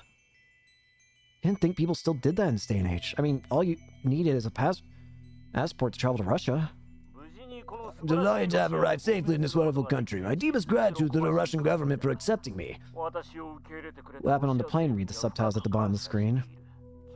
With a cabin full of smoke, I remained perfectly calm. Some passengers panicked, but they settled down after I gave them a talking to. Nakabachi responds confidently. He certainly doesn't look like a man who could strangle his own daughter. My compliments to the pilot for a safe landing. He's a hero, for he saved not only my life, but my historic thesis as well. Subtitles change to, is that thesis related to your request for asylum? Nakabachi nods theatrically. Indeed, if this thesis has been lost, it would have been said scientific progress back a century. That's it! That has to be it! In order to get the Steins Gate, we need to take away the thesis. We just need to take that. This thesis will change the course of human history. We need to take it and burn it. Destroy it. What is your thesis about? This thesis describes the first practical theory of time travel. Do you understand? Time travel. I, Dr. Nakabachi, succeed where countless others have failed. Nakabachi's tone quickly grows feverish. Now he's talking directly to the camera. Moreover, he's not talking about the accident at all. He's just promoting his research. He presents something to the camera. It's the envelope. The one Kurisu gave him. This envelope contains the future of mankind. Soon all of our dreams shall be realized. When I present this thesis to the scientific community, the world will change forever and I will be known as the father of the time machine. I have no right to condemn Nakabachi for his actions. Not when it was my hand that took Kurisu's life. But at the same time, I can't stop myself from recalling the words Kurisu spoke.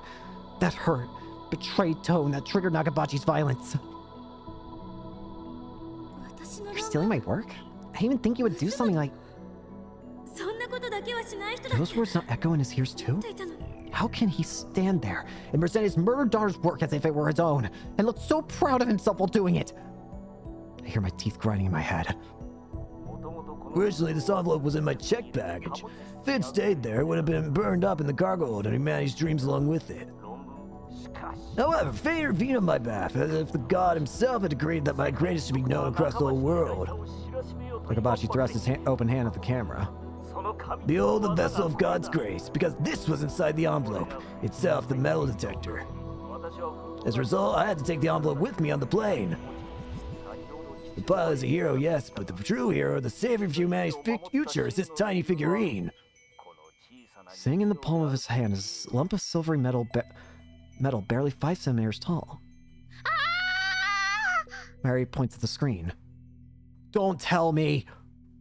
The lump of metal. It's not just any lump. It's Lupa! It's Upa! Upa's the mascot, a character from the popular card game Rhino Axis Battlers. You can see Upa merchandise everywhere in Akihabara, from capsule toys to phone straps and other accessories. But of all Upa merchandise, the most rare is the metal Upa. The very same metal Upa that Nakabachi's presenting to the camera. Near the bottom of the metal Upa, I can see cute letters written in it in bright red magic marker. The letters read, Mayushi's. You're right. What's he doing with it? I dropped it during the presentation. I looked everywhere but couldn't find it, so that's where it went. I can't get back it's all the way in Russia. That's it. We know how to get it. Stop. We can do it. I stare at the screen. My body's shaking. Goosebumps break out over every inch of flesh. I know what this is. The butterfly effect. We need to erase that freaking Upa.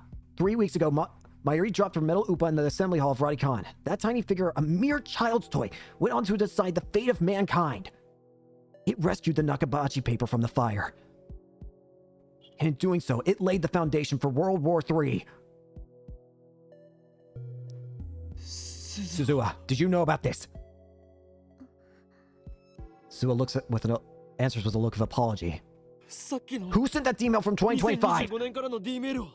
Whoever it was clearly meant for us to see the news about Dr. Nakabachi. Sorry. Sorry? About what? What's she apologizing for? Sorry for not telling you everything. But we need you to fail once. You had to experience Makise Kurisu's death firsthand. What? What do you mean? You tricked me! Not exactly. It's part of the plan. At least that's what I was told. Told by whom? I'm sorry for making you go through that, Uncle. Tell me what's going on! See for yourself. Sua points to the phone in my hand. Then you'll understand. What are you talking about? Message should already be in your phone. Message you sent from 2025. What? A video mail.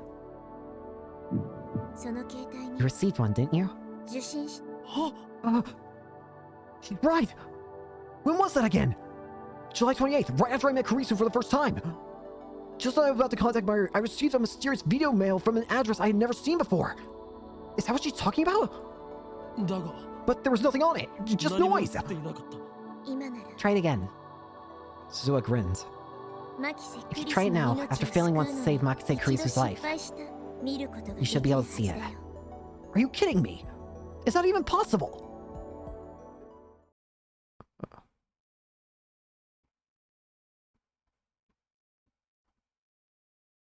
I'm not convinced, but I checked my phone anyway, just to be sure.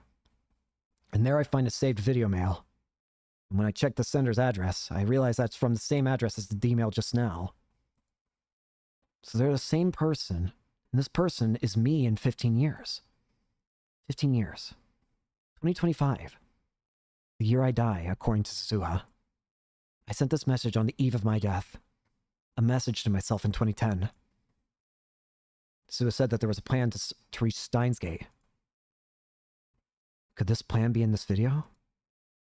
Mayuri and Daru peek over my shoulder. I take a deep breath and press play with the trembling finger.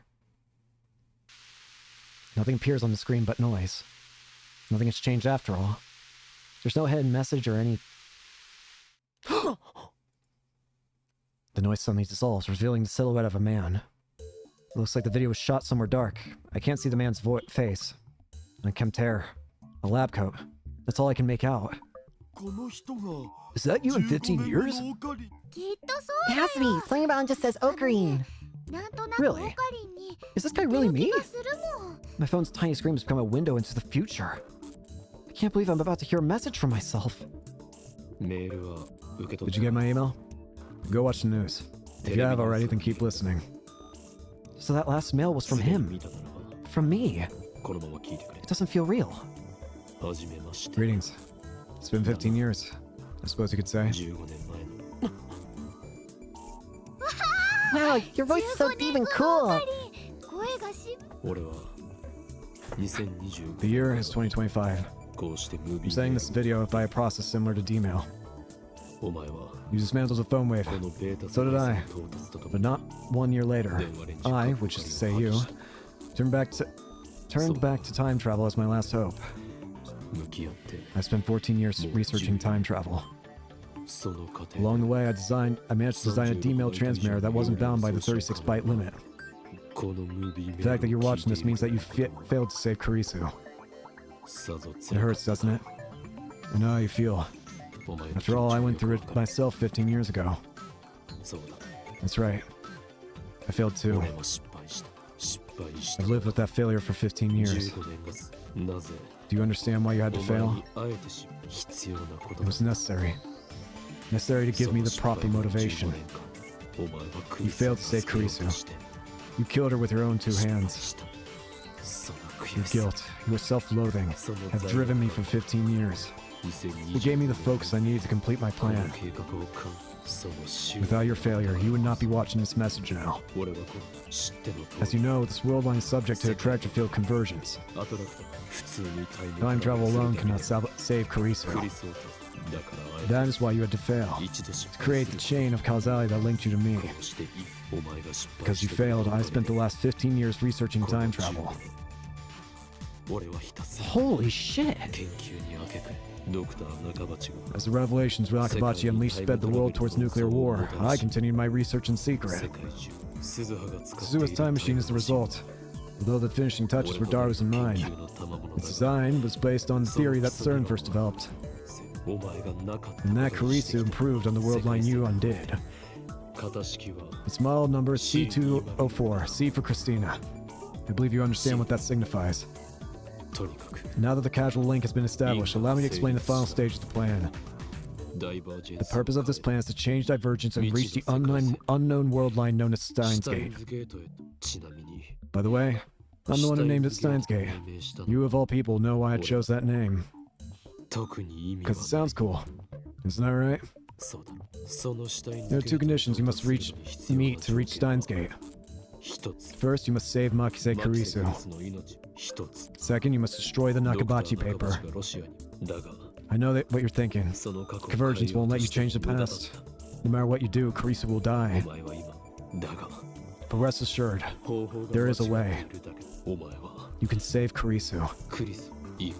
Listen carefully. On July 28th, the first you went to Nakabachi's presentation, blissfully unaware of what was about to happen. You must not change what the first you saw. Those events have been established. They are the results upon which this world line converges. However, there is room for deception. You don't understand. I know. Calm down. I'll explain. You're going to deceive yourself. At first, you saw Kurisu lying in a pool of blood. If you were to change that fact, it would render everything that you have done since, as well as everything that I have done, a paradox. After finding Kurisu's body, you sent a D-mail which was intercepted by Echelon, which tipped off CERN. Recall your experiences on the Alpha World Line. You saw more than just Mayuri's death. You saw Kurisu alive and well. You made her a lab member despite her protests, and together you built the time leap machine. It was only 3 weeks, but she was there, beside you. Those memories are yours. Those memories are mine. They are proof that what we did, that we did not live only on this world line, where Kurisu died on July 28th. You traveled to the Alpha World Line. You met Kurisu and fell in love. You sacrificed the dreams of those closest to you. But still, you fought to give Mayuri a future. For 3 weeks you fought, and now those memories are a part of you. If you had not seen Kurisu's body in the hallway of Radikan, you would not have sent that first email. CERN would not have found you. When you encountered Kurisu later, you would not have been shocked to see her alive. You would not have spoken the words that led her to your doorstep. Without those memories, you would not now be willing to travel through time to save her. I would not have spent my life searching for a path to Steins Gate. I would not have recorded this message. Daru and I would not have completed the time machine. Suzuha would not be standing beside you now. You must not reject the 3 weeks you spent drifting between world lines. You must not undo the past. Those 3 weeks made you who you are. A man who would do anything to save the woman he loves. Your desperation made me who I am. A man who has given everything to make that dream come true. This moment would not be possible if not for the memories that you and I share. The man you were trying to create, a man with none of those memories to drive him, could never stand where you will stand now. It all meant something. My preparations are complete. The rest is up to you. The final phase of Operation Scold will now commence. Your mission: change the outcome without changing established events. You saw Mikise Kurisu lying in a pool of blood. That has been established. But at the same time, only that has been established. Deceive yourself. Deceive the world. That is the choice, which will lead you to Steins Gate. Good luck, man scientist. L. Psi. Congru. And with that, the video ends. Mayuri and Daru looked dumbfounded. They obviously didn't understand a single word. I, however, we can do this. We can save it. Laughter bubbles up from the depths of my soul. Not minutes ago, I was lost in despair. I was ready to kill myself for what I had done. But now, I'm laughing. Operation Scold! Elsai Congru! I'm 33 years old and I still have no shame. Deceive myself. Deceive the world. That's such shooty bullshit. It's pathetic. Laughable. A juvenile fantasy. But at the same time, it feels right. Very well. If this is the choice of Steins Gate, then so be it. I am the insane mad scientist, Ewing Kyoma. Deceiving the world is child's play. It looks like I have to change the world after all.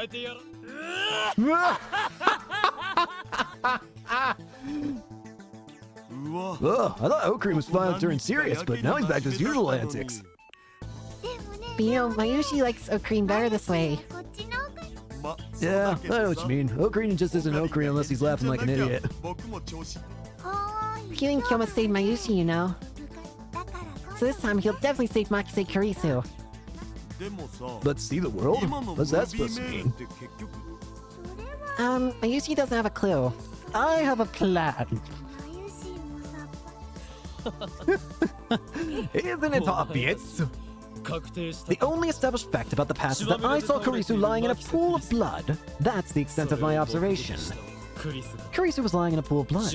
As for whether she was alive or dead, that's still open to interpretation. Isn't that right, future me? Huh? Mayuri tilts her head. She still doesn't get it. For example, just think of it like this. Kurisu was merely unconscious, and the blood was just a coat of red paint. Oh, is that what happened? Mayuri's eyes open wide in wonder. I give up. She's not going to understand. Wait a second. The news report all said that she was... What's true now doesn't matter.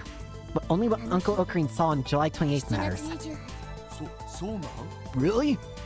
Really? And that's because I'm not the Okabe Rintaro who lived on the Beta World Line after Kurisu died. I traveled to the Alpha World Line and back. And I am not bound by whatever Kurisu's death may have had and during that time. What I'm going to do is recreate what I saw, and only what I saw, but this time, I'll do it so Kurisu doesn't have to die.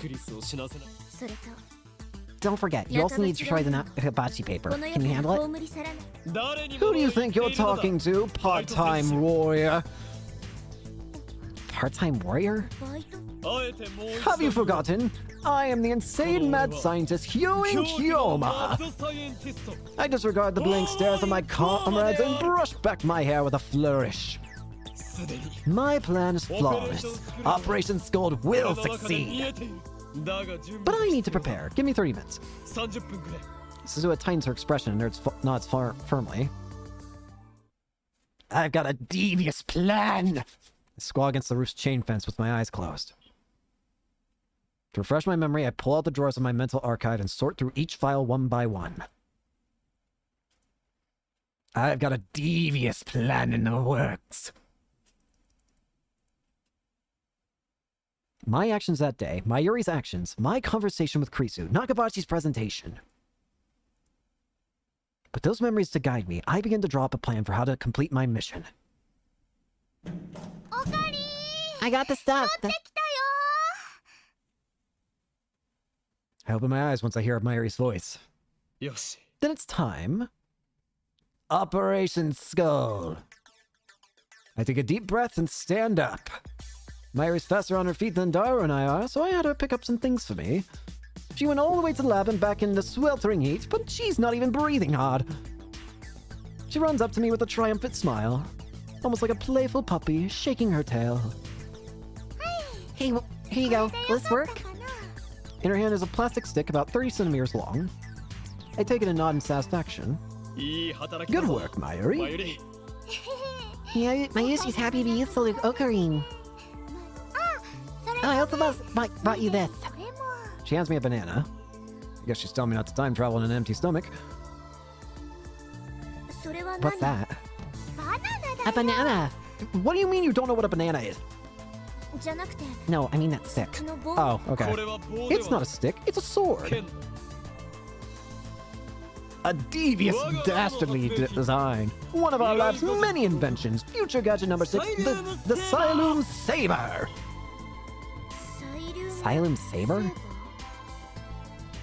It's a red Xylem glow stick. Essential item for Island voice actress concerts. But it's not just a glow stick, it's saber-shaped, just as its name implies. So you can reenact scenes from Spark Wars.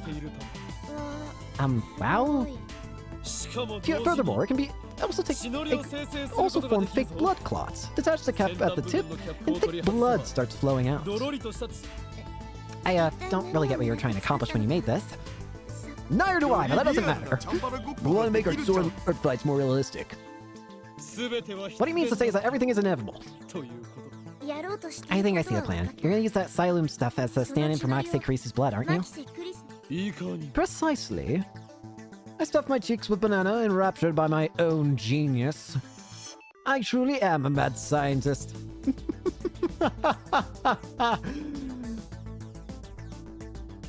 I put the Xylem saber into my pocket. It's about 30 centimeters long, so it sticks out a little, but I don't mind.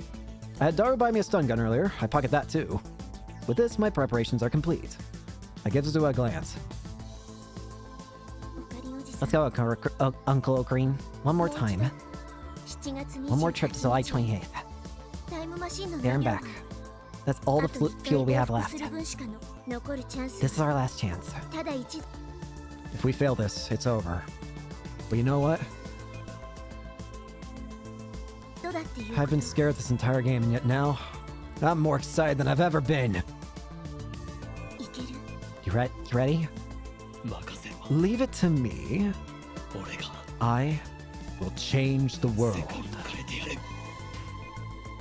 I follow Suzu into the time machine. It's time for the insane mad scientist Hewing Kyoma to open the door to Steins Gate. While waiting for Mayuri to return, I asked Suzu if there was a chance that I might run into myself from last time. In other words, the me who killed Kurisu. She replied that wasn't possible. The world line where I killed Kurisu is minutely different from the one to which the time machine will take us. Time travel has a very small effect on divergence, much too small to cause any noticeable changes, but enough to ensure that there can never be two versions of the same time traveler. However, it is important to remember that world lines are not parallel worlds. Ultimately, attractor field convergence merges them into a single world line.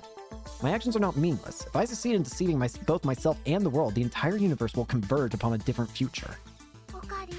Ocarine, Mayuri leans through the hatch and gently strokes my cheek. come back, okay? Of course! I return the smile and give her a thumbs up. I close the hatch as Daru and Mayuri see me off with words of encouragement. Suzu's already operating the time machine. Say the future hangs on this mission. Suzu speaks as she presses some buttons. It's time to end this. We're counting on you, Uncle. Instead of answering, I close my eyes.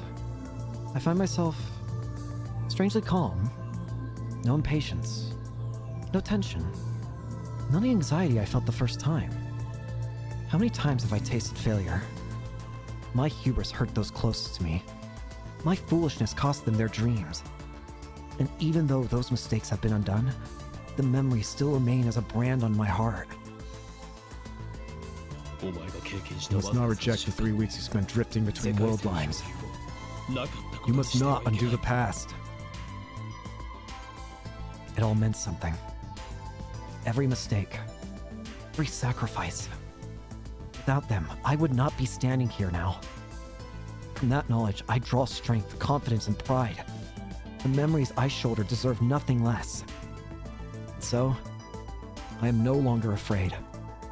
I will reach the unknown world line, Steins Gate. Its future is uncertain. That's how it should be. For once, I need not worry what fate has in store. For only one thing matters now.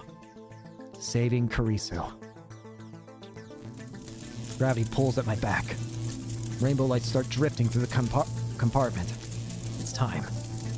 This is my Ragnarok. 10 minutes. In 10 minutes, everything. In just this short amount of time, what, an hour or whatever? I exit the time machine onto the familiar rooftop.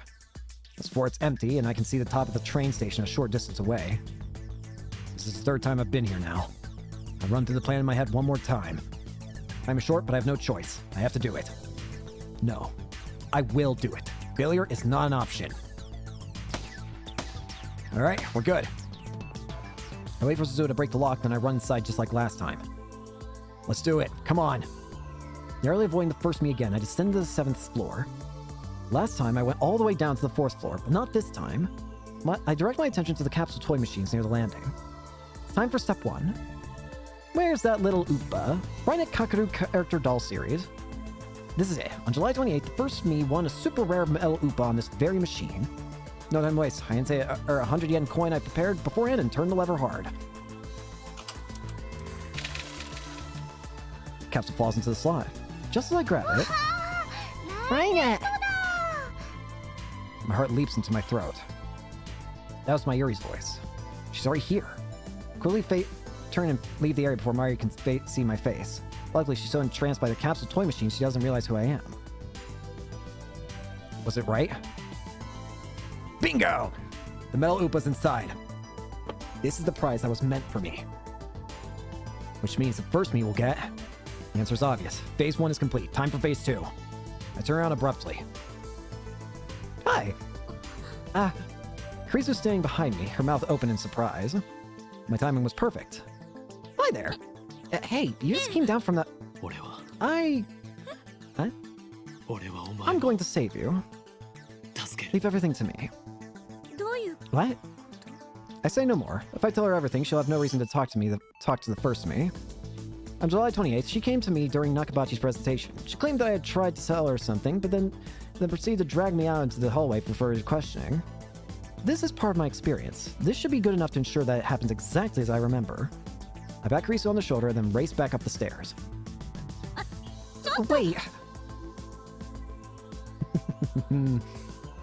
I run to the 6th floor, then creep up towards the 7th floor or ending until I can make out the capsule toy machines.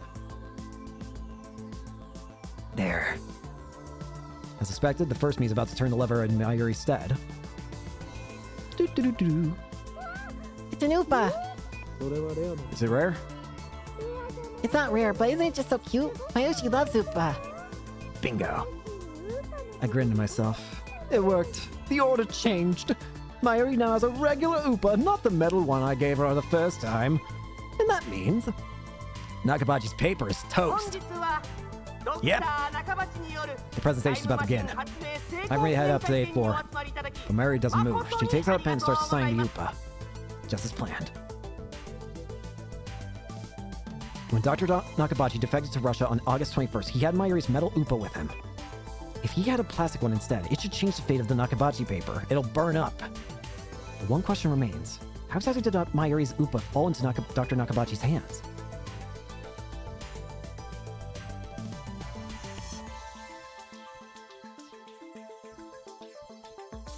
I watched as Mayuri finishes signing her name. She nods in satisfaction, then runs after the first me. Just before she gets to the stairs, she puts the Oopa in her coat pocket. But it doesn't go all the way in. As she runs up the stairs, I see it fall out and roll away. Mary's completely oblivious. A moment later, she disappears from sight. I look up at the Oopa lying on the floor. Does Nakabachi pick it up too?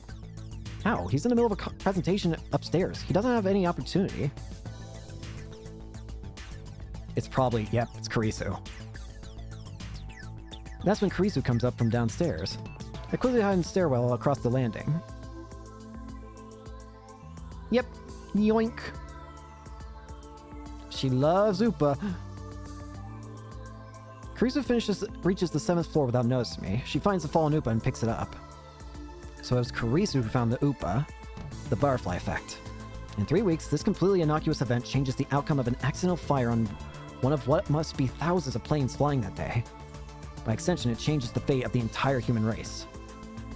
We have now destroyed the Nakabachi paper. At least, we're close to. Karisu looks curiously at the Oopa, then looks around as if searching for an owner. Of course, Karisu doesn't know who Mayuri is. At this point in time, those two aren't even acquainted yet. Come on! After realizing there's no one around, Karisu puts the Oopa into her envelope and goes up to the 8th floor. Now that I've seen what I need to see, I go upstairs and head to the employee hallway. Now is the hard part, preventing death. Here's where it gets serious. I grip the Siloom saber and shake it silently, thus activating the red fluorescent reaction inside. It'll last about 10 minutes. It should get dim before Karisu makes her appearance. I know what I need to do. Problem is that my window of opportunity is so slim. Will I be able to handle the enraged Dr. Nakabachi? One mistake, and Kurisu will die. What are you afraid of, Hewing Kyoma? Everything's going according to plan. Operation Scold is flawless. You spent 15 years perfecting it, remember? Believe in yourself. Believe in Hewing Kyoma. Hewing Kyoma will save Kurisu.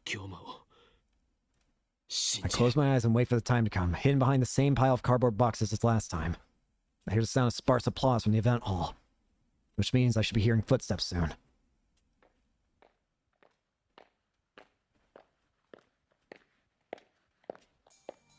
There they are.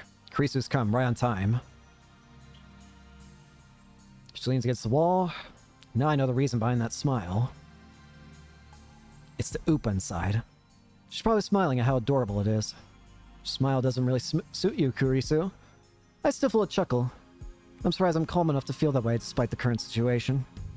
Once Nakabachi appears, that's my signal to spring into action. I'll bring out the Xylem Saber as soon as that bastard tries to take out his knife. Then I'll scare him away and stun Kurisu. The stun gun I brought should handle both tasks flawlessly. That's the plan, at least.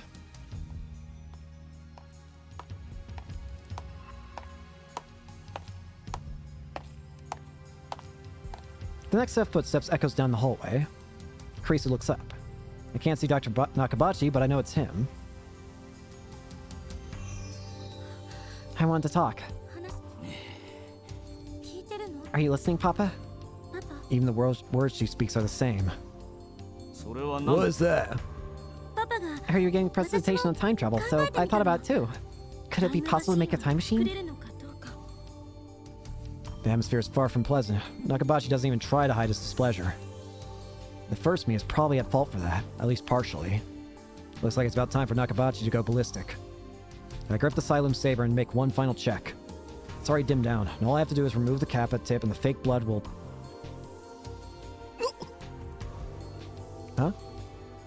My breath catches in my throat.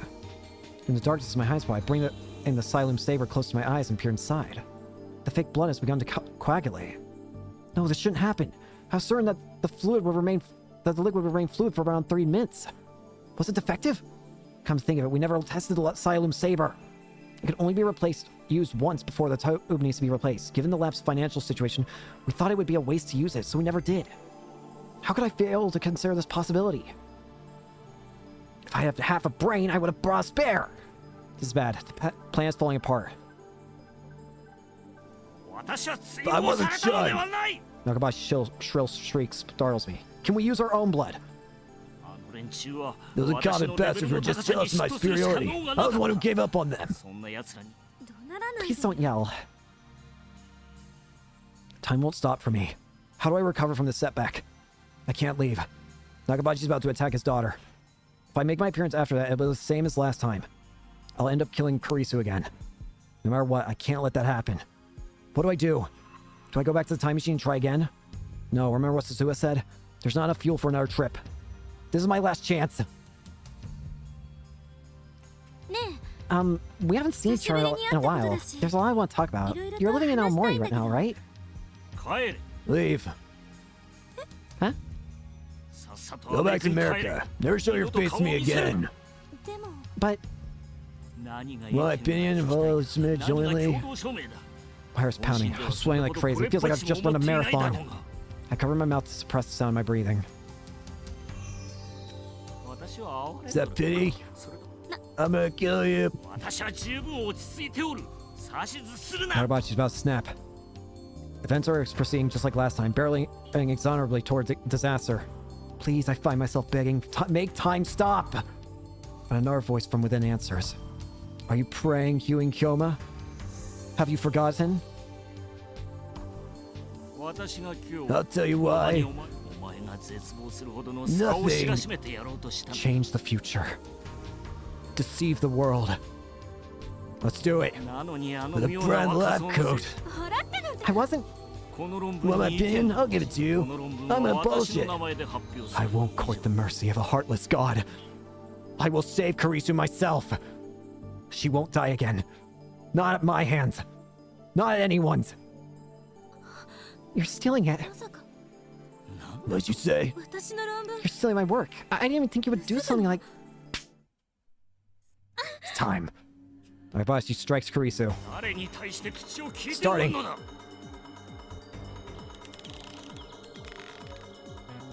Nakabashi puts his hands around Kurisu's neck. Cries of agony fill my ears. There's still a way to prevent Kurisu's death. All of blood I saw beneath Kurisu's body. There's one more way to reproduce it. One more way. One last chance. It's a gamble to be sure, but if it succeeds, I don't know what effect it might have on Steins' world line.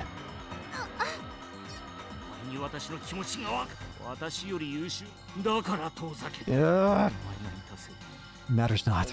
I'm Huing Kyoma, the mad scientist who defies God. My true desire is chaos. I have no need for a predetermined future. よせ Stop! I step out from my hiding spot. Nakabashi looks at me in disbelief. His eyes are wide and bloodshot. お前 You! さっきお前のせいで You're the pride who ruined my お前のせい presentation! で私の発表会は Nakabashi 台 lets go 無しだ Kurisu. よくも抜け Dare you 道 show your と face 私の前 for に me? 顔さてはお前 I know you. I'm saying the same shit as before. Here's my knife.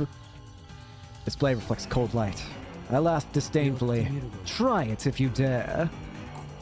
You! Who are you? My name.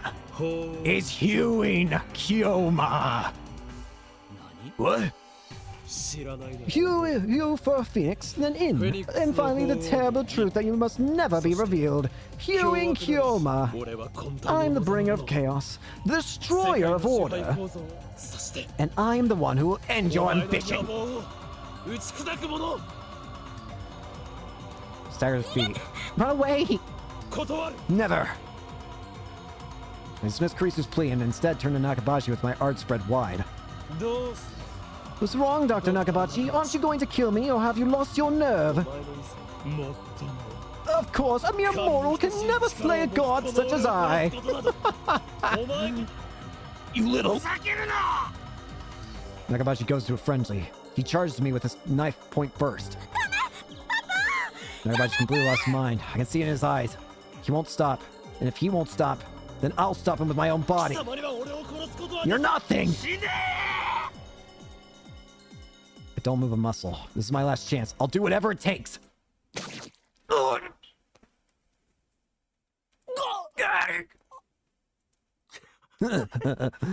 Intense pain rips through my abdomen. I feel the cold steel sink into my body. He did it. He stabbed me with the knife. That killed Kurisu. The pain flares. Feels like my insides are being torn out.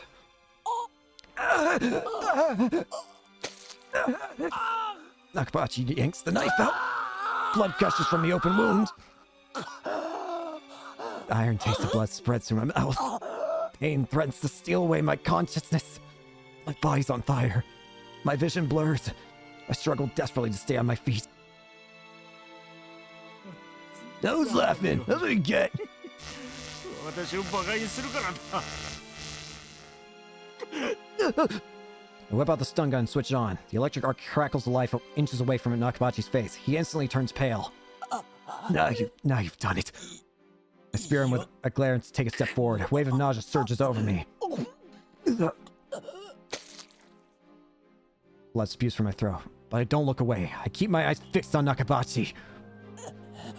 Fret this, old man. I'm going to kill you. You and the girl. I'll kill you both. 動いちゃダメよ Don't move! Kurisu runs up to me. She holds me and supports my body. 横になって Tie down, I'll call an 今 ambulance. すぐ救急車を呼ぶから What's she doing trying to help me? Didn't she hear me threaten to kill her? You're too soft-hearted for a tsundere. Back when I was trying to save him... I'm going to save you. What? 何を Here you go. Now. Kurisu convulses. Strength leaves her legs to the legs she used to support me. She collapses. Good. It's done. Now, you! Start running! Take your paper. I'm sorry. I send her my silent apology. You! I'll be sure to have my way with your daughter before I kill her. First it's you, Nakabachi!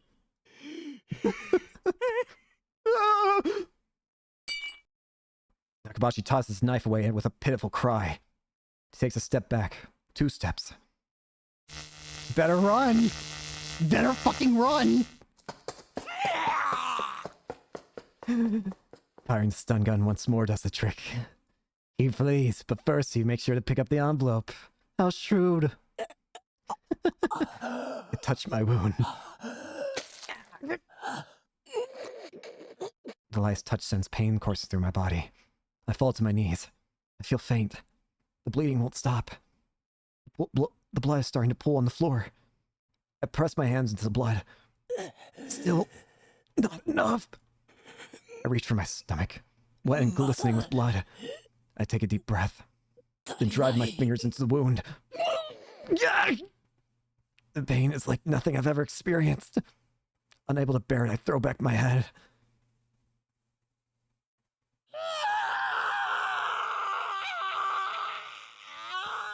I scream until my throat is raw. There. I can't stop now. Fighting against the urge to fate, I feed strength into my hands and pull the wound wider. More. Blood paints the floor crimson. Now. Uncle Ocarina! Zua runs up to me. It's done. Swoon, what happened? What were you thinking? It's done. If you die, if we fail...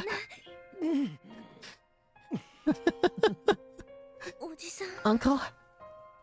You forget who you're dealing with, Suzuha. Look at the floor. Notice anything? The floor? That should be enough blood, don't you think? She looks down and beholds my masterpiece. A pool of blood! Deceive myself. To deceive the world. The stage is set. But Uncle, you'll die! There's no way I'm going to die. Who do you think I am? I am the insane mad scientist, Hugh Kyoma. Uncle! If convergence holds, then it's already determined that I don't die. Not here. I die in 2025. That's a fixed event on the Beta World line. That was my bet. I intentionally provoked Nakabashi to rage. I took the knife meant for Kurisu and survived. The wound gave me what I needed to carry out the plan. But I have to admit, I didn't think it would hurt this much. There's no telling what will happen when we reach Steins Gate. The future of that world line is still undecided. There's no reason it can't include my death. How ironic. I made a bet based on a guarantee that I wouldn't die. But winning that bet makes a death a very real possibility. I twist my lips into a smile. Time to put the finishing touch on my masterpiece. Suzuha. Get Kurisu. Okay. Suzuha picks up the unconscious Kurisu. And she lays her face down on top of my blood puddle. Kurisu doesn't wake up. She's perfectly still. But she's definitely breathing. I stroke her hair gently. It hurt. I'm sorry. But I had to do it. Save you. Even though those 3 weeks will never come back, I want you to live. Even if we reach Steins Gate, even if Kurisu lives, even if I don't die, we'll never meet again.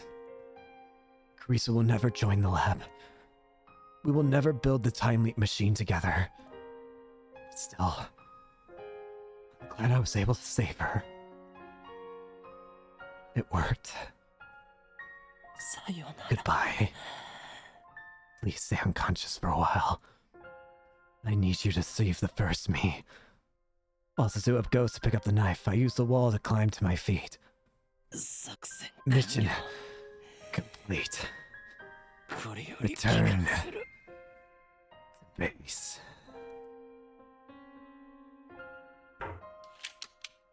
It's time.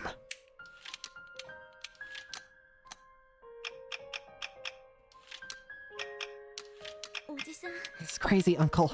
You're insane. Insane?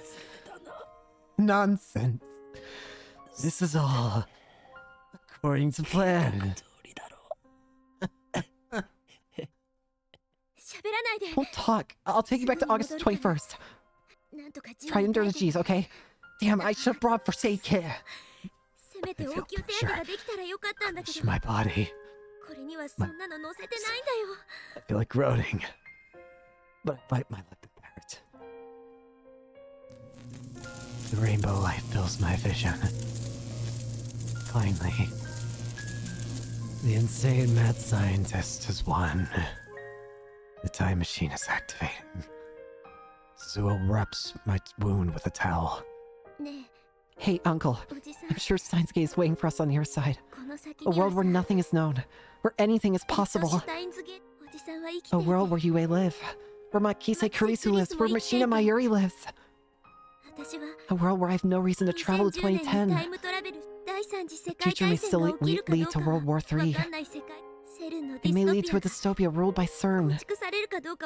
Someone's warm hand grasps mine. Tightly. Tightly. No. There's hope for the future again. I slowly close my eyes. It's hard to breathe. But my pain feels distant now. I did it. Once we arrive, I'll probably disappear.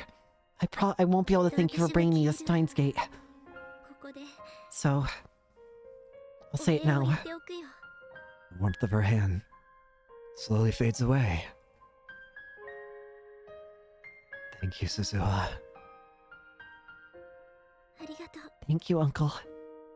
Don't die. Live. In 7 years, let's meet again. Okay? It's finally over. It's time to go home. Mayuri and Daru are waiting. Whoa! And with them, a future that is yet to be written.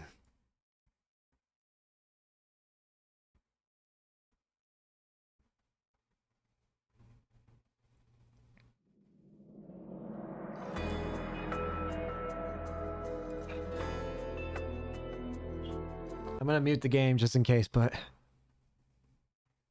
that's it. We've done it. Achieved Steins Gate. This was one of my favorite story experiences I've ever had. One of my absolute favorites. Again, I'm muting it. Sorry. Again, I don't want to risk copyright or whatever. But holy shit. That game was magical in its experience. How had I gone so long in life without knowing that game? And we're technically done with the series. We still got Steins Gate 0. Now, don't expect... Now, I am done with college stuff, but don't expect Steins Gate 0 to happen right out the gate. I might need an emotional break of a day or two, maybe. Because holy shit, this game absolutely demolished me mentally. But this was a 10 out of 10 experience. I would recommend this to anybody who cares about... Who even likes story remotely. Like, this game was truly, truly magical. Truly. I'm so happy I got to play this on stream. This game was truly something else. And and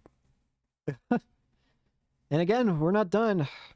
Steins Gate 0 technically takes place after a failed ending, so we're gonna have to go back to a time when Kurisu's dead. Which is gonna be interesting all on its own, but again, that'll probably be the next game to stream, but we won't start it right out the gate. Hey, I need some break.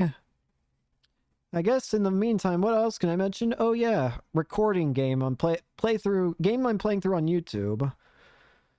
So I did set up a poll on YouTube about which game to play next. However, there is a slight issue with it, being that if I go, let me go check it right now just to see if it's changed or not, but I'm going to assume it hasn't.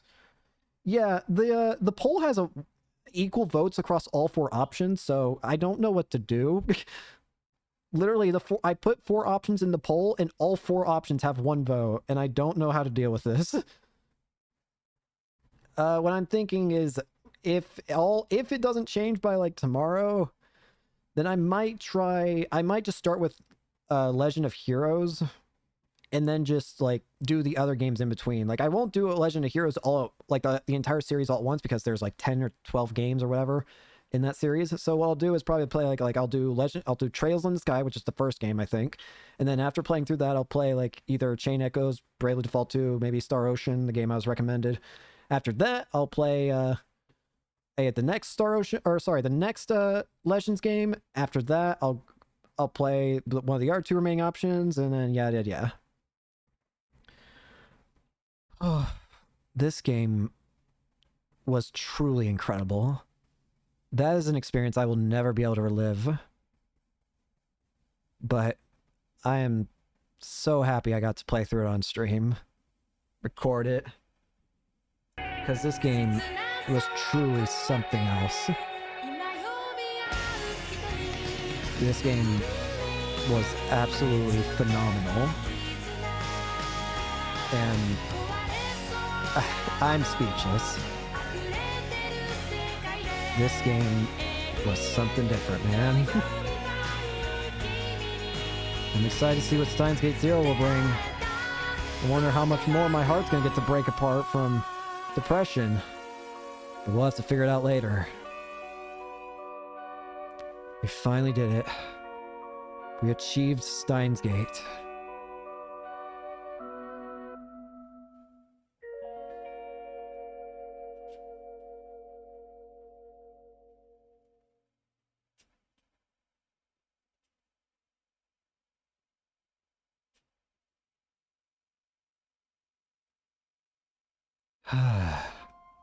It's been a month since then. My wound was deep enough to require surgery. If I'd just been 1 hour late getting to the hospital, I would have died from blood loss. The doctor laughed as he told me this. Hilarious. After being cooped up in the hospital for so long, it's exciting to be walking around Akiba again. I look around to see if Akiba's any different from what I can remember, but nothing catches my eye. I just get the feeling that there's more moe shops than before. The mysteries of divergence. I chuckle myself, then dig into my pocket. Something jingles. Hey! There are metal pins inside. 8 of them. The Future Gadget Laboratory's member badges. They're designed based on the pins Zua brought from the future.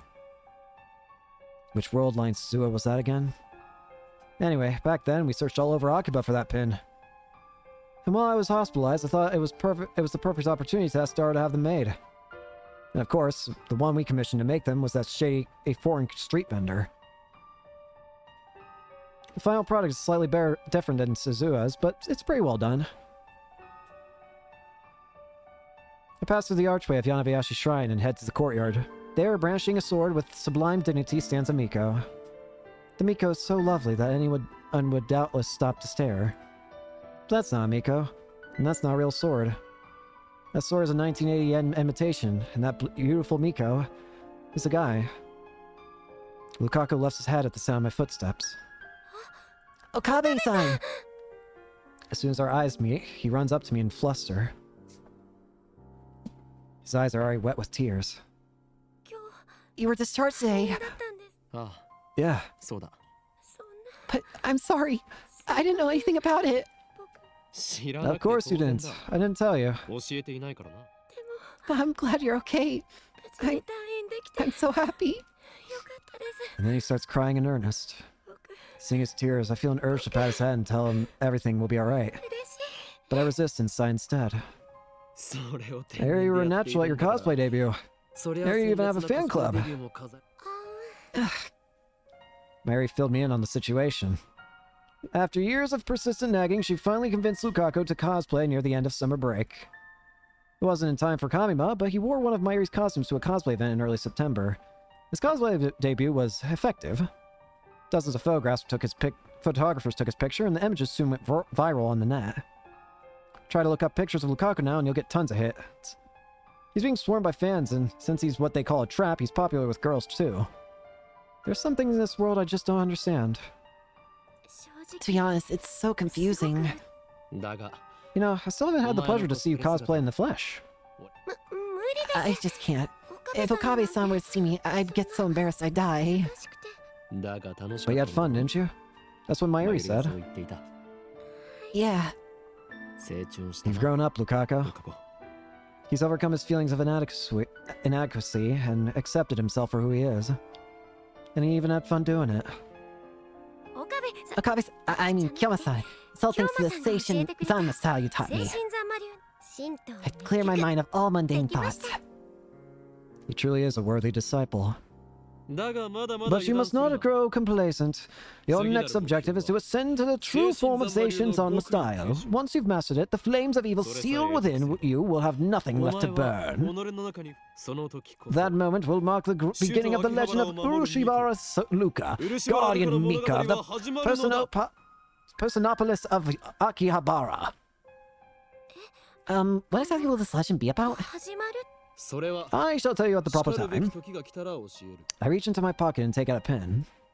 Lab Mem number 6. Urushibara Luka. I grant this unto you. Lukaku nervously accepts the pen with a confused expression. When did I become a lab mem? It's a memory from beyond the veil of time. Your past life, I suppose you could say. My past life?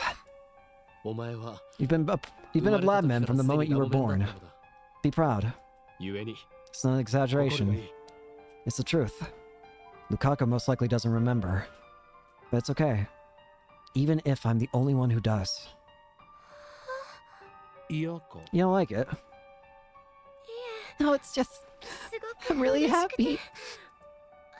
He starts crying again. I always wanted to be part of your lab. I always wanted to be one of you. But I never had the courage to ask. Thank you so much. He bows his head. This is a precious artifact. Only 8 of them exist in this entire world. It's a magic item that protects you from all calamity. Really? No. So don't lose it. I won't. Lukaku nods with a joyful smile on his face. Too cute. Welcome back, Master. I passed through May Queen's door for the first time in forever. Ferris runs over to greet me. Kyoma! She only links arms with me. At first, I get a little flustered when something soft touches my elbow, but then I break into a cold sweat once I feel the murderous glares of the surrounding Ferris fans. They like you out hustle ya. Yeah, I managed to claw my way out of hell. I tear Ferris off me and take a deep breath. Precisely what I expected from a Hewing bloodline. Being with the Undying Phoenix isn't just for show, yeah. I see she's still making up her own backstories for people. It boggles the mind of that this crazy cat girl's behind the redevelopment of Akihabara. Maybe the world's just messed up. Mayushi has to dig up, yeah. I know. She shows me to my table where I ordered iced coffee. Oh right, you tried to open the second May Queen location, yeah. It's right on Chuadori, yeah. Isn't that awesome, yeah? Don't you think you're abusing your authority as redevelopment committee chair? Just a little? No doubt the recent explosion of moe shops they're doing. I think she's just getting a little carried away. This is my sacred duty, yeah. Now's the time to summon all the powers of moe to this holy land in preparation for their offense, yeah. What? They're going to attack. The awakening occurred while I was in the hospital. That's right, yeah. We took your absence as their opportunity, yeah. Will you be able to complete the moification of Akiba before they hatch? That's the only way to defeat them. It's a race against time, yeah. There's always still finding the right at AB turn to gather karma, but it was really tough by myself, yeah. What was that What does she mean by karma? Over the past month, Ferris has started participating in Rhino Access Battlers tournaments. Ferris is the chairman of the Akihabara Redevelopment Project, a high school student, a popular waitress at a maid cafe, the president of the company who founded by her father, and the head of the Akiha family. She should be incredibly busy, but I guess she couldn't stay away from Rhino forever. Anyway, she went to her very first official tournament and snatched a dramatic victory. Ferris is even more cheerful than usual now. I guess all it takes to feel fulfilled is to do things you like to do. I need your math scientist power to stop them, yeah. If they make it to the town, they'll make the place their litter box. I guess I have no choice. If it's come to this, then I too must fulfill the covenant. Oh yeah, and take this with you. Yeah. I take a pen out of my pocket and present it to Ferris. This is... Where'd you get this, Kyoma? During my stay at the hospital... So you've overcome the test of the heart, yeah. You truly are a great man, yeah. I don't really get what's going on, so let's just nod for now. This belongs to you, Lab Mem number 7. Whenever you need my help, you just hold that pin and speak the incantation La Yoda Stalsela. Ferris and I smile at each other, and then we high-five. Thanks, yeah. Future Gadget Laboratory is the hope of Akiban, yeah. Can I come over for a visit, yeah? Of course you can. Dara will be glad to see you. When I get back to the lab, I'm startled to find an unexpected visitor. Hey! Moeka! And... you guys... You're all alive, and you're technically normal now. Yo, Okabe, how's the hospital already? Yeah. Tanuji Yugo and I are staying out in front. Kiryu Moeka is with them. They're not part of CERN anymore. The Rounders, who killed Mayuri on another world line. Nai hides behind her father when she sees me, like usual.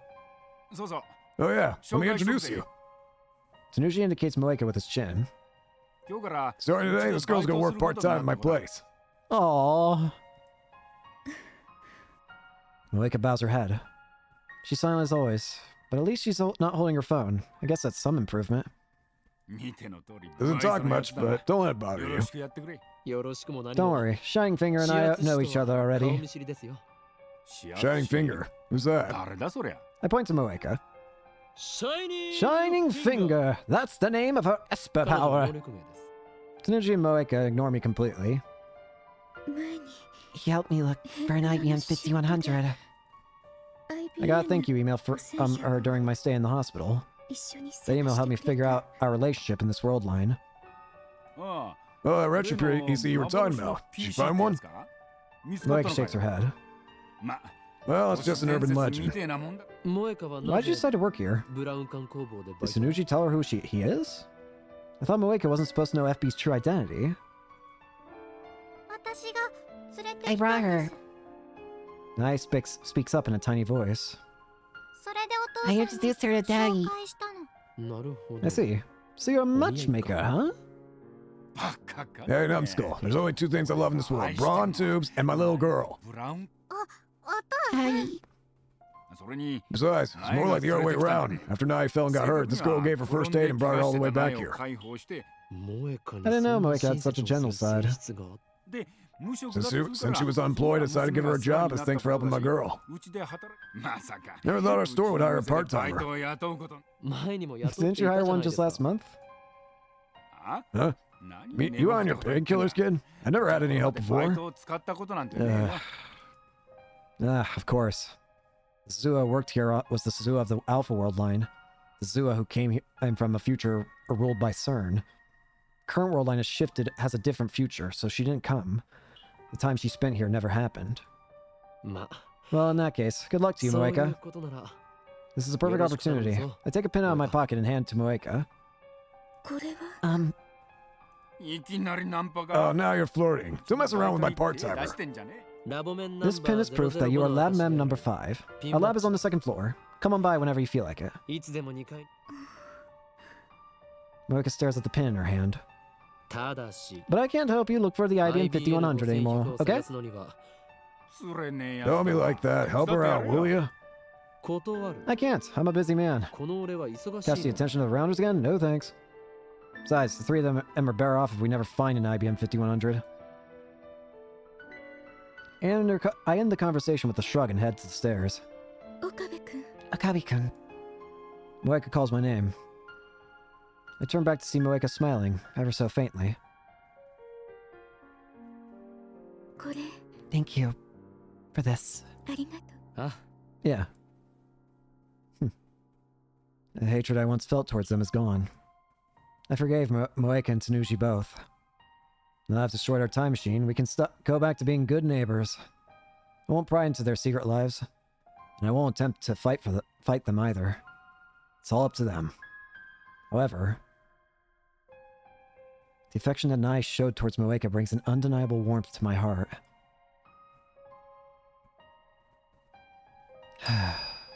Right as I walk into the lab, I'm greeted by the chiming of a microwave oven. Ocarine! Mary smiles brightly as she takes her juicy chicken #1 out of the microwave. Welcome back, Ocarine! もしかして Did you just combine welcome back and Ocarine? Yep, I said before, remember? Then Mary holds out the steaming chicken. Want some too? I'll give you one to celebrate your homecoming. I accept the gift of chicken and pop it into my mouth. I guess it's because I've had nothing but crappy hospital food for a month, but it's so delicious I want to cry. Where'd you get that microwave? We disassembled the phone wave named something to change weeks ago. Oh, that was me. Daru! Daru pops out of the development room in all his rotund glory. I wonder if he's making a new future gadget. 買ったのか He bought it. I found it. There's a pain to repair. It's kinda old, but still works fine. That's our super hacker. Now let's keep up that pace and make our next future gadget. That reminds me, Ocarine, I'm mad at you. Mary suddenly puts on a pout. Why did you leave the hospital without telling Mayushi? We went all the way to the hospital to pick you up, but the nurse said you'd already left. That was a one-odd nurse. I wish I was hospitalized instead of Ocarine. Daru, I can now go back to feeling positive about throwing you out the fucking window. You think you're my guardian now, Mayuri? You've certainly come up in the world. Have you forgotten? I'm the one who protects you. I even helped you with your diaper. Ugh. Couldn't move at all after the operation, so my mother and Mayuri made a great effort of coming to care for me. Especially Mayuri. Even though it was her summer break, she visited me every day. Grateful for this childhood friend of mine from the bottom of my heart. She's a ditz, to be sure, and seems like she always needs someone to look out for her. But she's actually quite tough for her age. You got your child friends to change your diaper. I'm jealous, man. What rogue is that from? Daru. I think Daru needs to die for a bit. Thank you, Ocarine. I bought Mayuri on the head. I'll buy you some juicy chicken #1 later. Really? Thanks, Ocarine. Sorry to help you after all. I breathe another sigh of relief when I see Mayuri's innocent smile. Mayuri's still alive. I've seen her die countless times. While the events of those world lines have been undone, my struggle to escape them was not in vain. If the same thing were to happen again, what would I do? Would I accept her death this time? Or would I try again to save her, even if it meant building another time machine? There's no way to know. The future is undecided. But for now, Mayuri is here. And that means everything to me. Here, take these. I give Mayuri and Daru their pens. It's so cute. Nice, it's finally done. Mayuri pins the badge to her chest and shows it off with a pirouette. I'll be sure to put this on every day, or else I won't be lying to the lab. Nobody really had made that rule, but whatever. But you know, there's something I've been meaning to ask you about the pin. What's that?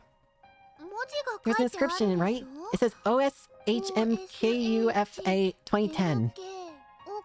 Okabe, Shina, Hashida, and then Urushibara and Ferris. I got those.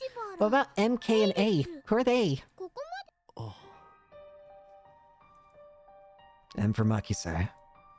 K for Kiryu. A for Mane. The current Mayuri wouldn't understand. Those three were lab mems on a world line undone and forgotten. I haven't told Mayuri or Daru about them.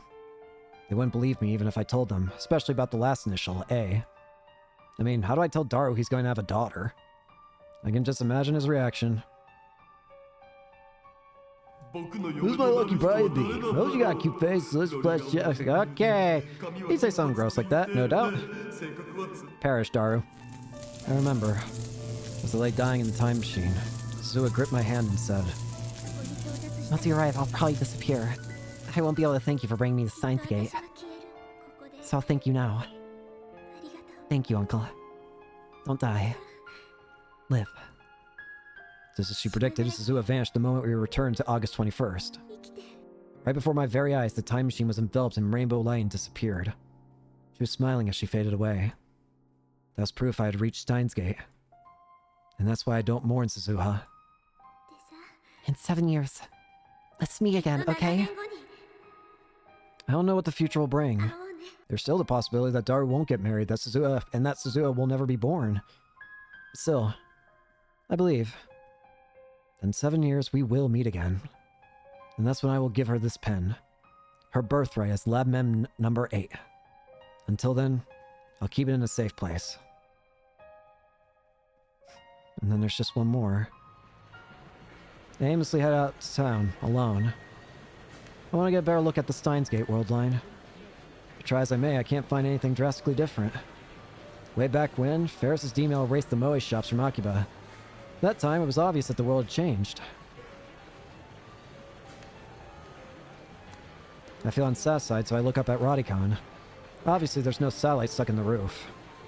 It's open for business as usual. When I arrived on this world line, right after I saw Zua disappear, the very first thing I did was ask Mayuri and Daru a question. Have there been any murders at Radicon? As they panicked at the sight of my bloodstained body, they answered that no one had been murdered at Radicon. As we waited for the ambulance to arrive, I had Daru call up the news on my phone. They were running the story about Nakabachi's flight to Russia. This time, Nakabachi looked terribly agitated. His eyes were bloodshot. He was yelling, spraying spit everywhere. His appearance was strikingly similar to how I last saw him in the hallway of Radicon. To me, his unintelligible rambling was evidence of Operation Skull's success. This is an outrage! An outrage! A fire! How can that happen? My precious thesis was burned to a crisp. The future of humanity went up in flames. This is no time for an interview. I won't stand for this Russian Airlines. I'll murder every last one of your crew members. Money's not the issue. Weren't you listening? You burned my thesis. My thesis which would have changed human history forever. I should never have let those fools out of my suitcase. None of this would have happened if I just carried it with me. The subtitles read what it was your thesis about. Time travel! The invention that can grant control over all time and space-time! From past to present to future! The screen immediately returned to the studio where a female reporter continued. This outburst continued for some time. Dr. Nakabachi, also known as Makise Shuichi, was detained by Russian authorities upon arrival at Domodedovo International Airport in Moscow. Makise is currently under investigation by the Tokyo Metropolitan Police Department as a suspect in the July 28th stabbing of a young man. I don't think anyone's going to listen to Nakabachi now. For argument's sake, let's say Nakabachi manages to recreate Kurisu's thesis from memory. Nothing will come of it as long as Kurisu's alive. The scientific community undoubtedly trusts the Makise's daughter over the father. Me and Kurisu can deter any attempts made by Nakabachi. World War III won't break out, or at the very least it won't be over the Nakabachi paper. I haven't seen Kurisu. Apparently Kurisu reports to the police that I was stabbed, but at present there has been no progress on the investigation as the victim, from their point of view, up and disappeared. I heard from Daru that no one was murdered at Radicon, and I couldn't find a single report of anyone dying in the area that day. Kurisu's still alive, that much is certain. But I haven't had any contact with her since then. Aside from the few words we exchanged at Radicon, the current Kurisu and I are strangers. Besides, I was bedridden, so it's not like I could have gone to see her even if I wanted to. Kurisu said that she was supposed to go back to America in August. That was on the Alpha World line, so things may have changed. But what reason would she have to stay in Japan after what her father did to her? I thrust my hand into my pocket. 2 pins remain. One of them is for Lab Mem number 1. That's me. The remaining badge, which belongs to Lab Mem number 4, may never reach its rightful owner. But Krisu's alive. And that's good enough for me. I once chose to let her die. I once killed her with my own 2 hands. But this time, I was able to save her. No one remembers those 3 weeks we spent with Kurisu. No one but me. I will remember. I will never forget. So I don't need anything else. I don't want anything else. Hey, Kurisu. I don't know what the future holds. War may still break out. CERN may still complete their time machine. But at the very least, the future is undecided. We're building it now. From the bottom up. Not just me, not just you, but every man, woman, and child. So keep on watching. Wherever in this wide world you may be. I take out my own pin and fasten it to my chest. I walk through the sea of shoppers, staring straight ahead. Into the future. Huh? I quickly turn around. Just now in the corner of my eye, I saw her. The girl who shouldn't be here. Her long hair fluttered as she passed by. Kurisu! There! A familiar figure. I'd recognize that back anywhere. She stopped too, in the middle of the sidewalk. Slowly, she turns to face me. Kurisu! Kurisu! It's her. I thought she'd gone back to America. It's her. She doesn't even know me. やっと会えた。 It's you. That voice. That face. That hair. Those eyes. Makise Kurisu standing there. The same as I remember her. あなたを I've been looking ずっと everywhere for 探し you. ていました。あの時 Ever since you saved my life. 助けてくれた。私 I was afraid I'd never have a chance to say thank you. どうしても I'm so glad we could finally あ meet. なたに会いたくて本当に Thank you. Thank you so much. And thank goodness you're alright. 無事でよかった。 Kurisu looks so radiant she tries to hold back her tears. Just when I thought I'd finally suppressed it all of my love for her flows out at once. I'm so happy that I want to cry. So to hide my embarrassment, I took out my phone and put it to my ear. 俺だ。 It's me. なぜ彼 Why 女 is が she ここにい here? る Ring Steiner didn't activate. 俺の何 Well, protect her. That's a Oregon tall Mamoru. order, my friend. それが But that's the choice of シュタイン Steins ズゲー Gate. トの選択か。 And so be it. L Else, Sai Sai. Kongru. コングルー。 I close my phone and clear my throat. I have no idea what to say. She's still staring at me with those wide, pleading eyes. I open my mouth. また会えたな。 We meet again, Christina. クリスティーナ。いや How many times do I have to tell you? I'm not Christina or your assistant or... Kurisu! You remember? I really have no idea what to say. How does this Kurisu know about that? Those were the names I used to tease Kurisu. She always got mad whenever I used them. They were a bond, our private joke. But I had yet to use them on the day we first met at Radicon. So how could this world-wise Kurisu know? あれ Huh? I... 私 Why did I say that? どうして Words just popped into my head. It looks like Kurisu's as confused as I am. She stares at me, bewildered. And then I finally realize the truth. Everyone has reading Steiner. Even if the world line changes, even if the past and the future are rewritten, your memories remain. You merely forgotten. All it takes is a push, and you can remember. The memories of those lost 3 weeks. The memories we made together.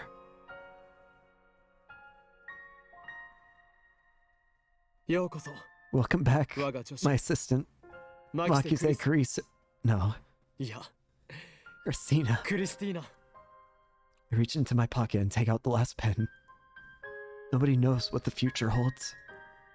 And that is why, just as this reunion demonstrates, the possibilities are endless.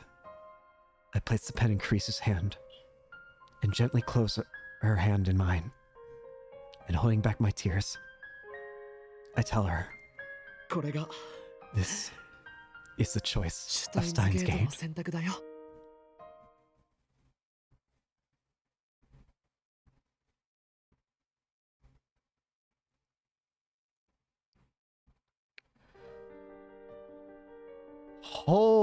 Holy shit. Wow. Ugh, I'm gonna cry again. This game was something else. I'm speechless. This is an experience all on its own. And again, we're going to be continuing once we get to the next game with Steins Gate 0. Again, give me like 1 or 2 free days of no streaming before I get into it. But holy shit. This game was truly something else. Thank you all so much for watching. I hope you enjoyed this as much as I did. And I hope to see you all later. Peace.